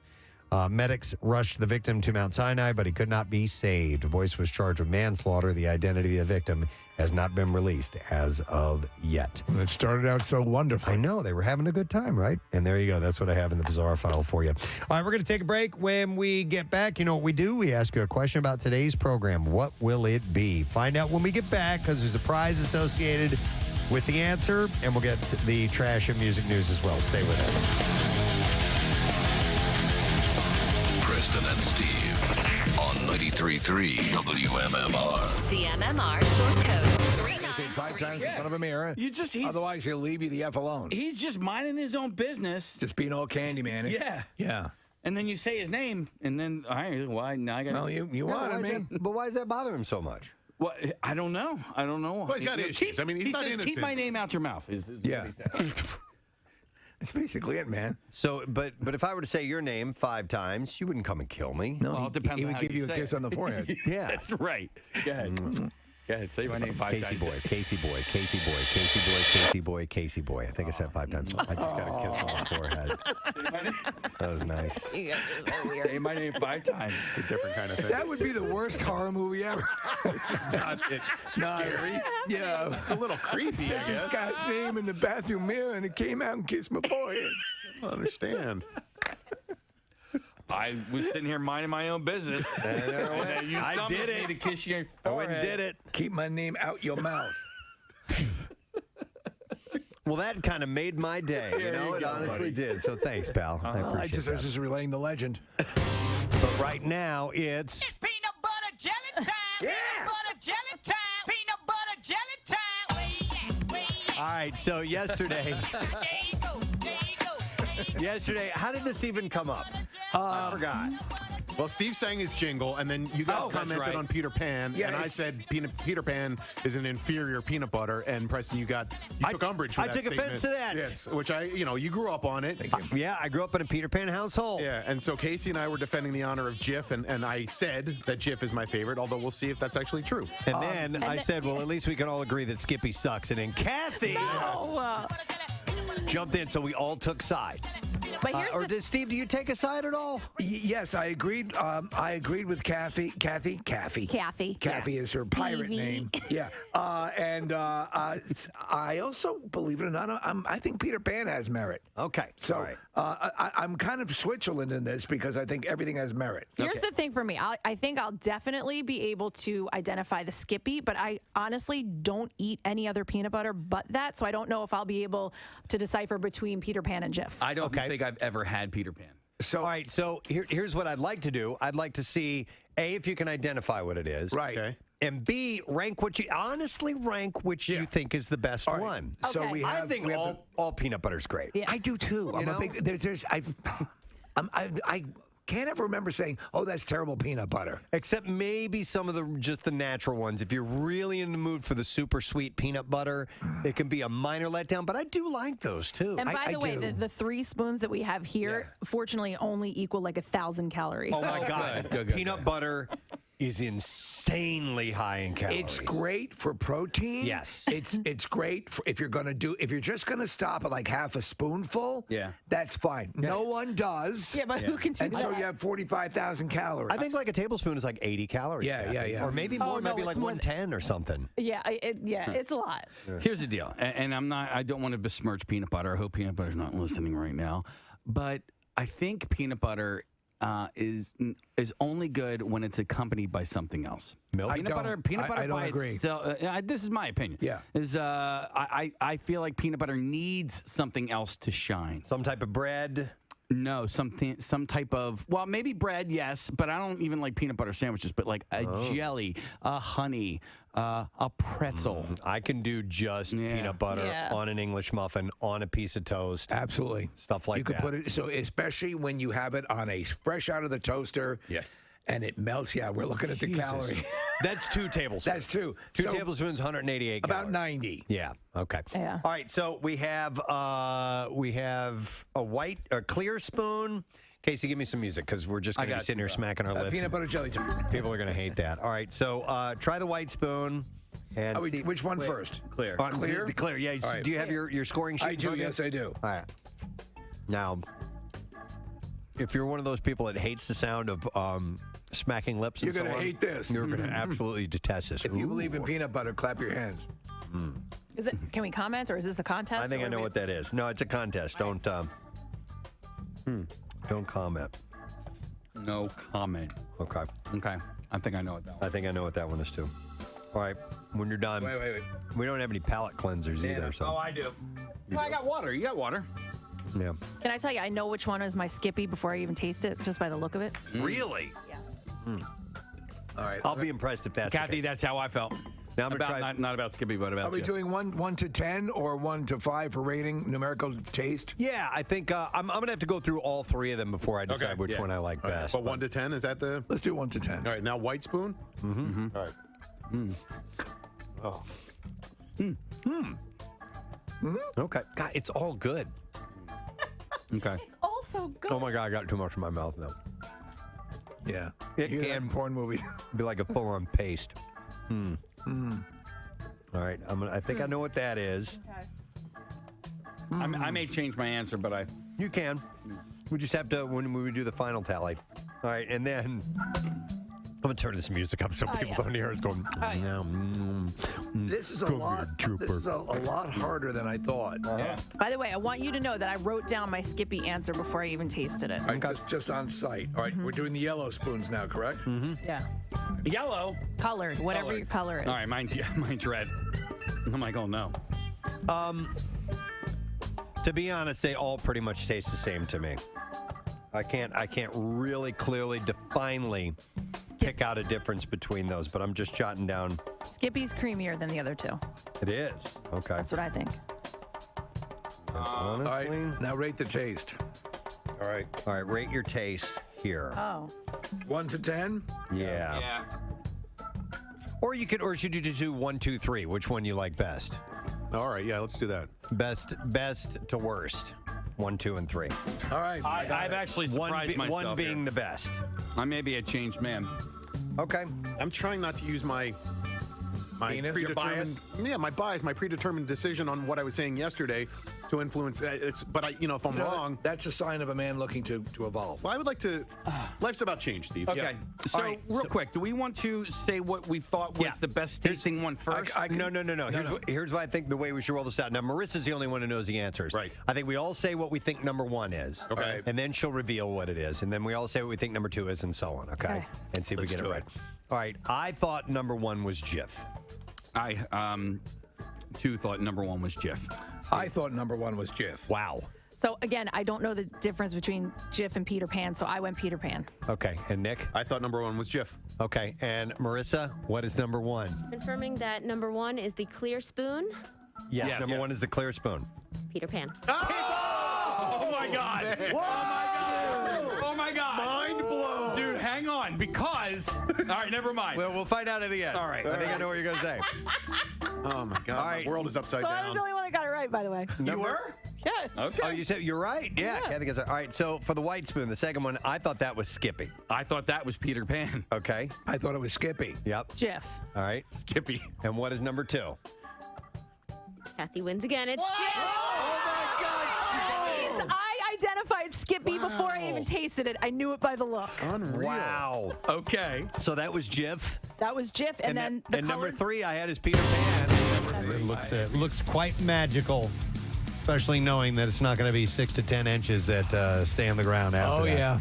It'll hit, it'll melt, and it's nice, and you can enjoy that. It's the way it should always be, except around the Cardboard Classic. Yeah. Then we need powder. I have 42 today. Going up to 46 tomorrow, 44 on Wednesday. By the way, Måneskin, who we just played, Sarah Parker, sat down, did a Zoom interview with the gang, and you can see that now at WMMR.com. I watched it. They were very good guests. They were full of energy. I like that. Yeah, they seem like a good group of people. All right, so we're going to give away as a lesson question today a 4-pack of tickets to see the Philadelphia Golf and Travel Show, which is coming up February 5th at the Greater Philadelphia Expo Center in Oaks. And the question that we will go with, let's give you a gift. What flavor bunt cake is Dolly Parton making with Duncan Hines? Just a little while ago. Yeah. That we asked, that we posed that to you. It was about 45 minutes ago. 215-263-WMMR. What flavor of bunt cake is Dolly Parton making with Duncan Hines? You know the answer to that. Call now. The trash business is a gold mine. 93.3 WMMR with Preston and Steve's Hollywood Trash. All right, you're calling in. We'll get some stories while we're waiting for those calls. What's going on this morning, Steve? Well, Preston, after being released from the hospital, Jeremy Renner took to social media on Saturday morning to reveal he broke 30-plus bones during his snowplow accident. Renner says doctors are promising him a Hawkeye-style penis with exchangeable tips. Oh my God. Buzz Aldrin celebrated his 93rd birthday on Friday by marrying 62-year-old Anka Fowler. Anka and Buzz had been estranged for a while after he found out the late Neil Armstrong had gotten to her vagina first. Wow. And finally, Beyonce received $24 million to perform at the grand opening of Atlantis, Dubai over the weekend. The event was so upscale that even knockoff concert shirts in the parking lot were made by Versace and Chanel. That's your Hollywood Trash. Yes, let's see if we can get an answer to this question, which is what flavor of bunt cake is Dolly Parton making with Duncan Hines? 215-263-WMMR. We're going to go to Michael on the phone. Say, Michael, morning. Good morning. All right, Michael, what flavor is Dolly Parton creating with Duncan Hines? Hi, Mike. Knockers Bunt Cake. I'm sorry, could you say that again, please? Big Knockers Bunt Cake. Big Knockers Bunt Cake. That is correct. Hang on, Michael. We're going to give you a 4-pack of tickets for the Philadelphia Golf and Travel Show. February 3rd through the 5th at the Greater Philadelphia Expo Center in Oaks. Huge savings on golf equipment and accessories. You can go to myphillygolfshow.com for tickets and for information. Now, Preston and Steve's Music News on 93.3 WMMR. All right, we'll start with this Sunday. Family and friends and well-wishers paid their final respects to Elvis Presley's daughter, Lisa Marie Presley, in Memphis, and it was at Graceland. And there were a number of people from the world of rock music that were in attendance and actually performed. Axl Rose spoke and then performed some of November Rain. Do you want to hear a little bit of it? Yes. We played some this morning. Here's a little clip of him. Oh. Okay. That was a point in the song where he did this real little woo woo woo woo woo woo thing in November Rain. Did we have the actual clip? That was the original clip that I just bastardized. I have to hit undo. There's no way to fix it? Well, Don't there worry is. about it. I just have to hit undo a whole bunch of times. It's okay. It didn't Don't worry sound that about it. great. Chris is going to send it back over if you want it. All right. And then we have, by the way, it was a request of the family that he speak and perform that. They were good friends, apparently, and then a number of heavy hitters she was friends with. So for some reason, those connections eluded me, or at least the press, over all these years. All right, do we the actual? This is the actual All right, here we go.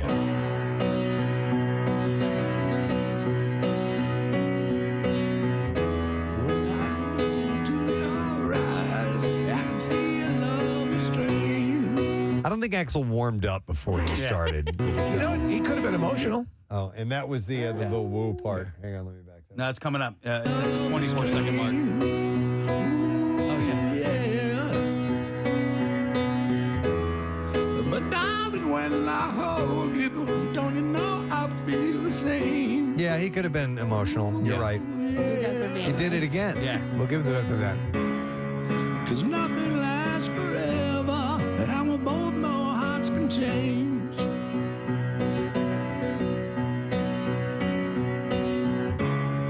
And it's hard to hold a candle in the cold November rain.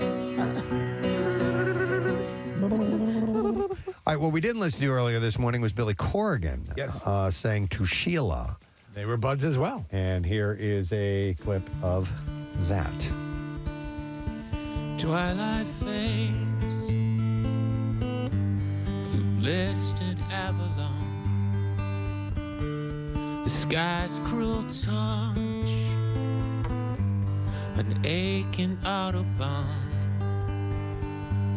into the uncertain divide.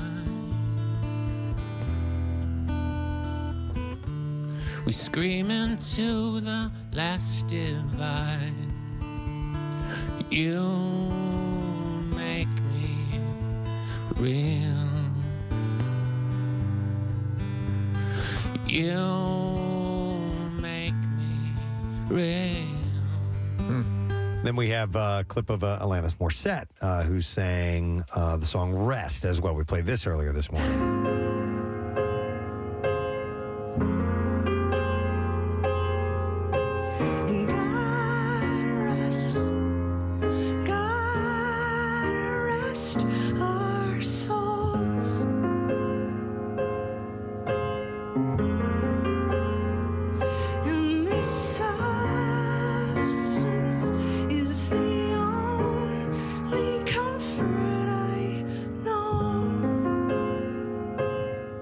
Alanis had the best voice going for of that group, for sure. Yeah, a lot of down tempo songs. Yeah. Sure. So listen, I'm going to go before all you guys. So when you guys end up doing my memorial, please liven it up a little bit. Preston, if you're going to perform, do Hot for Teacher or something like that. Okay. You know, come on, do a little drum thing for you. Yeah, okay. Steve, if you could perform a tracheotomy on this, I will absolutely do that. Yeah. On the first person in the front row. Thank you. I'm going to invite some high school girls over and offer them some coffee. Yeah. In honor. Among the speakers were and also I like to replicate a moment in Casey's life where he hit on two girls in a Dunkin' Donuts. He did not hit. He did not hit, and he'd be the first to tell you he would not hit on two girls. And he was simply acknowledging that they went to the same school that he did, and they mistook it as, obviously as anyway, that he was a rapist. Hey, I'm not dead. I just want to come back and let you guys know. Yeah, that's what girl we're had my sister brings as it a back teacher. not how it outside of the grave. Yes. Well, and that is how he became known as the rapist with a heart of gold. We all knew it was a very creepy moment. Very, very creepy. He was not a rapist. No. And let me remind you about the DD Perks program. Okay. Among the speakers were Lisa Marie's mother, Priscilla Presley. She was, as you would imagine, devastated. Longtime family friend, Memphis Mafia member, and now Beach Boys manager Jerry Schilling. And Sarah Ferguson, which was kind of interesting. Like, how do they, as you pointed out, her dad was Elvis Presley. Yeah. So people were drawn to her, and she was married to Michael Jackson for a while. But Sarah Ferguson? Yeah. Lisa Marie is buried now at the Graceland Meditation Garden next to her son Benjamin, and across from her father, her grandparents, and her great-grandmother as well. Rockfest has announced the full 2023 lineup. Pantera will headline the annual festival. We talked about this, I believe, last week a little bit. In Cadott, Wisconsin on Thursday, July 13th. The event will also include headlining performances from Slipknot Friday the 14th and Godsmack Saturday, July 15th. Additional acts to perform include Ice Cube, Falling in Reverse, Ice 9 Kills, Asking Alexandria, Crowbot will be there. Crowbot! Yeah, Papa Roach, Highly Suspect, Everclear, Gwar, and Dorothy. Gwar's worth the price of admission. Among others, those who buy 3-day tickets will also gain admission to the Wednesday night bonus bash featuring Soul Asylum, Alien Ant Farm, Gemini Syndrome, and more on July 12th. Tickets are currently on sale for that. I'd love to see Gwar do an acoustic set somewhere in the full costumes, that would be sitting on bar stools. Bassist Elliot Larango has revealed Slipknot and Stone Sour frontman Corey Taylor has started recording a follow-up to his 2020 debut album, CMFT. Meanwhile, during a recent social media video, Taylor gave some details about the project, saying day one in the studio with Corey Taylor and the Dudes, sounding rad. And he followed it with another in-studio color photo last night, commenting 8-string bass might be making an appearance on this record. They're also super fun to tune, so they're up at that. Rad. All right, so a little more drama. There's been a lot of drama in the world of the band Journey, and I really don't touch on much of it. But Jonathan Cain, the keyboardist, has now filed $1 million lawsuit against the band's co-founding guitarist Neil Sean. The case, they hate each other, revolves around Sean's alleged misappropriation of the band's funds via an American Express account. Claims that Sean billed $400,000 the group shared company in December alone. Cain's allegations against Sean blamed the guitarist's supposed exorbitant overspending as the reason for his unapproved use of Journey's corporate account to fund his lavish lifestyle. And they go on to mention in the story how much he's spent here and there. But this is the interesting part about this is they kick off their 50th anniversary tour on the 27th. That's the way you want to go out? And they're going to do it. Both Neil and Jonathan Cain will be performing in the band. They hate each other. They're suing each other. But they're going to make sure the shows go and play. Well, they need, I don't want to say they need the money, but the money is certainly what they want. They're still working. So they'll do it. To keep up the lifestyle that they live. So they're continuing. And then one last thing. Marshall Tucker. The man who gave the Marshall Tucker Band their name died on the 20th at the age of 99. No cause of death was revealed. He wasn't associated with the band other than the name, right? Not at all. The band's Instagram page read, "We are saddened to hear the passing of someone very special in our hearts for very obvious reasons. Our band's namesake, Mr. Marshall Tucker, passed away peacefully yesterday morning at the age of 99. Though he was never a member of our band, he wouldn't be here, or we wouldn't be here today without his historic name." I dug the Marshall Tucker Band. I thought they had some good songs. I just know 2 songs. Yeah. Can't You See? And great song. Heard It in a Love Song. Do you know any of the other ones? Don't know by title, but I had there was, what was the one album where those came off of, and there were a couple of hits off that album. But I listened to the hell out of that thing. Though Tucker was never a musician nor a part of the band, the Southern rock pioneers chose to call themselves by his name soon after forming in 1972. At the time, original Marshall Tucker Band member Tommy Caldwell, Doug Gray, Jerry Eubanks, George McCorkle, and Paul Riddle rented an old warehouse as a rehearsal space in where they came across his name. So in the early days when, this is according to... the band made a statement. They said, "In the early days when we were rehearsing in an old warehouse in Spartanburg, we found a keychain inscribed with his name. We needed a name ASAP, and the rest is history. Marshall was blind since birth, but amazingly could play the heck out of the piano. He always said his talent was simply God-given. He tuned pianos in South Carolina for decades, and we are thankful to Mr. Marshall Tucker and the life he lived, sending blessings to his wife and family." So Marshall, the man, said... He tells the story. He said, "I was renting a warehouse space from a fellow named Abe Smith around 1967. The warehouse was on Spring Street, right behind Mr. Smith's pawn shop, and I would rebuild and tune pianos in this space. Unknown to me, there was a band that would come and practice there. The key that I used to get into this warehouse had a tag on it that had my name on it, Marshall Tucker. And the story, how the story went was that, or they told me that the band was going to go under the name The Toy Factory, which was named after founding member Troy Caldwell, and they said the name just wasn't going over. So they had been seeing my name on that key tag, and one of them said, 'Let's just name it the Marshall Tucker Band. I'm hungry. Let's go eat.' And that was it. And our paths crossed, and we didn't even know it. And so, therefore, they stuck with the name, and it turned out to be a success for them.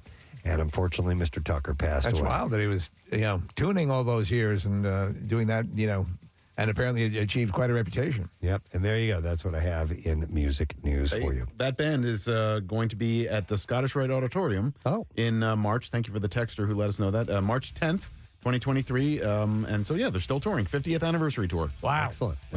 All right. We shall take a final break. Come back in a second. Wrap it up. Cool Word of the Week prize for you to win. Stay with us. Preston and Steve.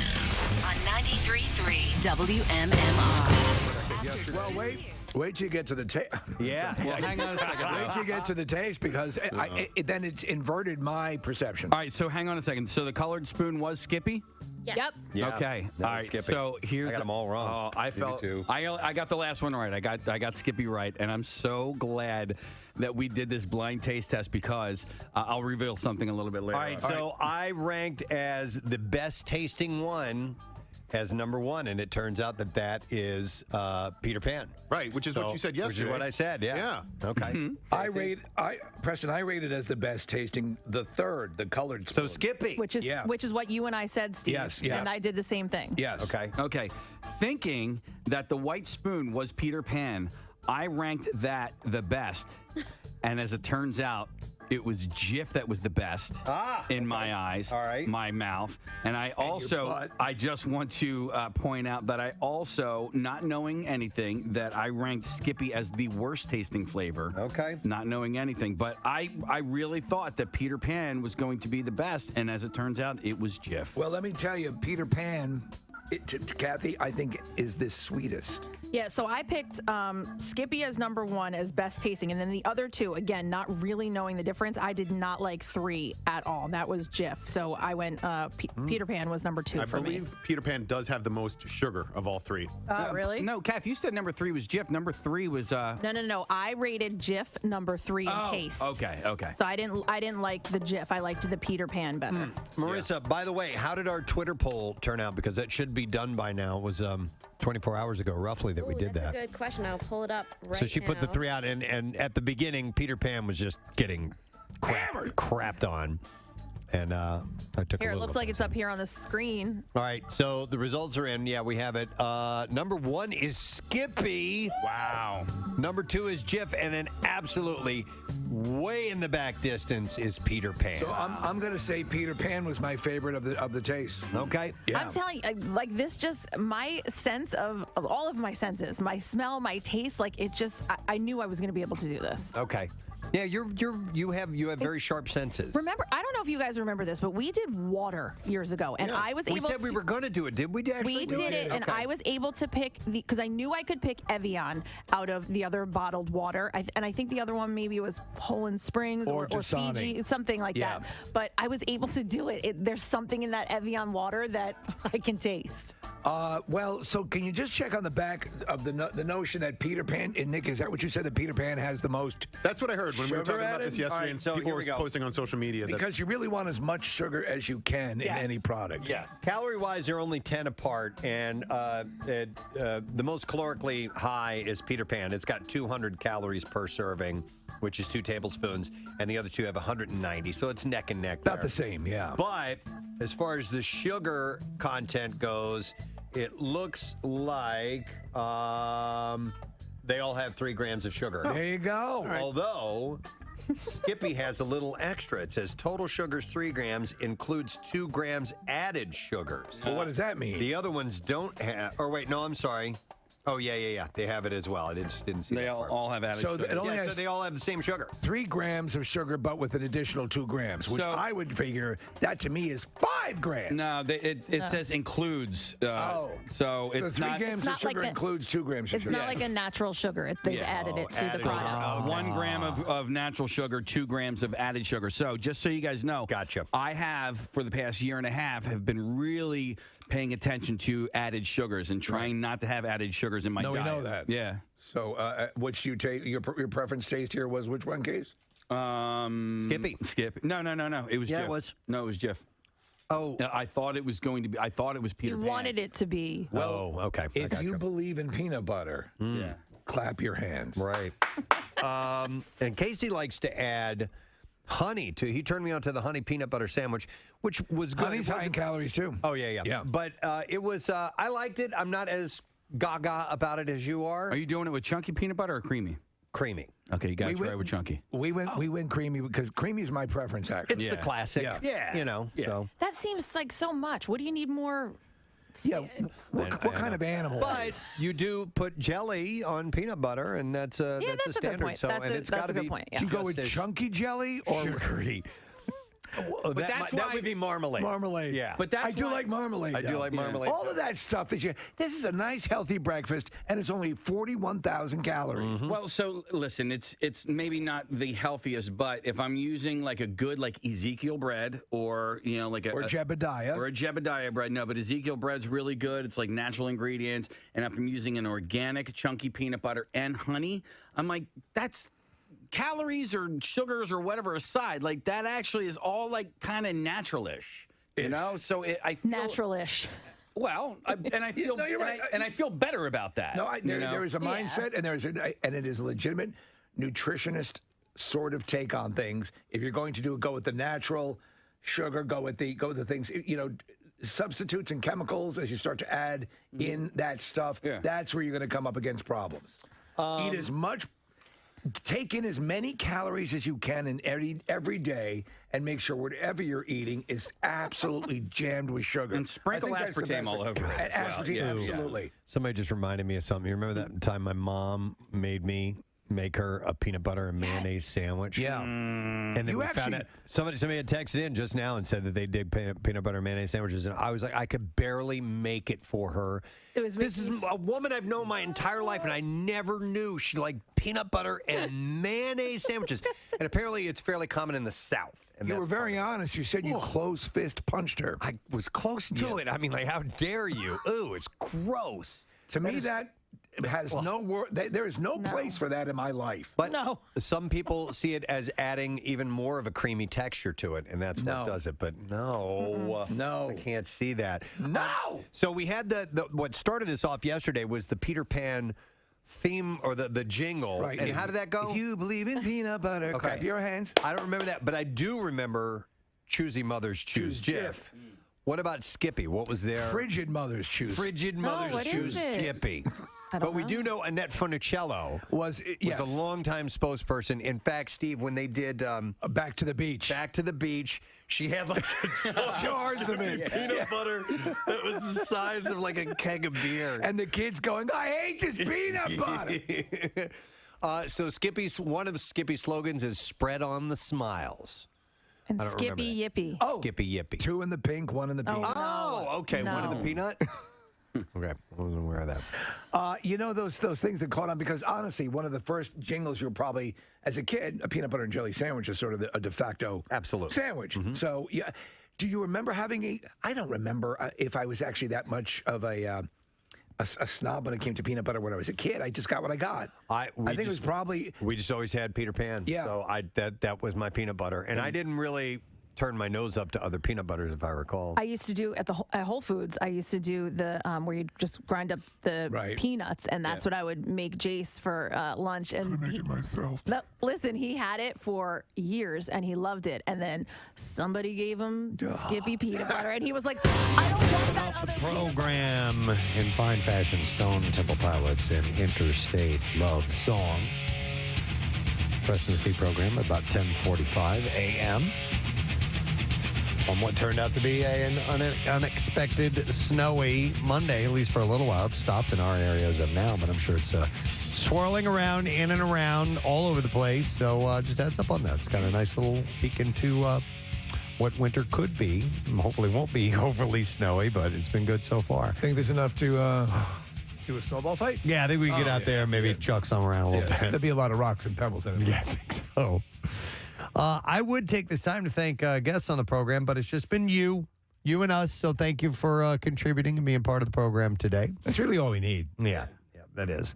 We do need to do the letter of the day because we have a new Word of the Week prize. And I'm thinking it's us. Case, you ready to go? I can do this. All right, here we got to make sure this is turned up properly. Yep, here we go. Preston and Steve on 93.3 WMMR. Now, the Daily Letter. All right, the Preston and Steve show is brought to you today by the letter B, as in birds. All right, and we have 5 letters that will string together and make a word, and we will give away on Friday a $400 gift card to Nebraska Brazilian Steakhouse in Horsham. And don't miss Sweethearts Weekend, by the way, at Nebraska, February 10th through the 14th, featuring 15 different cuts of meat and fish, gourmet salad bar, and award-winning wine list with complimentary champagne and chocolate-covered strawberries for only $62.95. You can book a reservation now at Nebraska.com. So we'll give that away on Love Friday, it. which is a pretty sweet deal. Yep, absolutely. I want to thank our sponsors of this fine program. The Preston and Steve Show is brought to you today by Acme Markets, fresh foods, local flavors. Also brought to you by Dunkin'. Preston and Steve Show runs on Dunkin'. Tomorrow on the program, it's Tuesday. We'll make sure that we do have a Floating World Tattoo and Piercing gift certificate to give away, $350 worth for your Preston and Steve themed tattoo. And we'll see what other things we can mix up and get going on. Pierre is in next. Rage on. Have a great day, and we'll see you tomorrow, gang. Bye-bye.